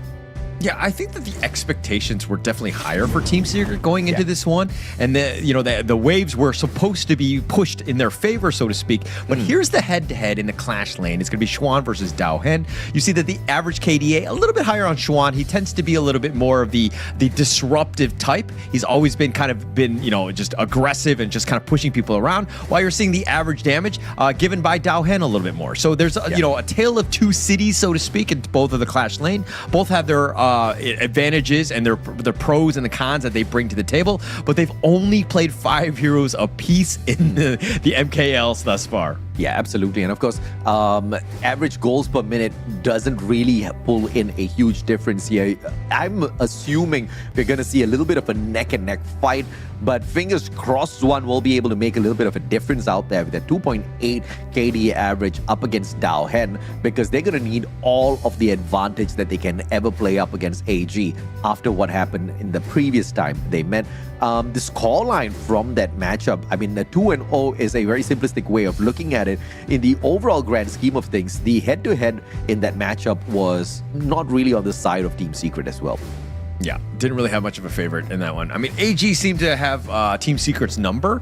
I think they did a lot of research. They were well prepared in terms of just like the coordination of the team's movements to kind of counter what Team Secret were bringing. Yeah. But going into this one, I think that Team Secret have kind of learned from the mistakes that they made in that first series. They should bounce back, but it really starts with this draft, having themselves a much better one to deal with the AG one that's going to be thrown at them. Yeah, absolutely. And of course, we do have to take a look at some of the stats pulled in here as well.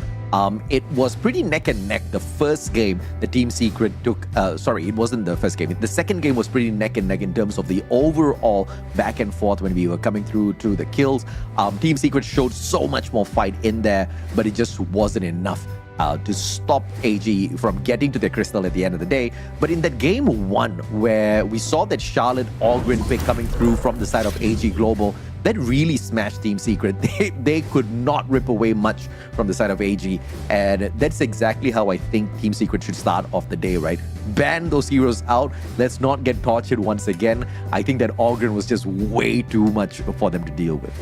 But that's the problem, is that Ogren is definitely a meta hero. Every team has to have an answer for it, right? You either you either think of that game as like, okay, we lost, they have Ogren, or we just go all out and we have the counter for it. And I think that Team Secret need to do a better job of that. They cannot be caught off, cannot be giving games away free just because the enemy team picked out the Ogren in this case. Yeah, most definitely. And obviously we're looking at Team AG Global kind of running away with this one. Obviously they've got a one-up on Team Secret. They don't want O2 to catch up with them as well, especially after their previous victory. Now Team Secret is kind of one step behind them. If All Gamers Global get this victory, not only do they take another step ahead to catch up with Black Shoe Esports, but they also put a very decent distance between themselves as well as Team Secret, and all the better for them, right? At the end of the day, we are looking at them claiming as much points towards the top of the table to set up a decent setup for them later on at the playoffs. Yeah, and to be honest, look, All Gamers Global got the 2-0 against Team Secret, and that was a bit of a shock. To be honest, I thought it was going to be much closer. I thought that we were going to do a third game in that series. But, going into tiebreakers, I think that Team Secret really need to look at this as going 2-0 against All Gamers Global. Obviously, they need to kind of go one game at a time and ensure that they pull out the W more than anything else, because, again, winning the series is probably more important than those tiebreakers at this point. But they need to be aggressive. They want to be, ensuring that their heroes or their players have the best heroes that they're, at their capacity, ensuring that they're able to kind of take over the series, because it's going to be key in this one. Yeah, most definitely, right? And, if we look at the grand scheme of things between their interaction the last time around, we did mention the Ogren played a big role. The Lung on JD was quite the superstar as well. In fact, I believe actually he walked away with the MVP on that first game. And later on, obviously, Lung would go ahead to pass that over to Miyu. AG Global kind of playing it really well on the side of Yulong. Overall, All Gamers Global, they kind of had this good partnership going on, but Team Secret almost broke them in that second game. I thought it was going to be a comeback. I did not expect it to end at that game too. I was surprised at how AG Global kind of pulled that off, which was pretty interesting as well, right? Because we see such a huge difference in numbers between that game one and then game two being so close. It could have been a 50-50, but AG Global still found that little bunny to pull out of the hat and walk away with the 2-0. Yeah, I think it's more of the fact that Team Secret are able to kind of learn from that first game. They got the tempo, and they were understanding how AGG likes to play. But going and just checking some of the hero picks that have been had. Lung from Team Secret is 1-4. If anything on the draft, they need to ensure that they're staying away from some of the heroes that they haven't done convincingly well on, because they're getting caught out. They're not playing as a team, and there have been moments where you're seeing the true weakness of Team Secret, where they're not able to kind of be the Team Secret of old, where they're able to be this high flying, in your face type of lineup. Yeah, for sure, right? I think the Agudo wasn't very capable in the hands of Gushing the last time around that they did come into contact. But there were quite a number of assists out of that Agudo. It's just that he couldn't find that finisher, right? He was just absorbing a lot of these hits. But we didn't really see that full-on efficacy in terms of the use coming through from him. But obviously, Team Secret, I'm looking for some sort of a miracle out of them up against AG Global this time around. We're going to get into the drafts. Let's see exactly where this game takes us, Holla. Yeah, okay. Look, going into this one, we already talked about the fact that Team Secret is 4th place. They're 3-4. They've lost to AGG already. This is the second half. We have to think of this of just like surpassing them, right? I think that they want to be fighting with BSE and Nova Esports. They want to be going into this one, but they cannot be underlooking, or overlooking, excuse me, any of these other teams. Yeah. They really need to show up. All of these these teams has to be a win for them because they have to just kind of step up to give themselves a chance. It's a huge confidence boost going into this series here. Yeah, for sure, right? The DAD taken out by Team Secret. This one was pretty much a thorn in their side the last time around. The Luna surprisingly out very early on as well, and this was pretty much a constant ban from Team Secret. They don't want to deal with the Luna. I think it's just over the top for them, so pretty standard coming out of Team Secret here. I mean, look, if you allow the Luna pick, it's going to be in your back line. It has that damage, the control, and it's very hard to pin down. You actually have to have some sort of heroes like the Liang or somebody to kind of just have that hard CC to lock him down. And so some teams just don't want to deal with that. And that's why we've seen it throughout, generally speaking, first phase bans. But AG are going to go with the, dare I say, Luna Light in the Jing here. Yeah, the Zhang Fei is definitely going to be taken by Nono, but the last time around we didn't really see him do a lot in terms of take lives away, but the defense that he set up for Team Secret was decent at best. That was the game where they got smashed 15-5, and it wasn't really the best of games. But with the Pei and Mai on their side, Team Secret is looking like they have got a super decent lineup on this side here. But on the opposite side, I see that Jing, and I don't know if Team Secret has got what it takes to just deal with them. I mean, Zhang Fei was something that they can consider. I mean, the Umbrella Outburst, assuming you're in that mirror domain, you're able to kind of just get in the way.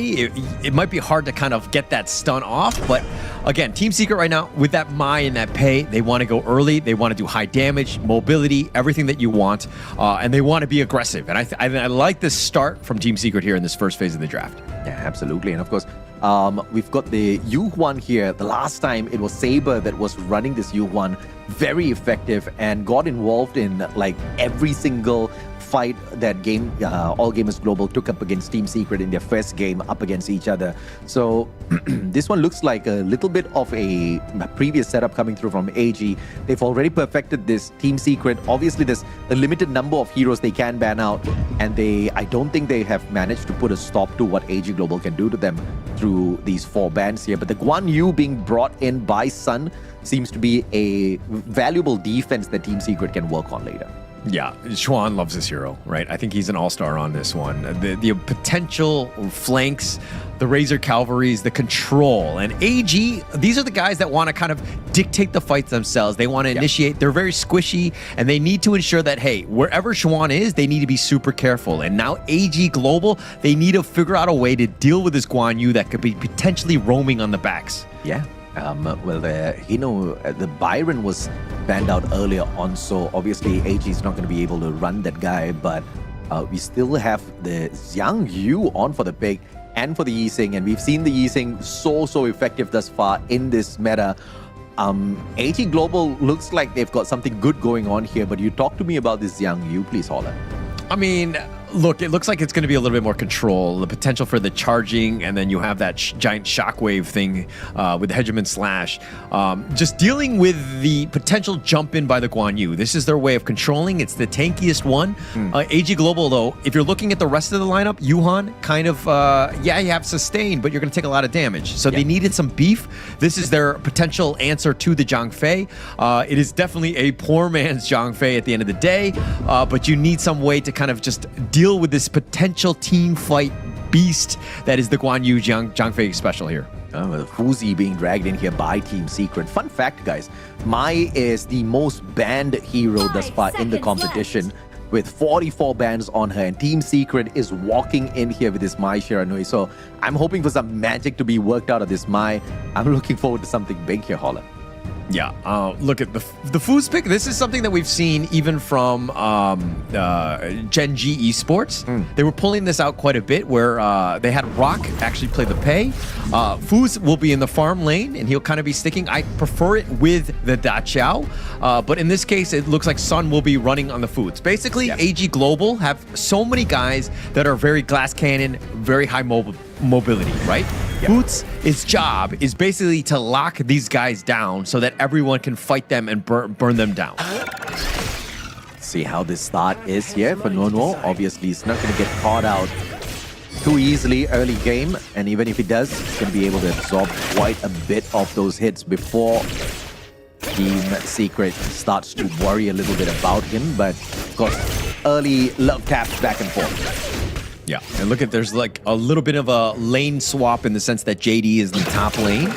He wants to kind of have that advantage over Xuan, and you're looking what Dao Hen is in the bottom lane, and will look just kind of make Sun's life a little bit more difficult. It's melee on melee. We don't see that too often, especially since it's not the clash lane.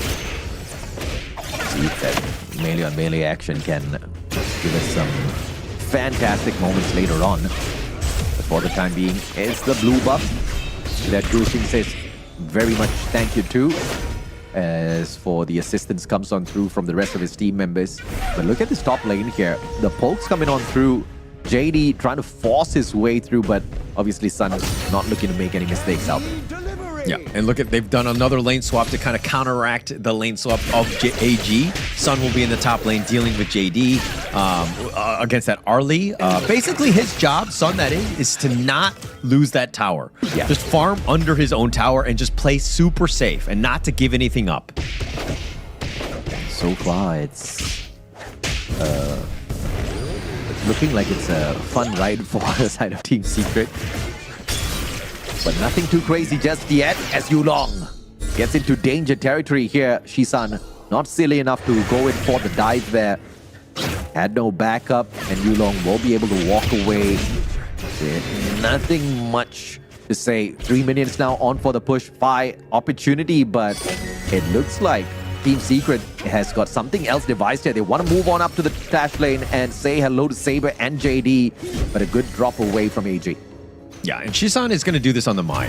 You're just going to put pressure on the other lanes, and now they have to kind of play safe, right? They don't want to be, they probably missed out a couple last hits in the top lane, and now they've even lost the Spike Dale here. This is kind of just that movement that Shisan will be key for him. Now, if we're looking at Gushing on this pay, there's going to be a lot of pressure. This is the guy. He is your win condition. He needs to be farming like crazy and build up that net worth, because again, you don't really have a farm lane. Well, one Spike Tail for the other. Good trade coming through from AG Global. You take our Spike, we take yours. Shisan not finding one connection onto Yulong. Great mechanical work coming through from Yulong to sidestep that. But now a full-on 5-man pile-up here by Team Secret down mid. Waiting to find the grab onto Yulong. Nobody shows up just yet, and it's just the minions who have to pay for that. Yeah, you don't really need to have to get a kill. I know it sounds silly. Obviously, you would want it, but the Umbrella Outburst beautifully finds the connection there. Launches him up into the air. Almost just way too tanky. Hey, my lord! Saber jumped on in, finding that opportunity. And No very quickly snuffed out. First blood for AG Global Saber. I mean, they tried to make the play with that Umbrella Outburst, but then he stampeded on, and then once that was gone, the cooldown is just way too long. He was just going to be able to just be killed there. AG, were able to kind of converge and ensure that he didn't get away. Nuono giving up first blood, but again, if he just played a little bit safer, he might have had a better chance on that one. Yeah, absolutely. I mean, I don't think he foresaw Saber walking on in 2v1, no problems for him. And now AG Global with that force back away on the defense.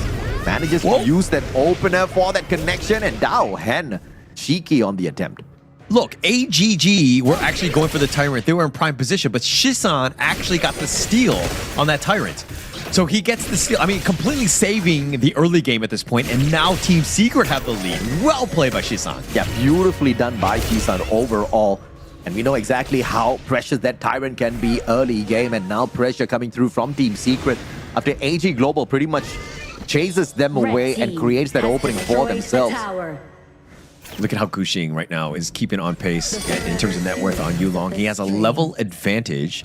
He's been very active throughout, being able to push and that bottom T1 going down, space provided, and more farm going the way of Team Secrets. He's done a great job early. You gotta love Shisan and the impact he has brought in here early. 3 players going in for the jump. Here comes the defense as well by Fi. And they don't get to catch Saber off guard just yet. Swan's gonna pretty much do the wheelie and snuff out all of those minions. I don't think that's called for, but, you know, however he wants to have some fun. Yeah, like, so somebody needs to call the cops, right? There's clearly a hit and run on this one. I mean, Juan on this motorcycle is an absolute danger to that lane, but oh my son caught out! And he could not get away. He gets snuffed on out. Shisan overbite this time around, and Daohan just can't get to him for that finisher as Rono steps on in front of him for the defense. But Sun and Shisan could not step away too quickly as AG Global find yet another opportunity to rip away lives.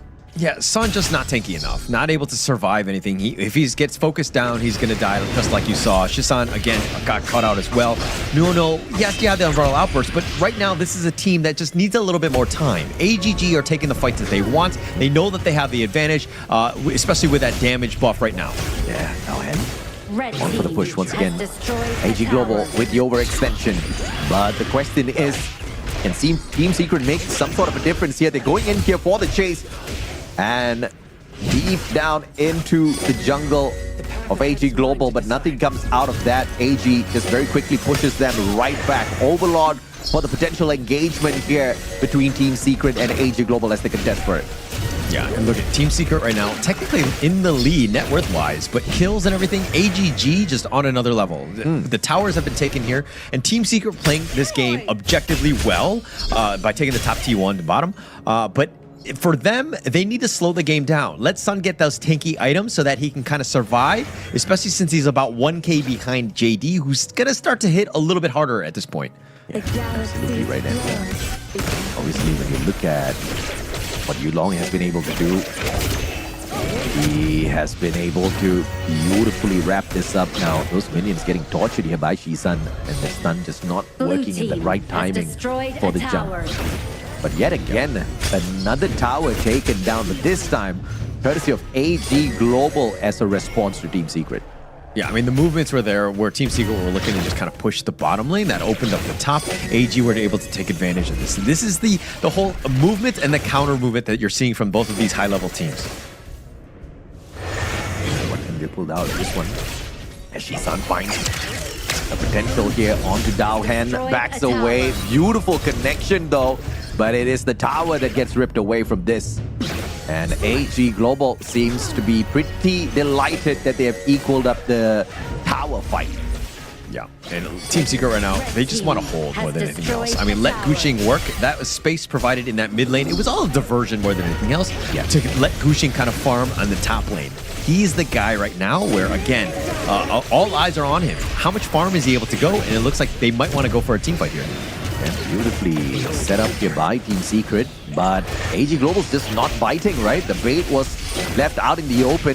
AG just walking away from it as if they just had a big meal. No, tagged up Shisan, just playing the teaser, and AG Global will not be able to secure this Tyrant for themselves, so it's a big win for Team Secret. Yeah, a huge win for him. I mean, being able to take that Tyrant here, and almost uncontested. There was no 50-50, no potential chance of a steal by Yulong. So Team Secret here just doing a great job of understanding what they need to do at this stage of the game. Daohan caught out. Sun looking for the finisher, and it's Nono coupled up with Sun, who will be able to drop him, unfortunately. It is the defense that is just super tanky. Nono surviving as Shisan drops by to say hello. Total immunity. JD does manage to catch out Swan, and in the meantime, look at this. The bottom tower on for the attack, and Team Secret making big work here. JD cannot sustain, does manage to shut down Sun, and that buys the team a little bit more time. Oh, they were going at it. Sun had a nice corporal punishment onto Yulong, but he was not able to do the same on JD, especially since it was off cooldown. But there was a potential, but JD starting to hit like a truck. And Sun, when he doesn't, like when he's getting caught out, I mean, they're trying to fight that 3 versus 1, but JD with just way too much damage, Team Secret's like, all right, we gotta bounce. We cannot fight this. Yeah, smart play by Team Secret. I mean, if they had gone in there for the full-on commitment, this would actually look very different right now, but Team Secret sneaking away that red buff as they go back towards their defensive positions, waiting for the revival on the rest of their team members. AG, though, trying to get this Tyrant for themselves, and nobody from Team Secret close enough to sneak that away. Yulong getting the final strike down. Hen will be able to find that full-on connection, and JD sneaks away. 5 taken out, Sun slayed at the same time, and it looked like AG Global about to be ace. Yulong just staying away as far as possible, and the rest of them will assist those minions down towards that third tower, the high ground tower at risk. It goes down, and Crystal is now open for the taking for Team Secret. Yeah, but with respawn timers in about 10 seconds, this is very precarious. Yulong, he just needs to delay more than anything else. Oh, GG. That's about it. Team Secret says hello to AG Global as they rip away game number 1. What a great fight. I mean, Gushing completely changed that fight. They were going, and Team Secret didn't look like they were in a great spot, but then Gushing comes in with that triple on the backside, just kept completely catching them off guard. Just what a well-placed, initiation by Team Secret, being able to turn that game on its head. I mean, it was phenomenal. I want to take a look at the graph later on to see exactly when this kind of like swung around as well, right? We've got some of those replays as well. This was a great game from both sides. And obviously Team Secret is not making mistakes out there. AG Global, I think they kind of miscalculated a couple of those team fights. And obviously Sun getting caught out did not really turn the tide at all. But when, the numbers kept getting stacked on the side of Team Secret, AG Global, they fell. And it was more towards what Team Secret did after they forced AG Global on that reset that really turned the tides around here, Ola. Yeah, and once they were able to kind of find JD, I think that was pretty much it. Because Yulong was doing whatever he could. He did stay alive. He's going to do a lot of damage. But, I mean, Team Secret definitely had some answers for all of this. The Gushing, my gosh, absolute beast. 4-1-3. But Yulong on the other end, 4-1-4. This is going to be a tale of 2 junglers going into this series. And you're seeing the maximum, the highest level jungle play in this game. I mean, look at Nono. This time, he was rocking it with the assist, bro. All over the place. This man was there to just absorb any hits that AG Global was sending his team's way. And he provided, more than phenomenal support for the rest of them to really sustain and do what they were doing out there on the battlefield overall. 5, he was efficient in some of those engagements out there, but unfortunately, the timing of his elimination really put the team at risk. Yeah, and look, AG had some great team fights. There was some potential fight, like the boards were perfectly set up, setting it up for JD to do some serious damage. And the fact that he only died 1 time, but that was all Team Secret needed to just kind of close out the game. Look, AG had their opportunities at the end of the day, but they weren't able to just kind of match what Team Secret were bringing, especially with this foods pick. I think it kind of caught them off a little bit off guard. Yeah, I mean, no doubt at all. And let's take a look at some of the stats here. As far as the damage goes on the side of AG Global, the max are going to get at that 40k courtesy of Yulong. Now down at the bottom, 41k out of Shisun. It's not a huge game when it comes to those eliminations, but that kind of shows you how proficient both Team Secret and AG Global is at playing the objectives instead of just getting in each other's faces. Yeah, it's not about the kills, right? Yeah. I think that we've seen that from the Team Secret. They were not afraid. They were winning, even though they had 0 kills for a long time, because they knew how to just play the map, take out the towers. It's all about the objectives and just being able to close it out, especially since Team Secret are, again, on a bit of a timer. When you have that pay, you have that early aggression, and you have that opportunity, but you got to close it out. If this game went long, this is a game that's completely skews in favor of AGG. But seeing as that the Team Secret understood the things that were at stake, they were able to close out the game in a perfect time. And this is what we're talking about, right? You take the L first time around, no problems at all. See what you can learn from it and make that comeback on your second series. Team Secret phenomenally done on their comeback here. But the question is, do they drop the ball a little bit later on, just like DTE? And, Seoul Esports showed us something really beautiful. Maybe Team Secret can show us that as well here. I mean, look at this graph. I mean, at one point, it was swinging the way of AG Global. Yeah, I mean, it's a minor detail, like around the 4-minute mark around there. But then there was that steal right by Shisan. Yeah. So there's a little bit of a dip in that one. And then Team Secret, again, it's just a back and forth. And we expected this out of the third or the fourth place in the team in the MKL. Yeah. But, Team Secret just finding the one small opportunities, the little mistakes by AGG and made them pay. And finally were able to close that game out in a somewhat surprisingly fast game at only 10 minutes and 46 seconds. Yeah, that steal was just a thing of beauty because it was such an efficient one as well. As the rest of his team members were backing away for the defense, this man just nonchalantly just walks in there, sneaks away the tyrant, and they've got that extra buff. They can do whatever they want with it, and they did best with it, right? They went in for the push, they got another tower for themselves, and like you pointed out, it was all about the objectives, and Team Secret focused on the right one. Yeah, and I love this kind of play, right? Yeah. I mean, I can watch, guys go for kills all day long, and it's kind of fun or whatever, but it's the smart plays. It's being strategically sound with when you do go for fights, there's a purpose behind it, right? I think that's the biggest thing. Even in your own rank games, in my rank games, everyone's rank games, where we could fight all day, but what are we getting out of this? If we get this kill, are we getting a tower out of it? Are we, the movements have to make sense. Yeah, I mean, I can't help but agree with you because I've made the exact same mistake a few times already. Just so proud of myself for getting those kills, and then I overextend and my team pays the big price for it. But this time, there was no super overextensions coming through from All Gamers Global. It was just really good games coming through from this Pei and Gushing. 4-1-3 on the KDA. 22% of the damage dished out with this guy. And the goal was where a lot of this game was won as well with the utilities as well. 27% of the goal for the squad claimed by him, and with only 11% damage taken, it really explains exactly why his numbers look like that. Yeah, and there's a reason why, teams have been banning out the Pei in first phase, right? Pei is very strong in the MKL. It's a 68% win rate over 20 games at this point. The hero is an absolute just next level at this point, but the team builds around it. The playstyle is going to be super important, and we'll see most of these in the highlights here because Gushing got a decent number of kills in this one. Yeah, I mean, no doubt it was a phenomenal fight for them. And this was the part where Saber kind of just overstayed his welcome, kind of being forced into the corner, tried to flash away, but the range of attack from the rest of the Team Secret players managing to find those connections onto him. And it was just a easy high ground tower take after that.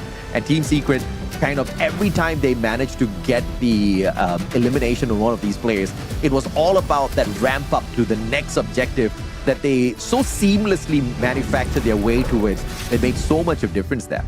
Yeah, and actually that last team fight, if you watch closely, Team Secret were down members. Shisan and Sun both went down with a perfect board by Fai. And then, yes, he trades his life away, but then Gushing comes out and cleans house. Just the amount of damage that he had was able to just take out everybody else.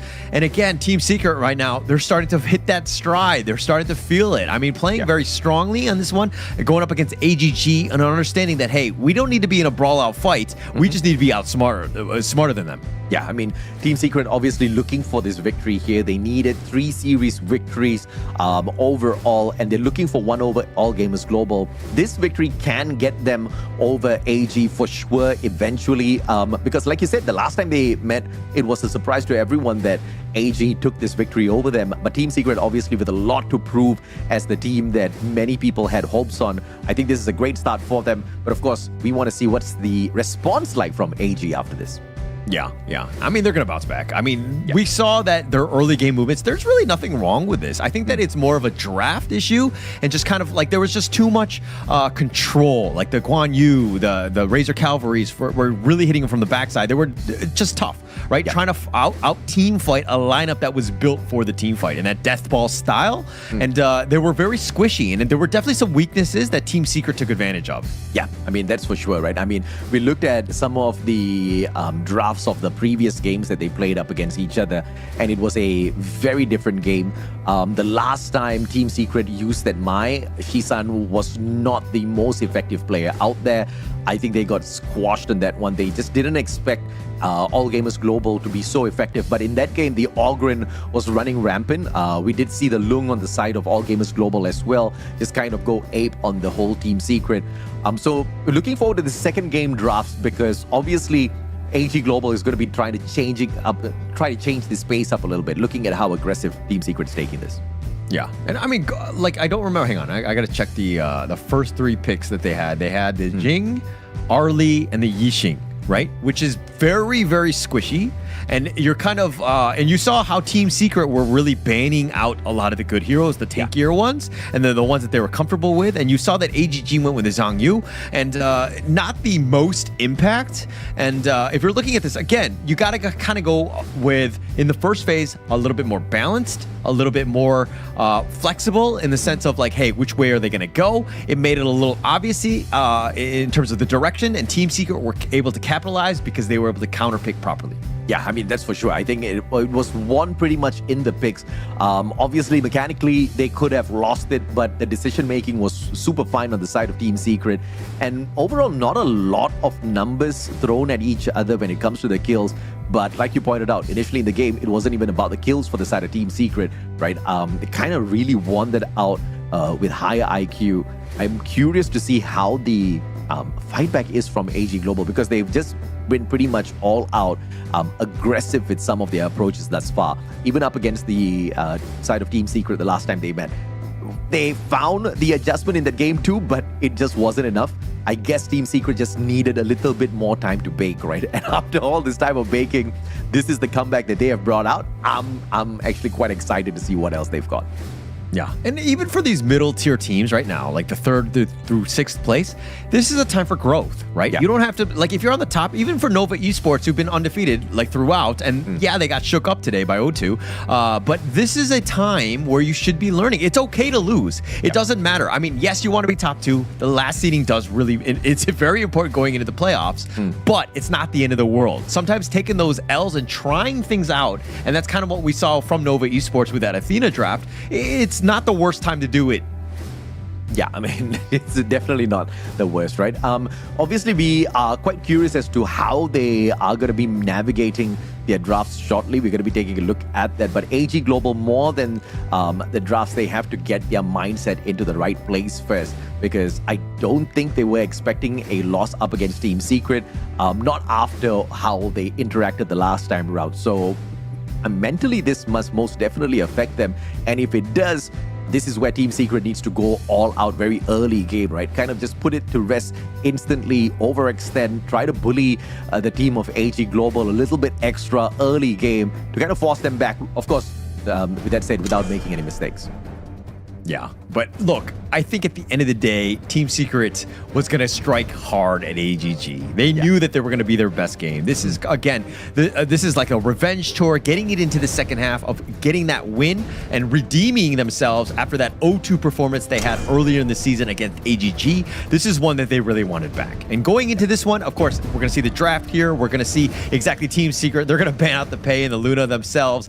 Don't give Yulong some of his signature heroes. Yeah, I mean, that's a good one coming through from them. The DA taken out of the equation alongside the Arlie on the side of AG Global. They don't want them to recover easy. They don't want that Arlie to just go ape on them with those bursts.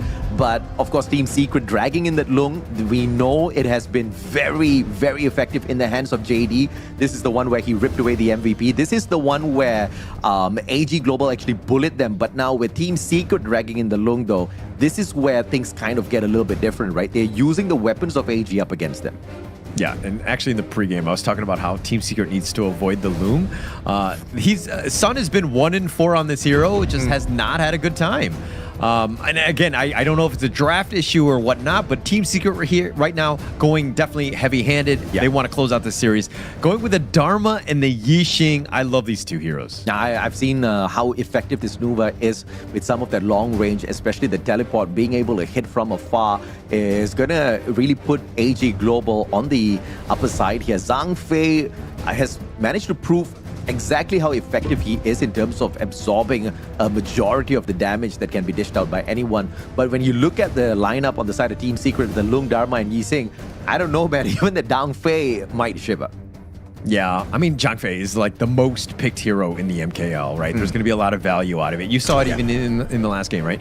Or earlier today with just all of the game that he's in. Has a lot of impact in terms of that ult, just kind of forcing people back and controlling them out. And again, if we're looking at this draft, first phase, both sides, definitely more balanced. And this is something that I like from AG. They've already rebounded and they've learned their lessons from game one. Yeah, I mean, that Lady Sun being brought in here as well.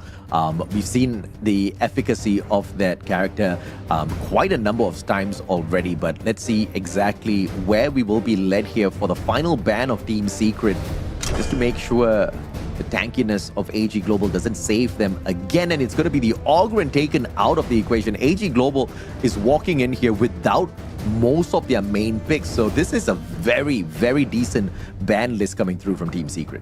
Yeah, Team Secret did their research, right? They're Gudo and the Ogryn, they were just like, okay, we know what style they're going for. The Nuo is a type where, again, if you're winning or you're able to kind of just push them back, you're going to kind of win more, right? This is a hero that really likes to kind of just use its early game leads to kind of, get those pickoffs and to kind of control it. It gets super annoying, especially with those creation blocks. But Team Secret responding with that Yixing to kind of, mess around with the map a little bit more, with their own boards. Well, you talked about this Dun and how he's not very effective in the current meta. AG Global is trying to make some sort of miracle work here for themselves by dragging him in. But of course, we'll wait to see how that efficacy of Dun is applied on the side of AG Global. Nono and Sun here with a potential double pick coming on through to really put the nail in the coffin, perhaps with a 2-0 up against AG Global. That will be very, very impressive if Team Secret can kind of like turn this on its head and show AG Global exactly who's boss. Your thoughts on exactly who's going to be picked here, bro? I mean, to deal with the Dune, okay, we'll just see it right here. Dianwei, yeah, very tanky, can kind of shred through the Dune and the Zhang Fei. Yeah. Has that potential to just be that frontliner. And if you're looking at what AG are bringing, yeah, you have Nuwa, but it's magic damage and can kind of be largely mitigated. Lady Soon is the potential 1 damage dealer. So this is a bit of a weakness from the AG lineup, is that they need another good damage dealer, a little bit more consistent. And I'm not just talking with like the Nuwa style. Yeah, I mean, absolutely. And of course, I'm looking at the Noah making a lot of impact later. I don't know how your take is going to kind of impact that. Let's see if or not Team Secret can stop this Noah from overscaling and finding them from a long range. 2 more seconds to pick. Sabe is definitely taking his time. And the final one in terms of a pick is going to be that Charlotte to poke out everybody on the top lane. So this is a side of AG Global. I don't know. I'm liking the picks of Team Secret here a little bit more. Yeah, same.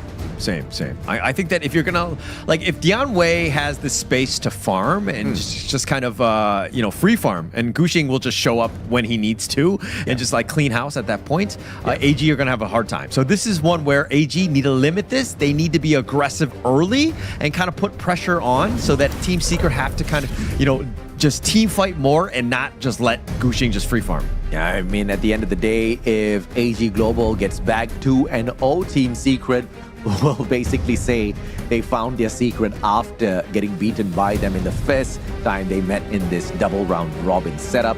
Team Secret making good use of all that homework that they have done thus far. And this looks like it's going to be a phenomenal team fight setup based on the lineup Team Secret has brought in here. So can't wait to see some of that. Fai and Nono just kind of teasing each other early game. And look at Team Secret very early on going in here for the Tusk Boss. And Yulong managing to stop a little bit of what they can do.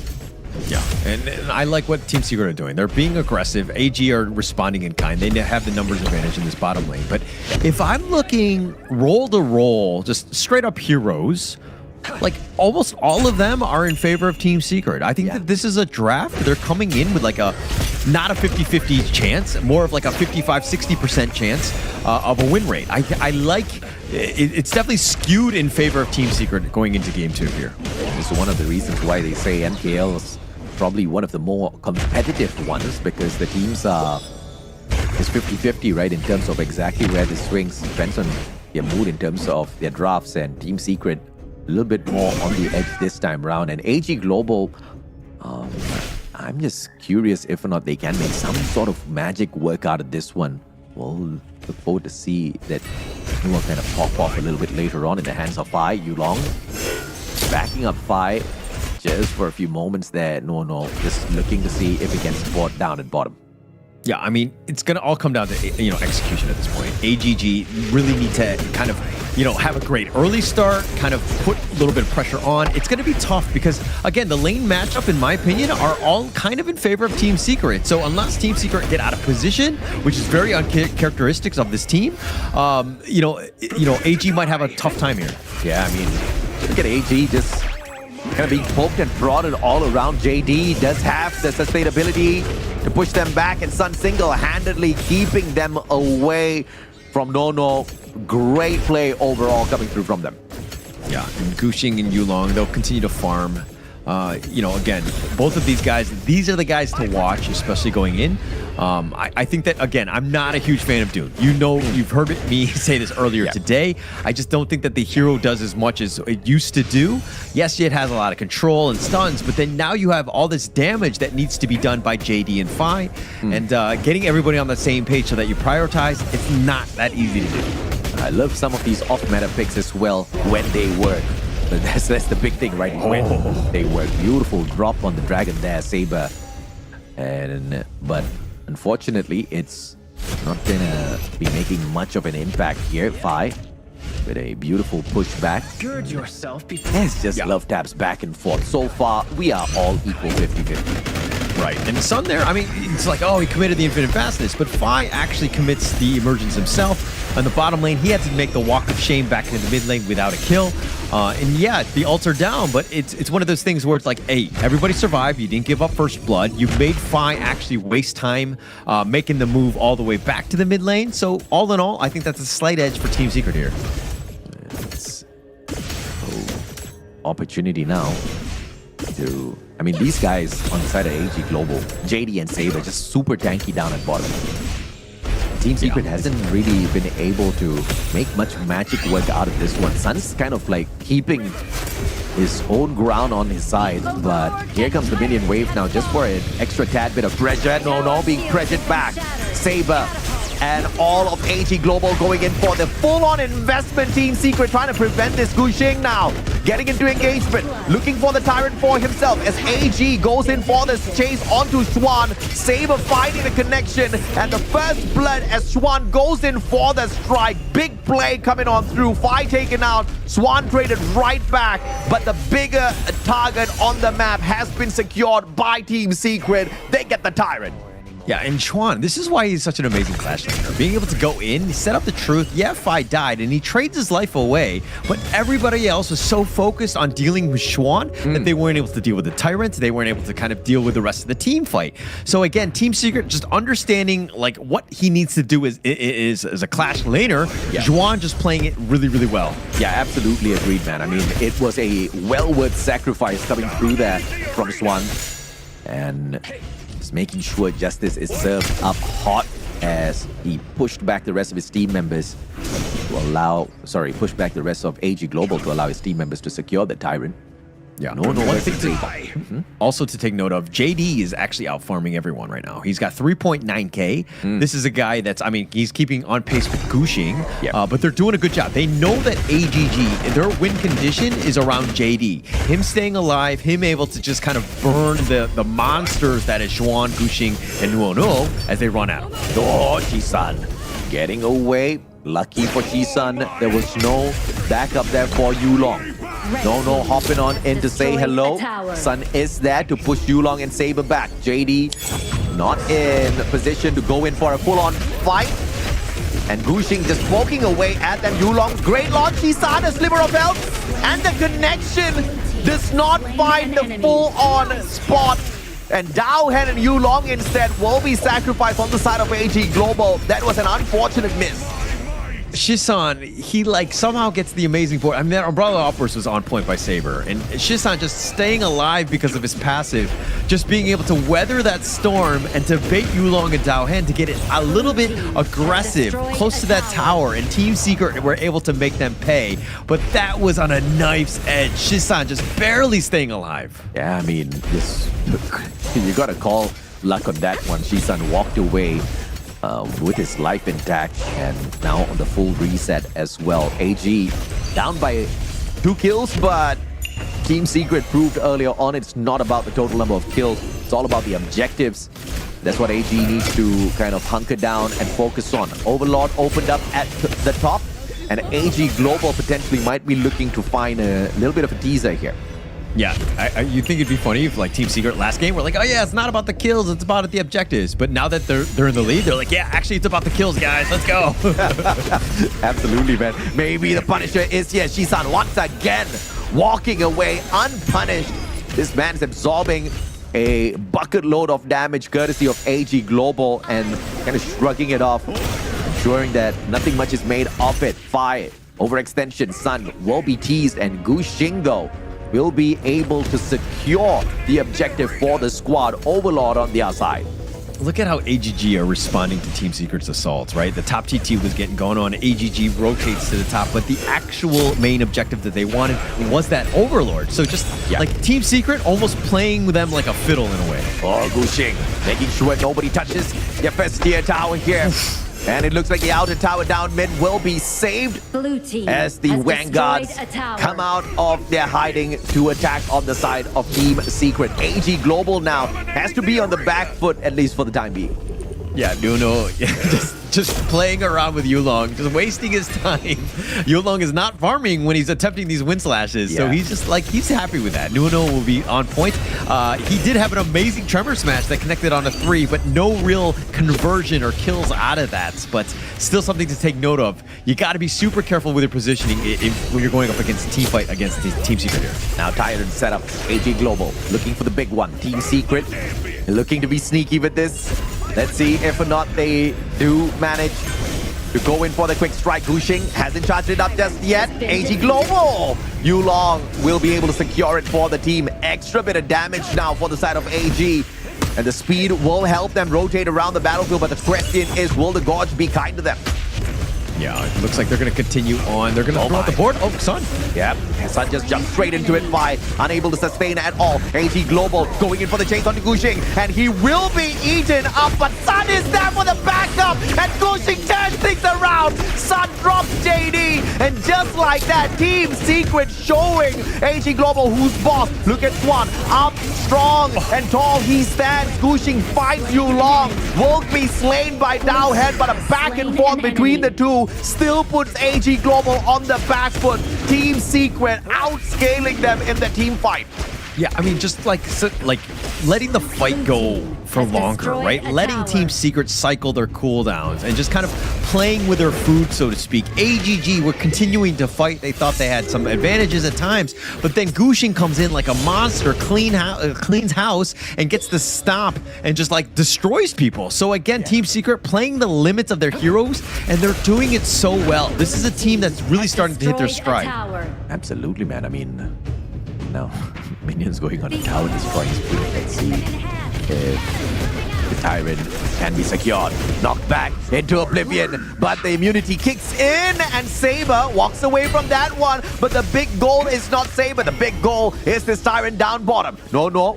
Managing to find a little bit of a threat here as he pushes away AG Global, but neither side going in for the full-on commitment of this Tyrant.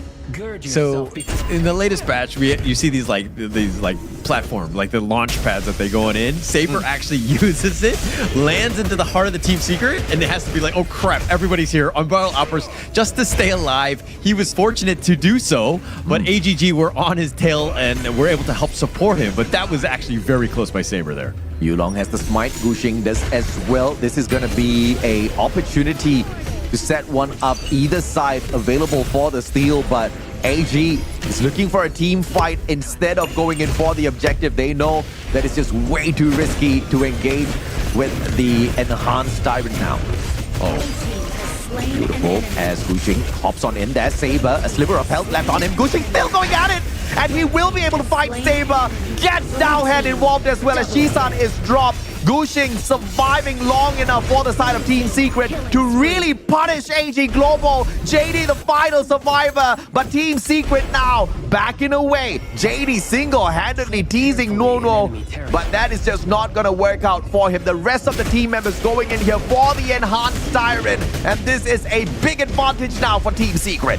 Yeah, big advantage. And honestly, AGG don't have an answers against this Dian Wei by Gushing here.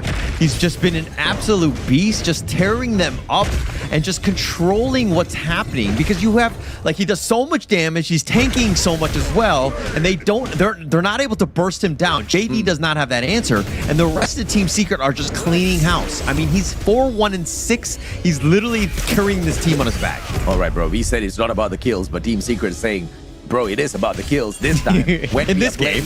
Yeah, in this game. And they are just whooping 11-3. They've outscaled them on the goal, 4.9k already. And they're looking for more. Look at these towers smash. A total of 4 on their side. And Yulong just unable to catch anyone with the combination of that 5 there. But it was a defensive push coming through from AG Global that's working for the time being. Team Secret looking for a 2-0. Yeah, they're looking to close the series out. I mean, they're playing with definitely, you know, in a great spot, and they have great map control. They've been putting a lot of pressure on and making it very uncomfortable for AGG to find any sort of farm across the map. But, you know, again, AGG need to prolong this game. They need to slow things down. We haven't seen the true form of 5 yet. He's not able to do a whole lot of damage. He's been 0-3-0. He's been essentially a range creep at the end of the day. His impact has not been there. He just needs more time and those items. Team Secret's just keeping AG Global on the back foot here. AG's not able to do much, and as Team Secret goes in for the overextension, they're also farming on the side of AG Global. That jungle's just being bled out here, and no, this is not gonna get caught out anytime soon. Yeah. I mean, look, even Gushing is invading, taking yet another red buff. Gushing and Sun both have the red buffs. Kind of scary at this stage. And it looks like they're going to take up an Overlord as well. So things going everything in the favor of Team Secret here. Yeah, absolutely. I mean, just kind of playing that pressure, then still with the overextension into the jungle of AG Global for that red buff, linking that into the Overlord. Just a thing of beauty for Team Secret. If the pressure from Team Secret was not already uncounterable, we now have got those Vanguards to deal with as well for the side of AG Global. Things are not looking good for AG. Yeah.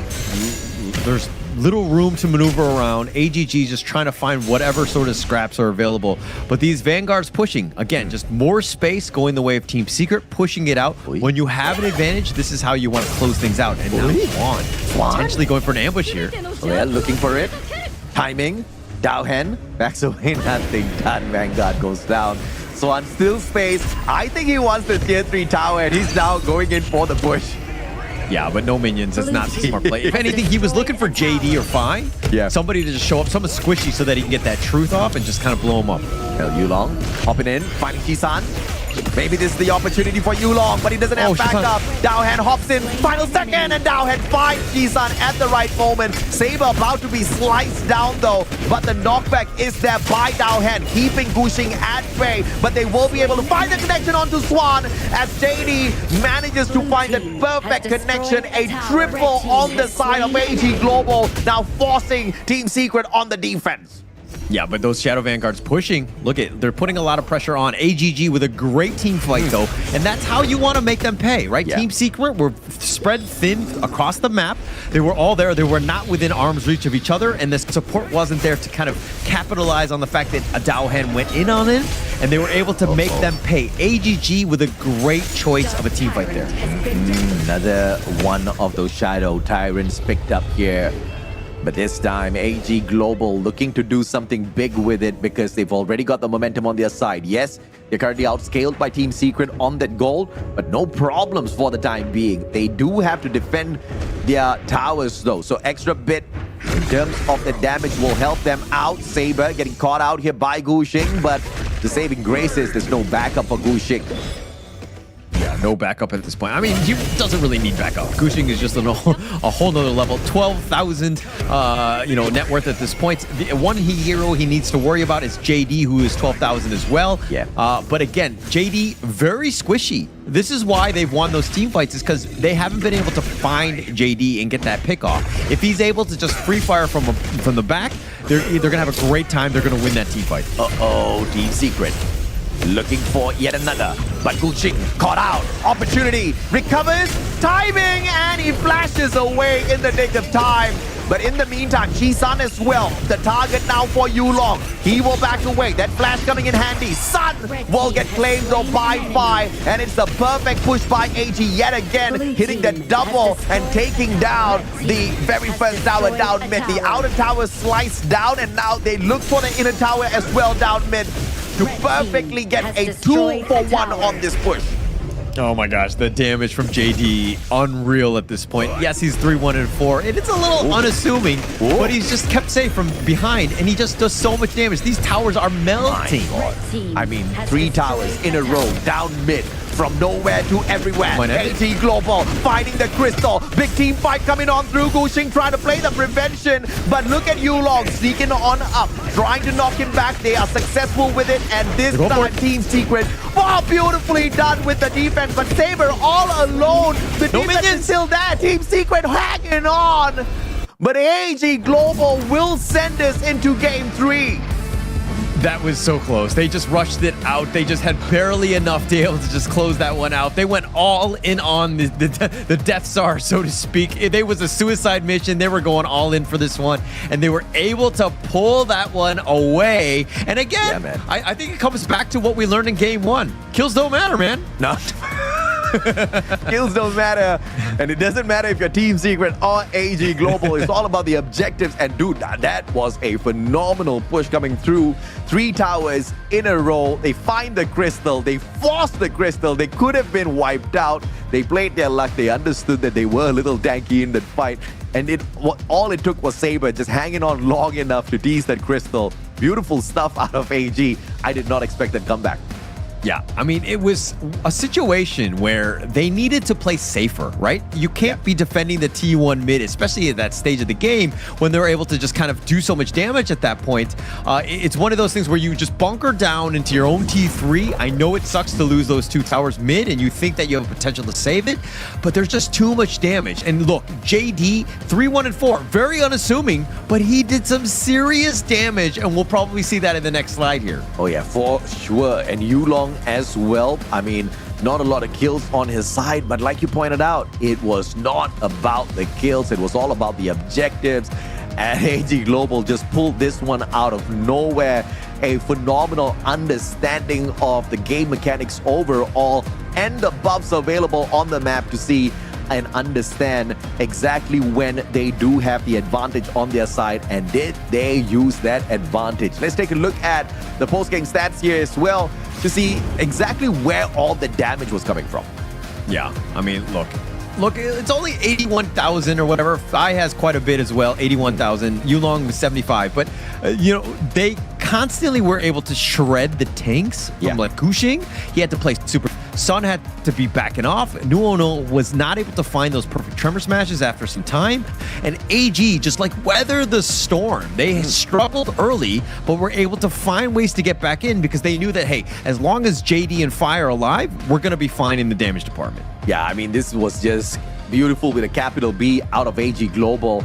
Look at that Yulong, bro. I mean, this guy was just insane, hopping on in, absorbing all that damage alongside Saber. They did so much for the squad, and they also ripped away a good amount of damage away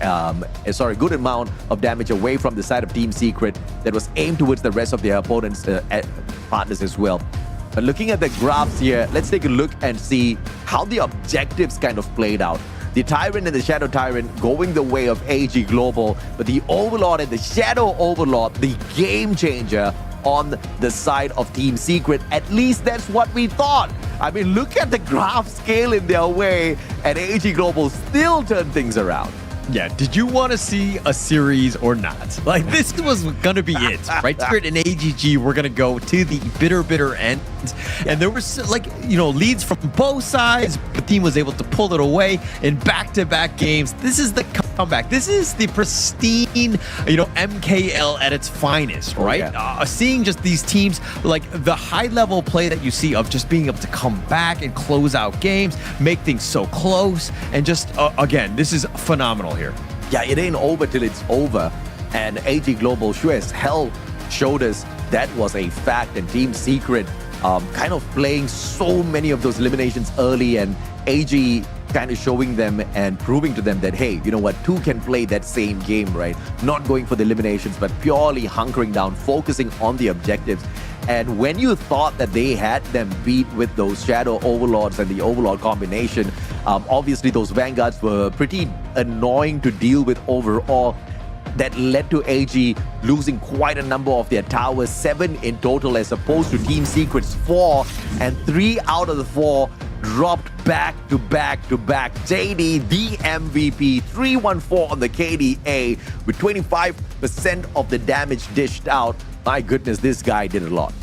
Yeah, he had a lot of pressure. Just, again, it made it so uncomfortable for Team Secret to try to take any fight. He was starting to outfarm, and just the amount of damage and the burst was just insane, right? And being able to turn that around, you need somebody like a farm laner like this guy, who's going to be super reliable. He's going to get his farm and his items. You just got to give him time, and he will carry you in the end. Yeah, I mean, no doubt at all. This is a series to remember.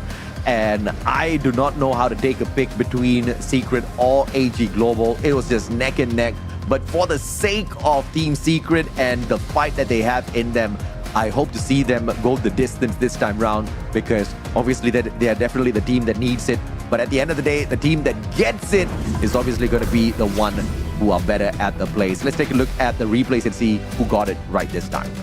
Yeah, I mean, look, this is kind of Team Secret starting off strong. They had a great advantage, early Tyrants, a couple of kills, kind of get the snowball going, and then they had a lot of control, but then they got to a point where they just stalled. They weren't able to continue pushing forward. It seemed like, again, Xuan was being a little over-aggressive, and he got caught out a couple times. JD, anytime he gets those kills, you got to be super worried, because you're like, oh, wait, all of that net worth are going to be turned into items. And this is the fight where they continued fighting in that mid lane in the T1.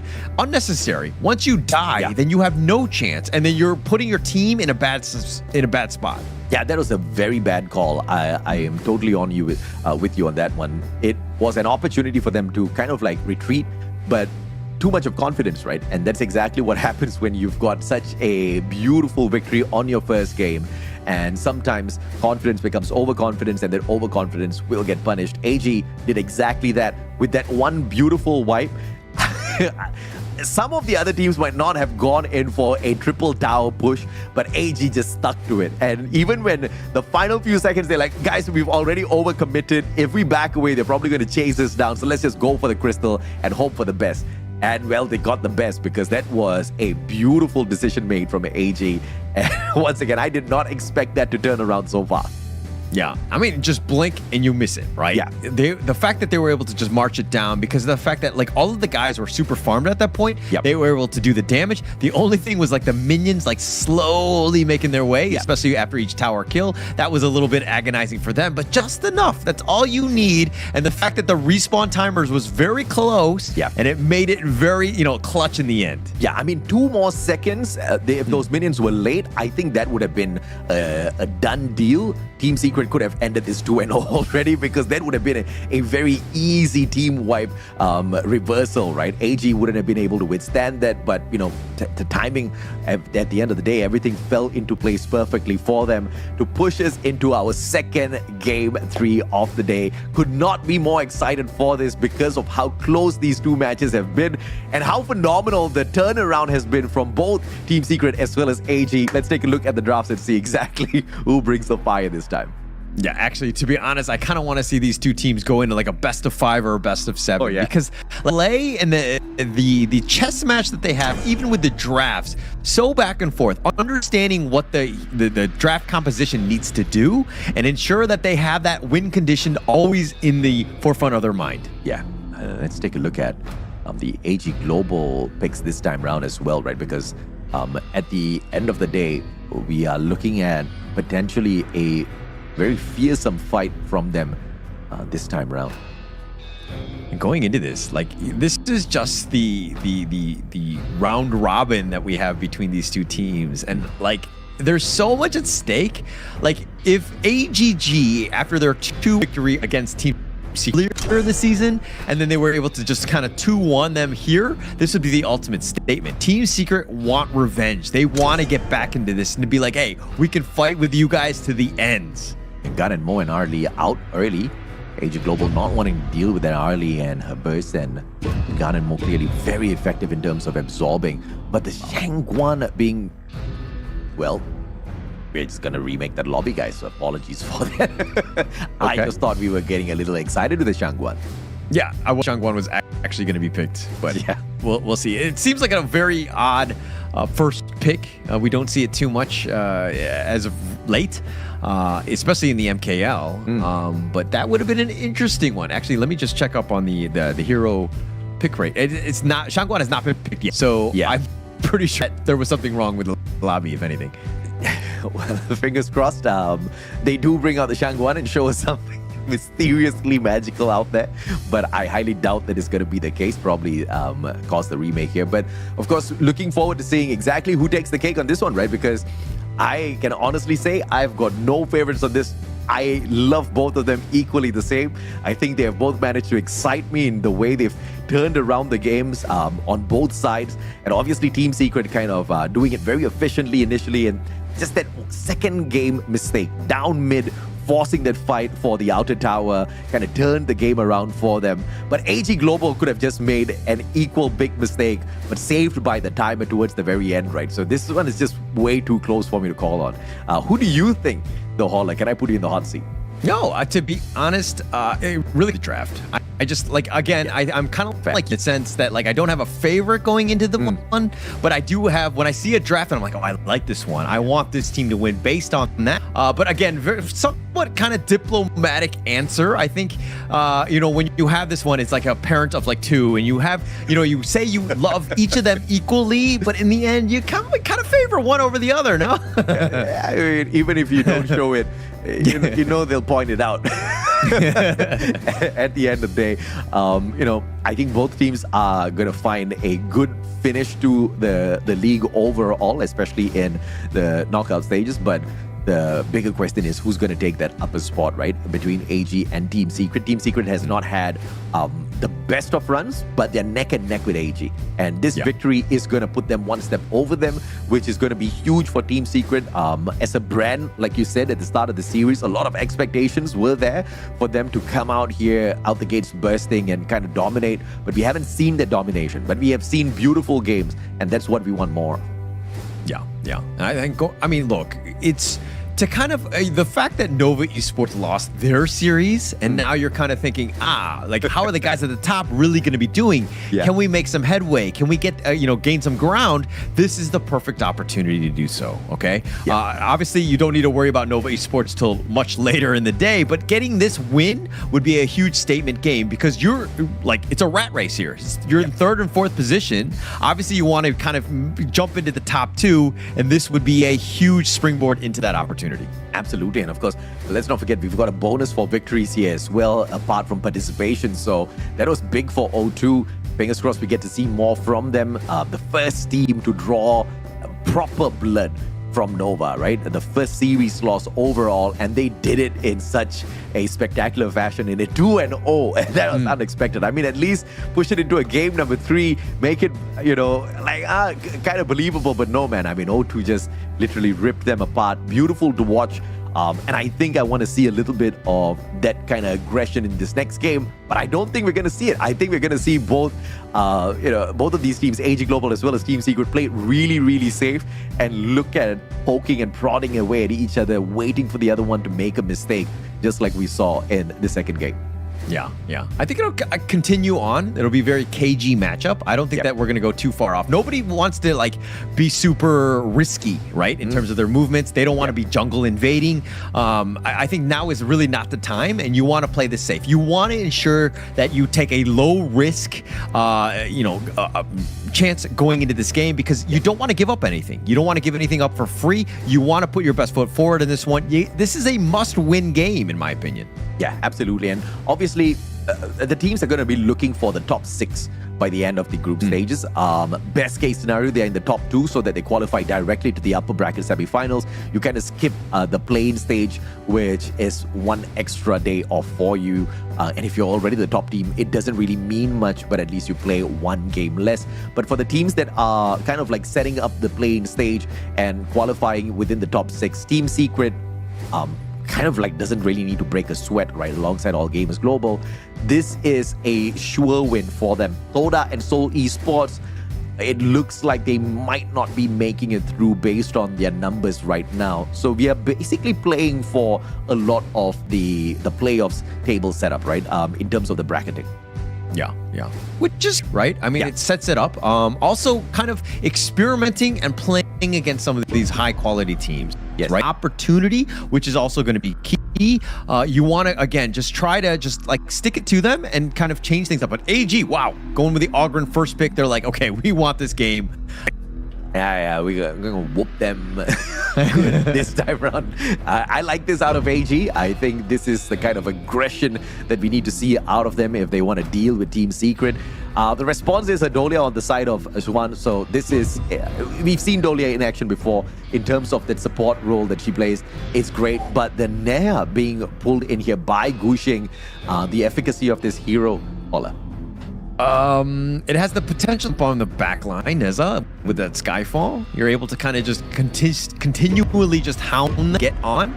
So the order to this is to deal with either, somewhat, tankier or ways to kind of deal with that. Because if she Skyfalls, it's a one-way trip to quote-unquote hell, right? If it doesn't go well or you're not able to get that, you might be in a bad spot. So AGG could take advantage of that. But again, what we're gonna have to see. It seems like Team Secret wanted this first phase as they picked them. Yeah, this is an interesting pick coming through from Gushing.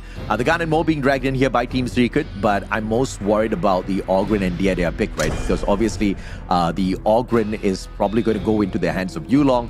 The Diadea, we've seen Saber kind of play this already. He's very, very good at playing this character. So it's an interesting combination overall. And AG Global making themselves look pretty strong, the initial pick. Not so sure about the side of Team Secret, but I'm sure they've got something up their sleeves here with this. Yeah, but look, you have a little bit of flexibility with this Neza pick. It could technically be Clash. It could be a jungle if they wanted.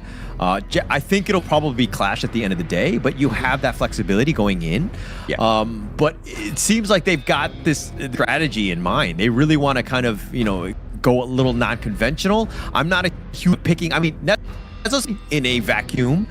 Picking it in the first phase says a lot about team strategy. And clearly they've got some sort of a strategy being worked here, because Neza is not really a character that has been picked. In fact, he has not been picked at all. This is the very first time we're going to see him in action. So I really wonder what's that special kind of spice Team Secret is going to be bringing in here. I mean, after all, they are called Team Secret for a good reason. Maybe this is something hidden up their sleeves that is going to excite us all. The Renji being dragged in here by Phi, we see that. We see how it works. The Dharma being blocked out, so we're not going to see anybody flying and punching Team Secret up into the air. So far, the ban phase is decent from the side of Team Secret, but I don't think they've been able to stop AG Global going crazy on them. Yeah, not yet. AGG, though, I like the Liu Bang ban, especially when Neza's going with that Skyfall. You have the Battlefield Command on top of her, protecting her as she goes in. The 1-2 combination, definitely apparent. AG not dealing with this. Team Secret going with the Mayin. This is going to be a Chuan. So basically, they're saying Gushing will probably be playing this Neza. So this is going to be interesting. Yeah, both teams have got imported players from China. Gushing on the side of Team Secret. You also have got Yulong here being played. And obviously, Yulong on that Ogren, I think Ogren has made quite a bit of noise in China. This guy brings in the big hits, and the Byron being dragged in as well in response to the Main and Princess Frost. We saw the efficacy of this Princess Frost earlier on already with the slows. I think they are going to be able to combo pretty well this Princess Frost as well as the Ogren on the side of AG. Yeah, so basically when the Neza comes in with that Skyfall, you just like plop the Winter is here wherever she lands, right? So whoever going to be jumped on is going to be safe in that regard. Plus you have the Byron to kind of, Storm Strike. You control whoever she jumps on as well. Yeah. So this is why they pick those tier. They kind of keep themselves in lane. Byron is in that sense. But Team Secret right now, look, this is going to be it. They're going to go with a Luban number 7. Interesting pick as a final. Oof. There's a Luban. I really hope Team Secret has got a big secret here that they have not leaked out to anyone, and they're about to show us some phenomenal plays, because I have got question marks about this. But if they pull it off, bro, it kind of shows you exactly what Team Secret is made of. Yeah, so, okay, the Luban number 7 is going to do, it's going to, one of the more static farm laners. He's slowly pushing his position. He needs to be on point with Sun. Should not be a problem going into this final game, game 3 here. But the biggest piece for me, this is a very bold pick. You've just kind of declared it from the beginning, especially with that second pick and base, and they know that they're going to be aggressive. Let Gushing work. If he's able to get on the back line of 5 and just kind of burst them down, they're going to have a great time, but they need to deal with this Yuno. And obviously that Gushing is going to be looking for some sneaky picks of those big objectives later on the Tyrant as well as the Overlord, but we'll be looking for those dives later. For the time being, we have obviously aggressive stats from both of these guys, and of course gentle love taps coming on back and forth. No chasing down both JD and Saber, but of course nothing too much to scream about yet. Yeah. Sun job is just farming. I think that for him, it's just dealing with this JD, right? You have the air support. You have ways to kind of just put a lot of suppressive fire onto Saber. You're going to do a decent amount of work in that sense. And the lane push could be real. Plus, he's got the blowfish, or the shark cannons, excuse me, and can just shoot from downtown. So if he's able to kind of just steal some farm potentially, or even hit Yulong while he just across the map, good time. Ooh, oh no. That's really aggressive with this Dolia. With a great big confidence that Sun is just behind her. And the Luban showing exactly why he is very effective. The rate of connection. Swan and Gushing just pushing up that clash lane just a tad bit more, torturing those minions, showing them who's boss. Yeah. And I think Sun Luban number 7 has the armor shredding potential with Yulong, right? If they're able to kind of just control him in a way, then Juan going in with the control plus Gushing with the Skyfall, you have ways to kind of just pounce on this Ogren, because he likes to get away at the last second, and the Gushing could potentially end that. Let's see if JD and Saber get to cheekily catch anybody off guard here, but it wouldn't be much of it. The gank will just push those bot lane players back. That Dolia is going to be struggling a little bit just for the time being as they don't get to farm, but nothing too much to worry about. Yeah, and Juan will just continue to just invade, provide a little bit of vision onto Daohan, push him back, help out Gushing. Like this guy, look, this Neza pick, if this works, it is going to be amazing. Oh my! Daohan! Did not see that one coming. Shi-Sun with a sneaky creep up on him. And they managed to get the first player down and out. That's first blood. Sun now almost taken Saber out, but it just wasn't enough as it was a 3v2 for the time being. Team Secret with the first blood.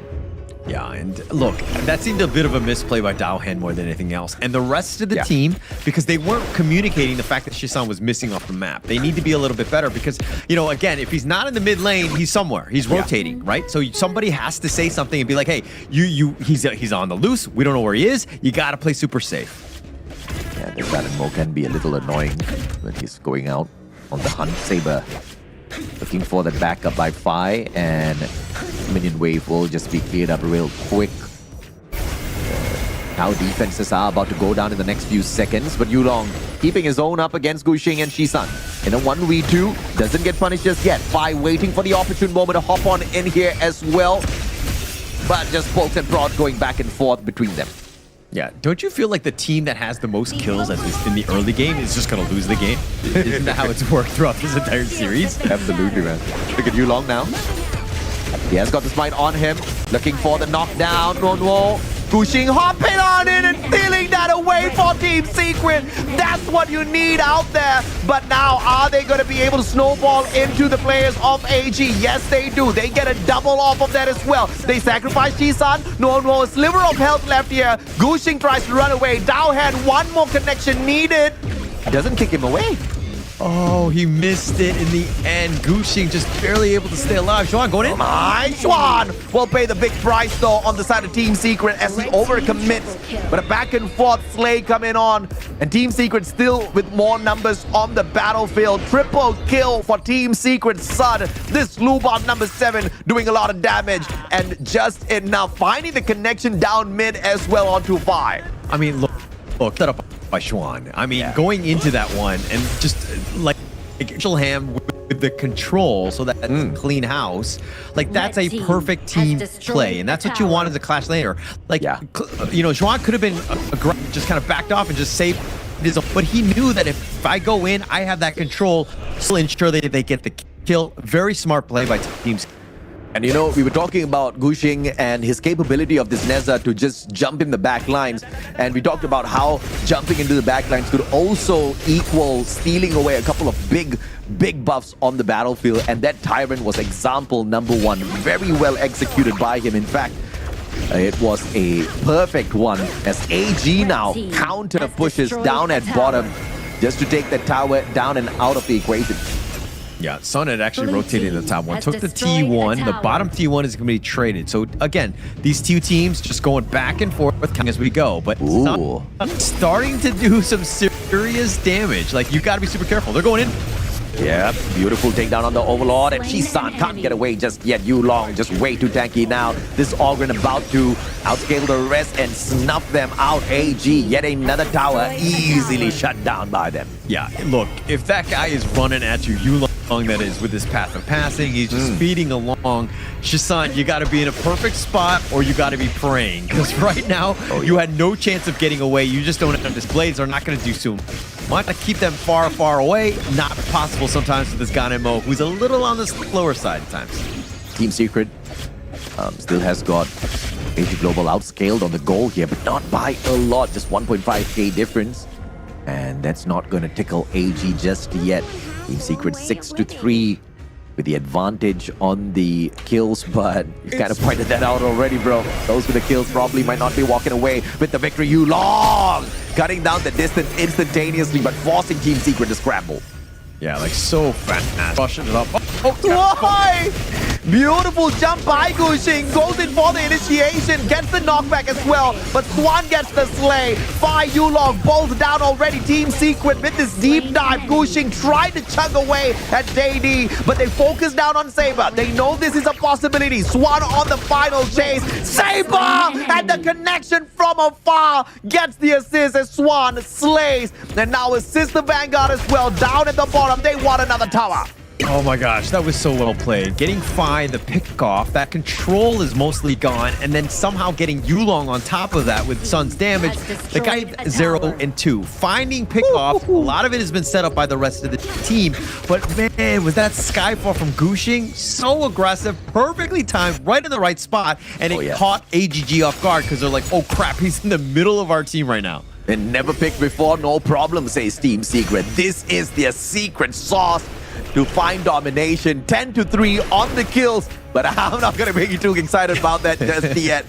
Once again, another Skyfall from the side of Gushing, but finding nobody this time around. No, Sun, Chi-Sun, a triple stack. Swan, oh, very dangerous. He gets caught out. A sliver of health, and he will be caught by JD overall. Kind of overextending, but down at the bottom, it's the fight for the Tyrant. Yeah, he stuck around a little too long. I think, I mean, 1 versus 2 is going to be a tough fight anyways. Yeah. I didn't think that he thought he was going to get to safety anyways. But him just going down, it's going to be, again, a sacrifice for his life for that Tyrant. Not the worst thing in the world. But now AGG finding some space across the map. Skyfall finding Ogrin, but nobody is close enough to him to take advantage of that connection. Pushing, clearing out a couple of those minion waves. Great rotation coming through from the side of Team Secret. Doubling back down mid to protect that inner tower on the top lane. But now a full connection being searched for here by the side of Team Secret. And they have not been able to catch AG Global with their pants down just yet. Yeah, definitely. And look at how it's kind of keeping them afar, right? Understanding whether they're going to be throwing out those shark cannons. And this is another thing that's kind of underrated from the Lubin number 7 is that, yeah, you throw these things out and yeah, you miss them, but the cooldown is so short that you consistently just shoot them out and then you can get that vision, which is going to be key because you can spot out people. Yep, Yulong. Beautiful knockback by Gushing, but nothing comes out of that one. Knocks him the wrong way. Beautiful stun onto Sun. That Luban is out of the equation and the big hitter is out. No, crushed as well. Team Secret now, 2 players down, and it looks like the rest of them do not want to stay and play. The inner tower on that mid lane about to be shut down as well by the team of AG Global, and that is successfully executed. Now 4 towers on their side, and they look like this is going to be an easy Tyrant for them to eat away at. Love it how AGG are like, hey, we lost a couple of team fights because we were not able to prioritize and kill Sun quickly. This one, they were like, number 1 target, found Sun, he needs to die. And they made sure that they did, and Team Secret, no chance of continuing this team fight. Yeah, look at how irritating Daohen was up at the top whilst the Tyrant was being chugged away at by the rest of his team members. He was just purely making sure the rest of Team Secret does not go in for the attempt on that Overlord. Crazy stuff. I mean, he could have gotten caught out there, but Team Secret not choosing to aggress on. No chance at this point. But again, Team Secret right now, they're going to just kind of push from the top lane, which is going to be all right because they have a whole lot of space. You got to consistently farm. Sun needs to get going right now. He's level 12, 2 levels behind JD at this stage, and he's a 1k gold differential.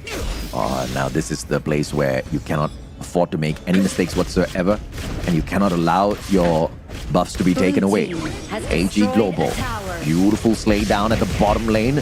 They take out the inner tower as well from the side of Team Secret. 5th tower claimed by AG. Secret has shown that they were sneaky enough to pull away that initial one. AG Global with the phenomenal victory earlier on. 3 towers down mid, smash back to back to find the crystal. And that doesn't need to be the case this time around, as they have done great work on the initial towers. Yeah, they've done initial, like on the initial ones, like the mid T1 is still standing from it. They've got a lot, or basically a stronghold on the map, and they're able to kind of be very aggressive as this top lane, top T2 is getting sieged. And the final inner tower on the top lane, still standing on the side of Team Secret.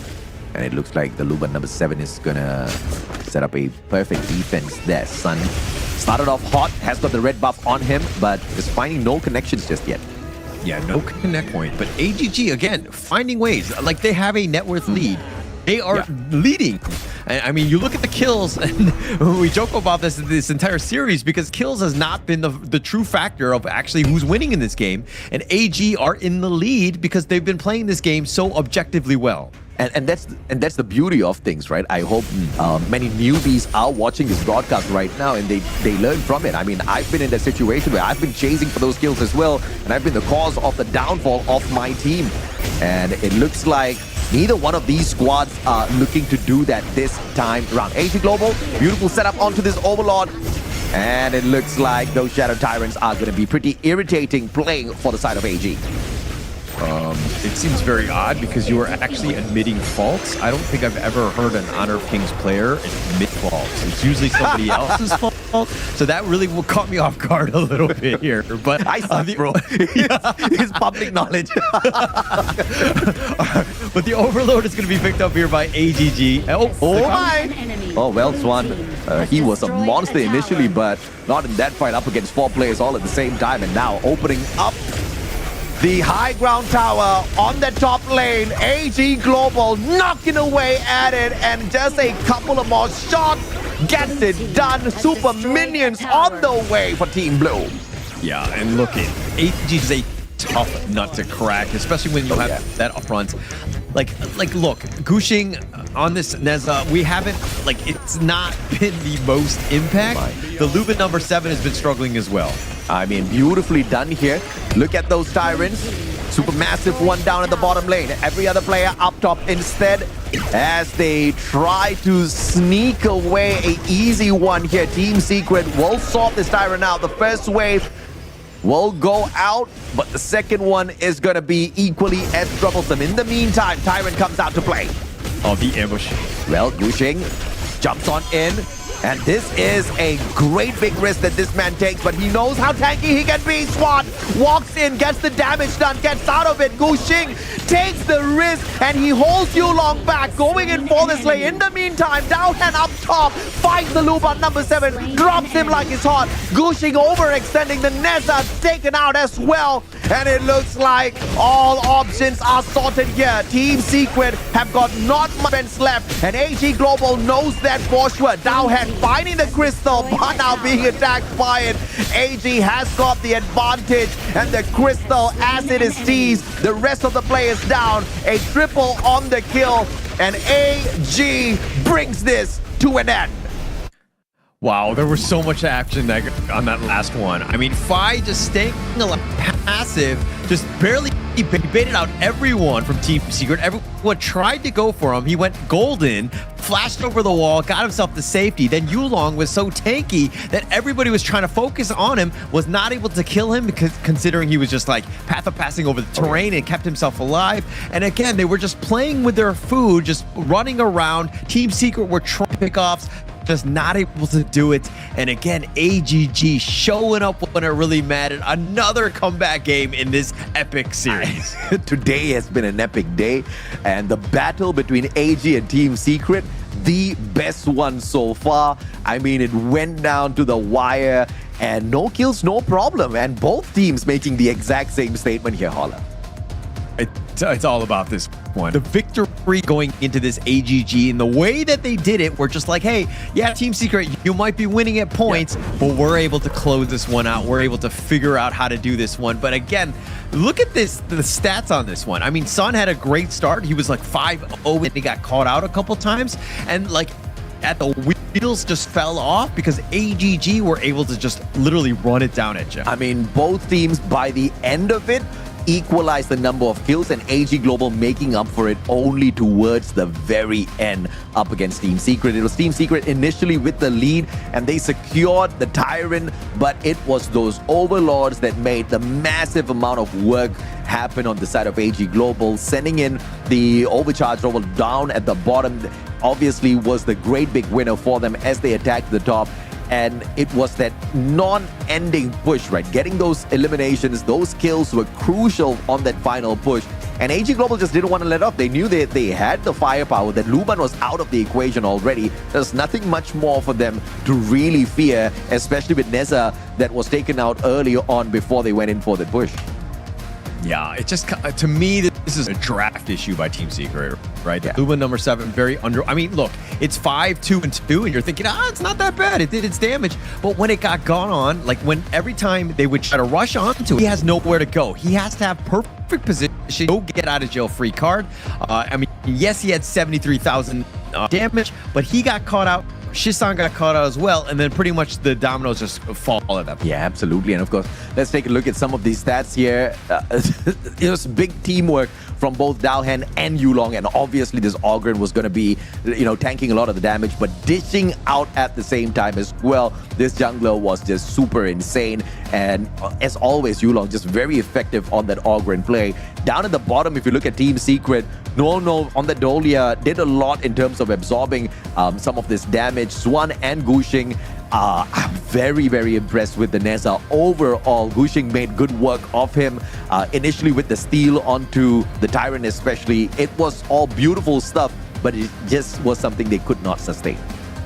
Yeah, and for me in this one, and I'm going to go a different route. I know that Yulong and JD Games, their KDA is definitely padded in that regard, but Dalhan, to me, it was just on point. Every single time Team Secret were able to just jump in, like Neza would go in, but then you had Shisan and Sun all the way back all by themselves, and then you saw Dalhan go in and just have those storm strikes and troll them and just able to kind of burst them down. Yeah. To me was the MVP, but the gold graph, again, really back and forth. Did we expect anything else, AJ? Oh my, I mean, this is just insane, bro.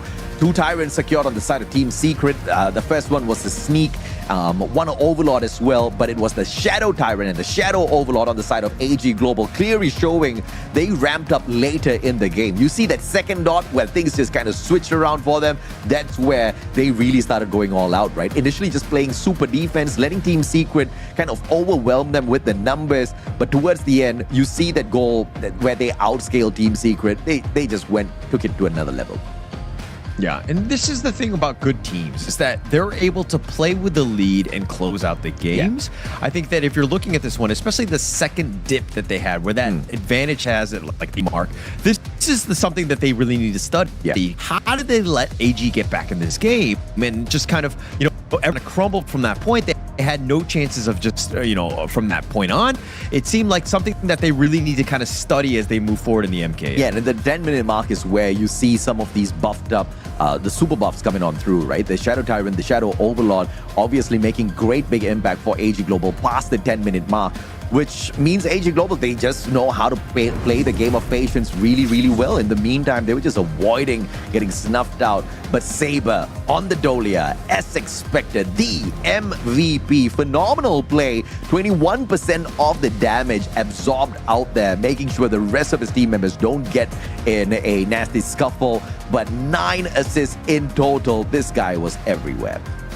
Yeah, I mean, his heals were on point. A stun lock and kind of protect everyone else. This is a very squishy lineup. It's kind of a very fine line of how this draft is supposed to work, and it really was supported by Saber, and that Diadea was on point where he needed to be to ensure that those saves were there. Yeah, absolutely. Diadea, not Dolia Mustache. It's okay. Sorry, bro.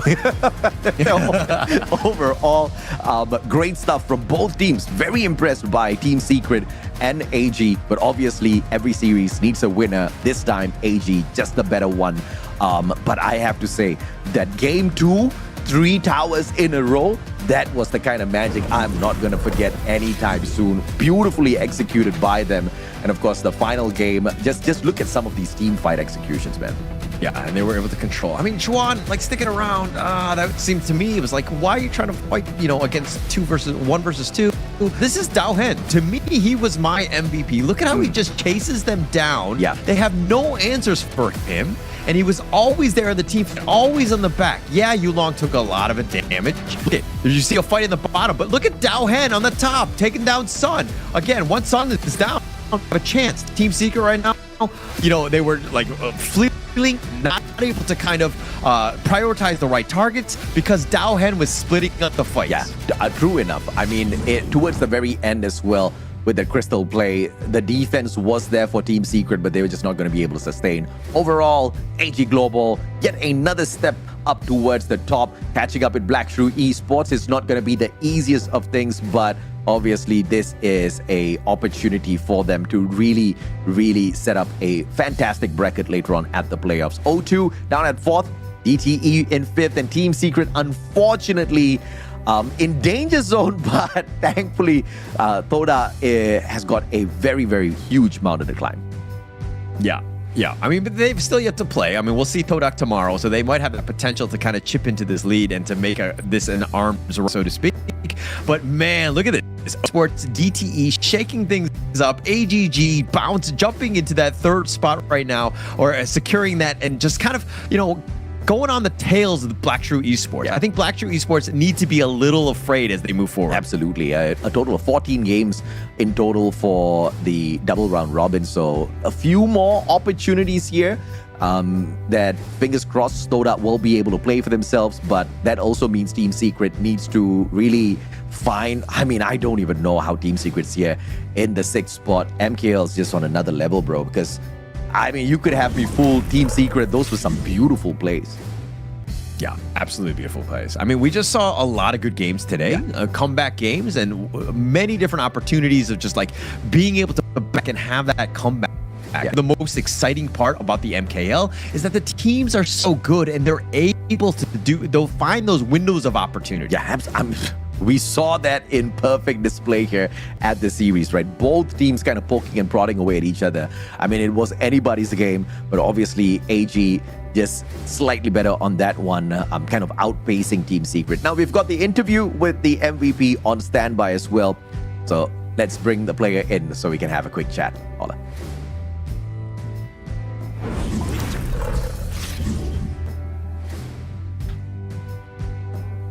All right, JD. Welcome. Congratulations on your win, AGG. What are your thoughts? I mean, you got to be feeling ecstatic going up against Team Secret like that, but going to a Game 3, what are your feelings right now? Feeling happy. Oh, okay. I'll take that word, bro. I know you're happy. Did you at any point feel like Team Secret was going to run away with the series? Because at one point it looked like they almost did. Nope. Okay, all right. You gotta love that confidence, Hola. Okay. All right, look. 3 teams can potentially come out of the MKL and make it to the KWC. Assuming you make it, who are the other teams that you want to see in the KWC?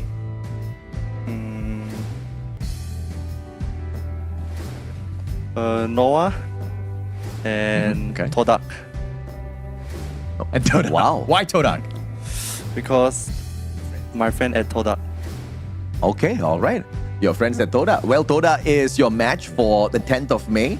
Any message for Team Toda before you guys take them on? Good luck. That is nasty, bro. Nasty. All right, thank you very much, JD. Congratulations on your victory. Let's get back to see exactly how we're going to be wrapping up this day. I mean, fighting words, man, this JD guy. Good luck, he says to Toda. No, I actually think he meant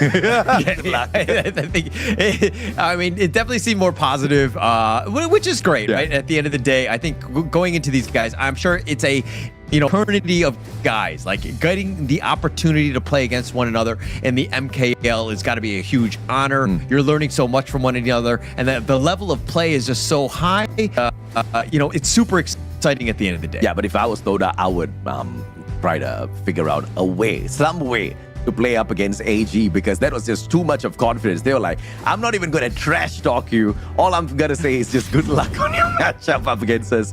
After you saw what we did to Team Secret, I guess you know exactly what's going to happen. So let's take a look at Week 4, Day 2. This is the schedule for the day. Seoul Esports takes on O2. BSE, Black Shrew Esports, back in action up against Team Secret. We get to see that fantastic showdown. And of course, to wrap the day up, just like what we mentioned just moments ago, AG Global will look for Team Toda out there on the battlefield.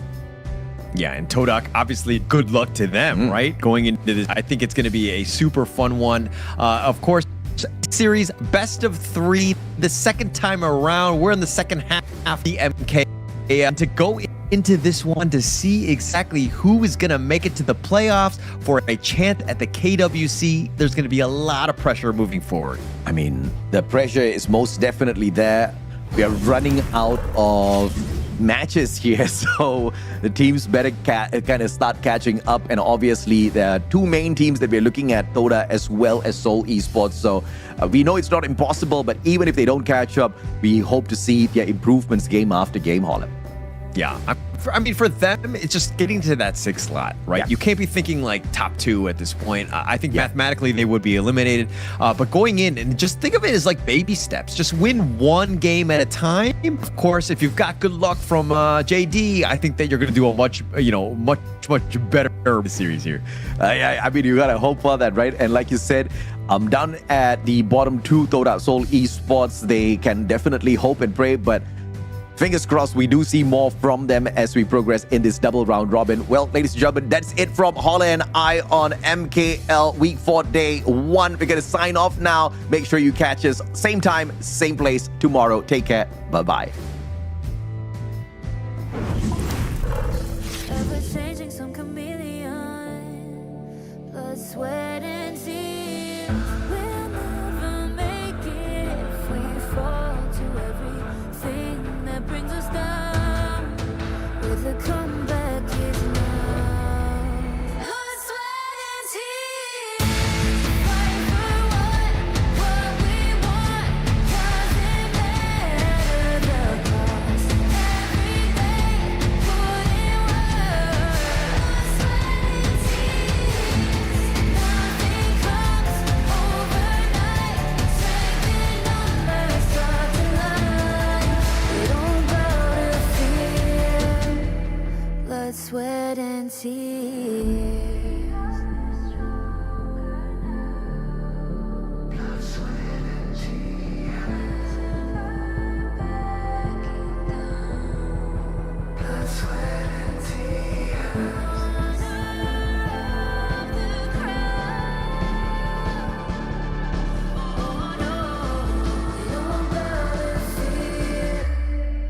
Blood, sweat, and tears.